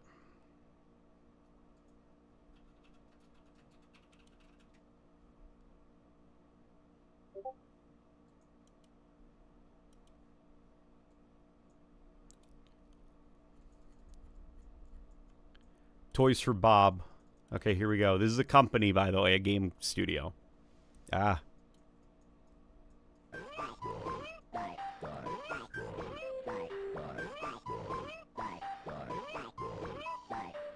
This is like the intro to Roly Poly Oly.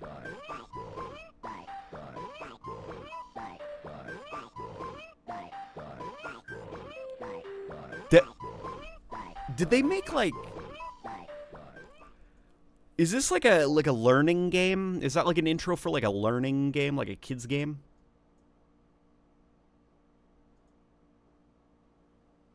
I haven't played since Destiny 1. I got to the part where the robot lady said she didn't have time to explain why she didn't have time to explain and immediately returned the copy to GameStop. I'm sorry about that. You did miss out, I think, a little bit. Destiny 1 was something special. Like, the story, the narrative sucked in-game. Like, the actual, like, narrative was kind of poorly written, confusing, but the world of Destiny was incredibly compelling. And that easily made up for how weak the narrative was, the actual like narrative campaign. And thankfully, the campaign was only your initiation into what that game was. And unfortunately, Destiny 2, it launched really poorly. It was like a Borderlands clone with bad humor, bad loot. Then they patched it into a good thing with Forsaken. Like, they fixed it. Destiny 2 was cool for a brief Twilight period. Then Shadowkeep came out, which was, like, it was good, you know, a little bit underwhelming, but it was good. Then they removed a bunch of stuff with Beyond Light, and the story wasn't as good. Then something else came out. something else came out after Beyond Light. I can't remember what it was, but that was kind of boring. And they switched to like a seasonal system, and the seasons were kind of consistently badly written and not that interesting. Then Lightfall came out and was like a poop in pants, you know? It was bad. It was very bad. And then the final shape was like, well, at least it's over now. Sucks that it ended this way, but at least it's over. Destiny 2 was definitely fun in 2019. Yeah, we had fun in Destiny 2. We had fun in Destiny 2 during that Twilight period. It's good to see you, Christian. Nice wallpaper. Thank you, Christian. Thank you. Erickson Films YouTube, by the way, this gentleman taught me years ago, many moons ago, over half a decade ago, he hopped into a Discord call with me and helped me set up a recording preset.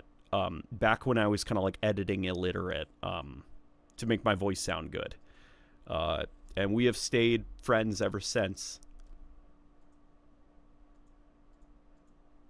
Yeah, Christian Erickson Films, he is a big fan of narrative type games, which lately there have been a lot of good narrative games coming out. Like, even though it's all live service slop, you know, that we see, there's a lot of good narrative stuff coming out. Toys for Bob developed a lot of licensed games, Disney, Skate, and Madagascar, but also worked on the post-2000s Crash and Spyro games, including the remakes. Okay, that's what that intro kind of gives. Yeah, apparently Vegas has gotten a lot of improvements to masking recently. It has? What kind of improvements?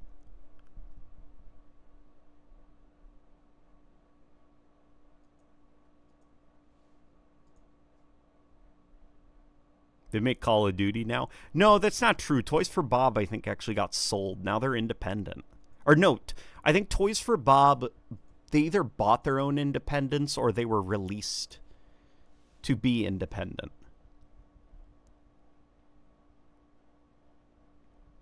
But, guys, thank you, everybody, for joining. This is crazy. We're just yapping. We're just yapping, and you guys are here. Thought for sure that you guys would click off by now. Witch Queen was some of the best content Destiny 2 ever had. See, Witch Queen, I don't think it was some of the best content Destiny 2 ever had, because I remember Forsaken. Forsaken, I think, was some of the best content Destiny 2 ever had. Witch Queen just kind of felt like a boring location, and the soundtrack wasn't. It was kind of boring and sleepy, you know? Like, I felt almost like it felt almost like the Truman Show.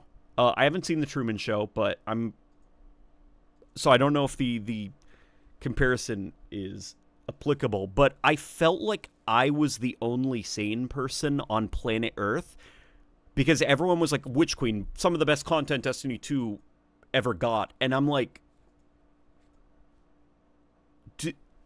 did we play Forsaken? This is buns compared to Forsaken. Like, the open world sucks. The sound, like, the open world just, it sucks conceptually, because it's this metaphysical, like, oh, it's all part of, you know, a character's imagination. There is no actual real world history to this environment. Which, you know, some of the best Destiny content is when you're exploring the ruins of something that actually has history to it. It sucks when it's conjured from your mind or your emotions or something. But yeah, I just, like, I felt like I was going crazy when people were like, oh, Witch Queen's amazing. I'm like, no, Forsaken was amazing.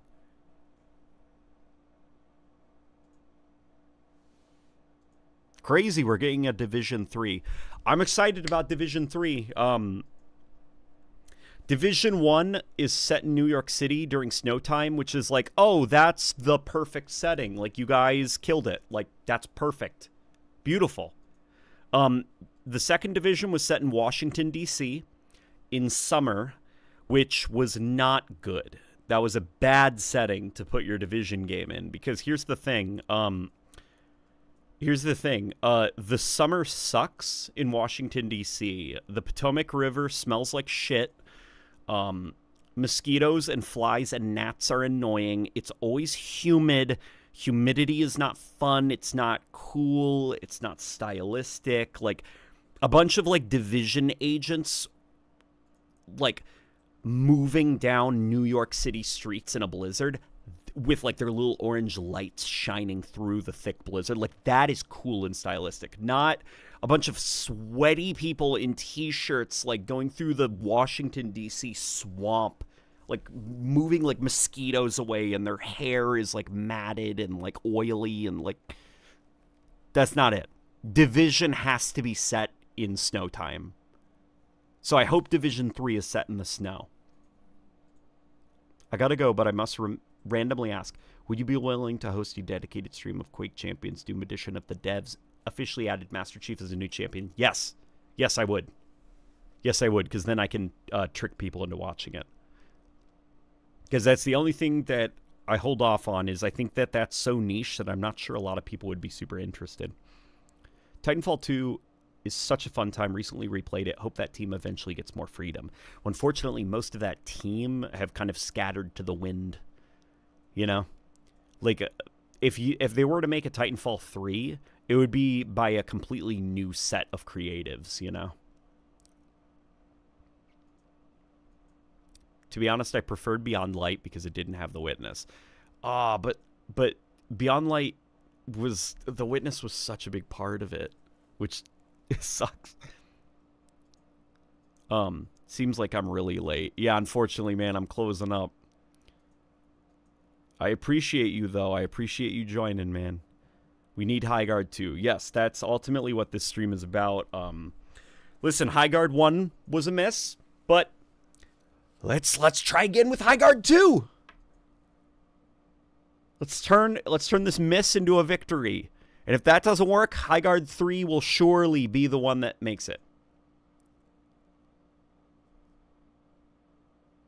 As someone who plays Destiny 2, I hope you can let me rant, man. I am so pissed at Bungie right now. Like, what the hell are they doing? They don't wait they push back the next season until June 9th. I'm beyond words at this point. Yeah, it's very I assume it's not incompetence. Like, I don't think they're stupid. I don't think they're like, we think this will, like, maximize player engagement for Destiny 2. I think it's Destiny is hemorrhaging players at such a fast rate, and they do not have the resources to be able to turn the ship around. I doubt their UI team is large enough to restore the old UI. I doubt their content team is large enough to be able to create compelling content. Like, it does really seem like, what's his name? The asshole who used to run Bungie, Pete Parsons.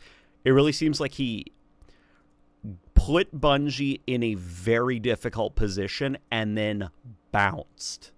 And then got out of there. And now all the holes he's created, all the weak spots that he made in the company, they're finally killing the company, and he bounced. You know? Like, I'm just... If Marathon... Destiny, I think, is done. Okay? I don't think there's any coming back for Destiny, unfortunately. But if Marathon is not a hit, then that's it for Bungie, I think. Then Bungie is done. Moist is live right now. You can ask him if he likes Vegas. He'll probably see you in the chat. I don't think he'd respond to me, to be honest. His chat's probably scrolling super fast. I doubt he knows who I am. You want to try it? I'll try it. Here, we'll try it, guys. Come on, let's go see Moist Critical. No plans. Yeah, he's just playing something.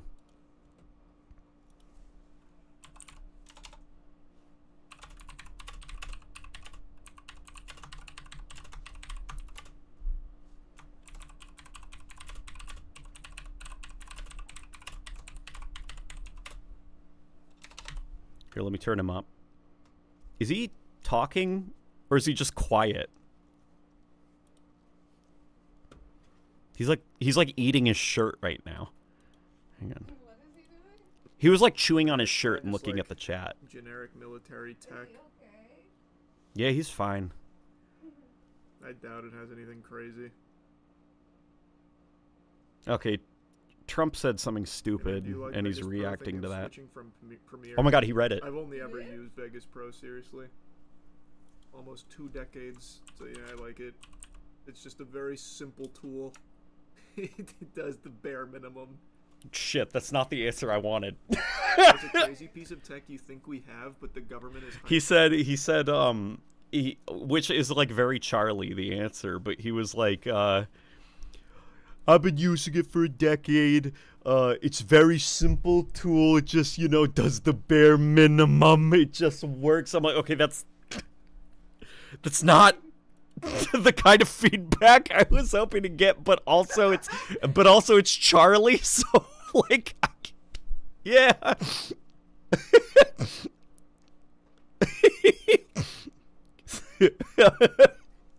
I can't believe he actually answered. Wow. Okay, you know what, guys? Thank you for pushing me to ask him. That's all he needs, to be honest. Yeah, he literally, like, will just, like, drop the unedited clip onto his timeline and render it. And then that's the video. That's basically Charlie. I am so envious of Charlie that he can just do that. He doesn't even use thumbnails, does he? Isn't it just like a still image from the...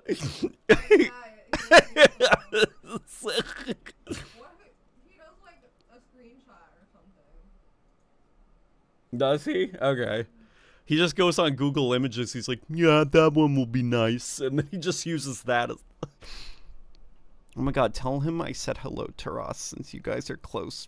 Please, Kay, thanks. Already silly guys. Silly pals. There's 61 of you. 62 now. I'm just like, I'm looking behind me and I'm thinking what would happen if all of you teleported right now into the room that I'm in? It would be possible. You think we could fit 62 people in here? If they shrimp. If they shrimp? Yeah. If you mean shrink? If they shrimp. Like, Oh. If they like go into like a shrimp position? Yeah. Okay, Rebecca thinks it would be possible to fit all 62 of you in here. That's a calculated estimation from all the viewers across Twitch and YouTube. It seems Vegas now has a smart masking tool where you can just select what you want. What? Really? Okay. Stop. You hated Vegas.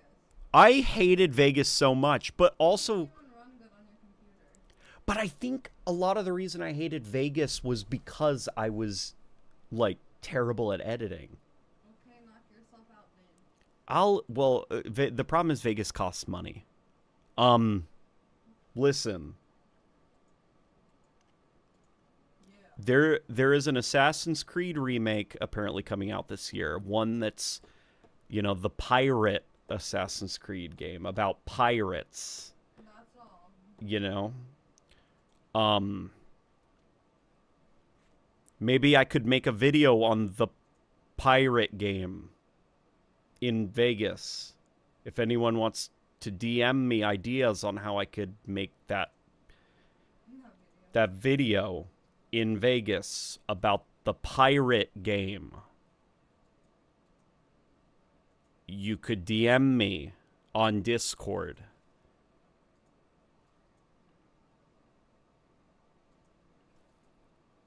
If people catch my drift.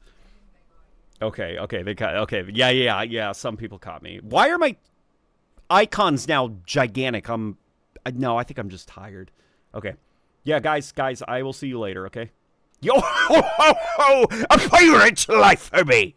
Yeah. All right. That's it. That's all the energy I got now. Just getting that out. All right, guys. I shall see you. I know you're talking about an editing software, but whenever I hear the word Vegas, I think about Las Vegas. Yes, I'd like to edit the video using the resources of Las Vegas. I despise Vegas too. Pinnacle of greed plus debasement. Oh, that is such a good way to put it. Debasement. I edit my videos on the on the Vegas sphere. you go outside to the Vegas sphere with like a Bluetooth. Oh. Reach Recon, thanks for answering my questions. I really love watching your streams. And also, when are you streaming next? That is a good question. What day is it? Who asked that? That is Reach Recon over on Twitch. Why did Pooping Pills ask the same question? Oh my god, Pooping Pills asked Reach Recon the exact same time that you asked that. Pooping Pills asked the same question over on YouTube. You the only streamer I watch. I gotta set up, like, okay, you guys want to see something cool? Okay, I know I keep saying, all right, bye, everybody. Let's talk for another 20 minutes. No, tomorrow. Yeah, it cannot be tomorrow. Why not? Because we're going to be doing the Maryland. That's literally Saturday. It's Thursday. It's not tomorrow? No. Oh. Friday. Oh, I don't know why. Okay. This... I am thinking, okay, I got to take streaming a little bit more seriously. I need to have, like, an overlay and, like, all this stuff. So I'm in the process of making, like, a stream starting soon.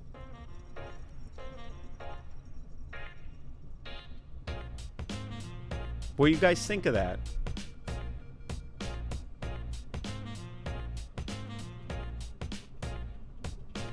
Text, don't worry about it. I know the text looks shitty right there. It's literally a placeholder. It's me trying to think of what would be a cool looking layout. Like I'm not sold completely on the triangle here, so I might change it up a little bit, but what do you guys think of like a stream will be starting soon screen like this?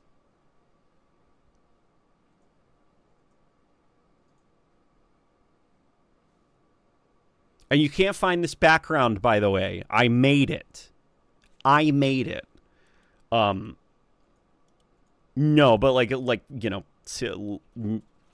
joking aside, there have been people asking if I could just straight up animate this background and make it like a wallpaper engine, which I can definitely do that. And let me mute all of these. Like, just straight up this, I could totally render this out as some kind of, like, MP4 file, and I don't know, where would I put it? Where would I put it when I'm done with it, you know?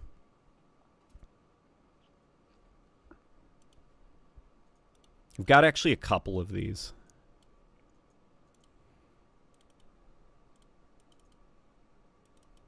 And I've got, for your viewing convenience, this is another one I made of the cliff sides on Delta Halo.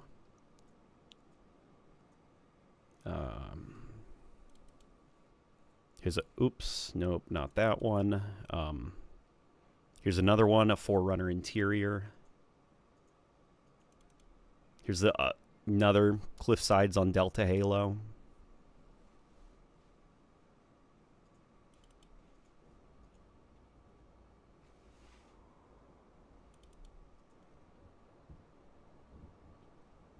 Fans of ODST.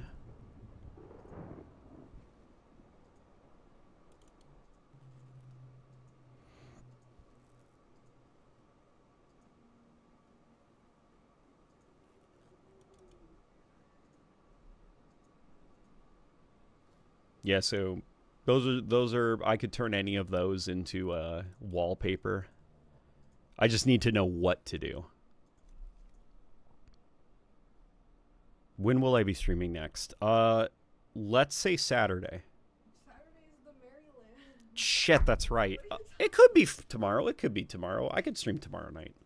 What do you guys think? Because we're waking up hella early tomorrow, so we're going to have like a million hours. Back in 2014, me and my siblings got 402 for Christmas, and we don't know what Wheatley's name, so we just call him Jarvis. Really? What's 402? We don't know Wheatley's name? Is that like Portal 2? Dang it, I'm going to be out of town on Saturday. Then you know what? It's tomorrow, not Yeah, don't worry. It's not on Saturday, okay? It's, I'll probably be streaming tomorrow night. Chatting stream tomorrow? We could do a chat. Would a chatting stream be fun? Well, we're doing that now. We're kind of doing... What would happen if instead of playing a video game, I was just like, hey, guys, can I show you my toys that I have on my desktop? You know, like, hey, look at this project I was working on. Like, would that be a fun stream where we just yapped and then someone said, hey, late night, you have to watch this video. And I was, you know, like Charlie, like, okay, let's go check it out. Oh, that's really cool. That's really interesting. You know? An editing stream. Oh, my God. That would be fun, actually. Holy shit. If it was like, okay, guys, let's do a cool thing like this. What should it be of? And we, like, made it.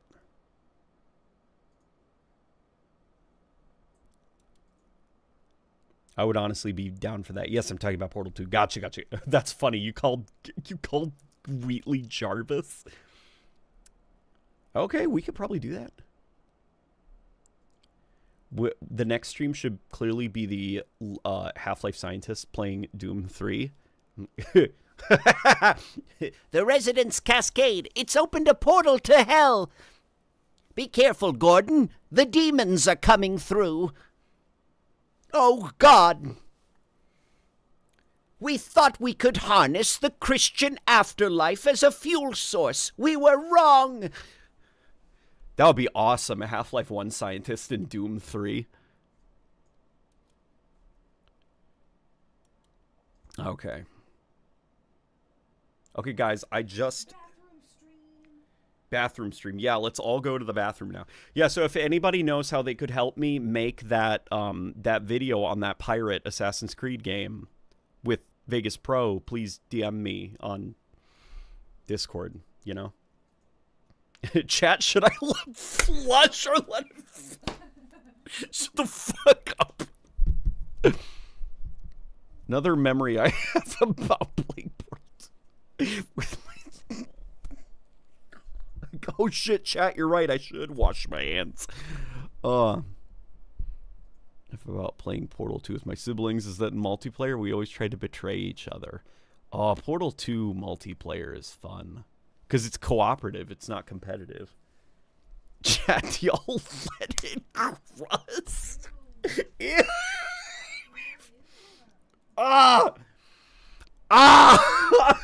You guys are fucking nasty. Oh, alrighty. I'm gonna let you guys go. When's the big Half-Life stream? When's the Half-Life stream coming, big LNG? I'm gonna have to download a bunch of Halo mods, and then we'll have to do a Half-Life stream.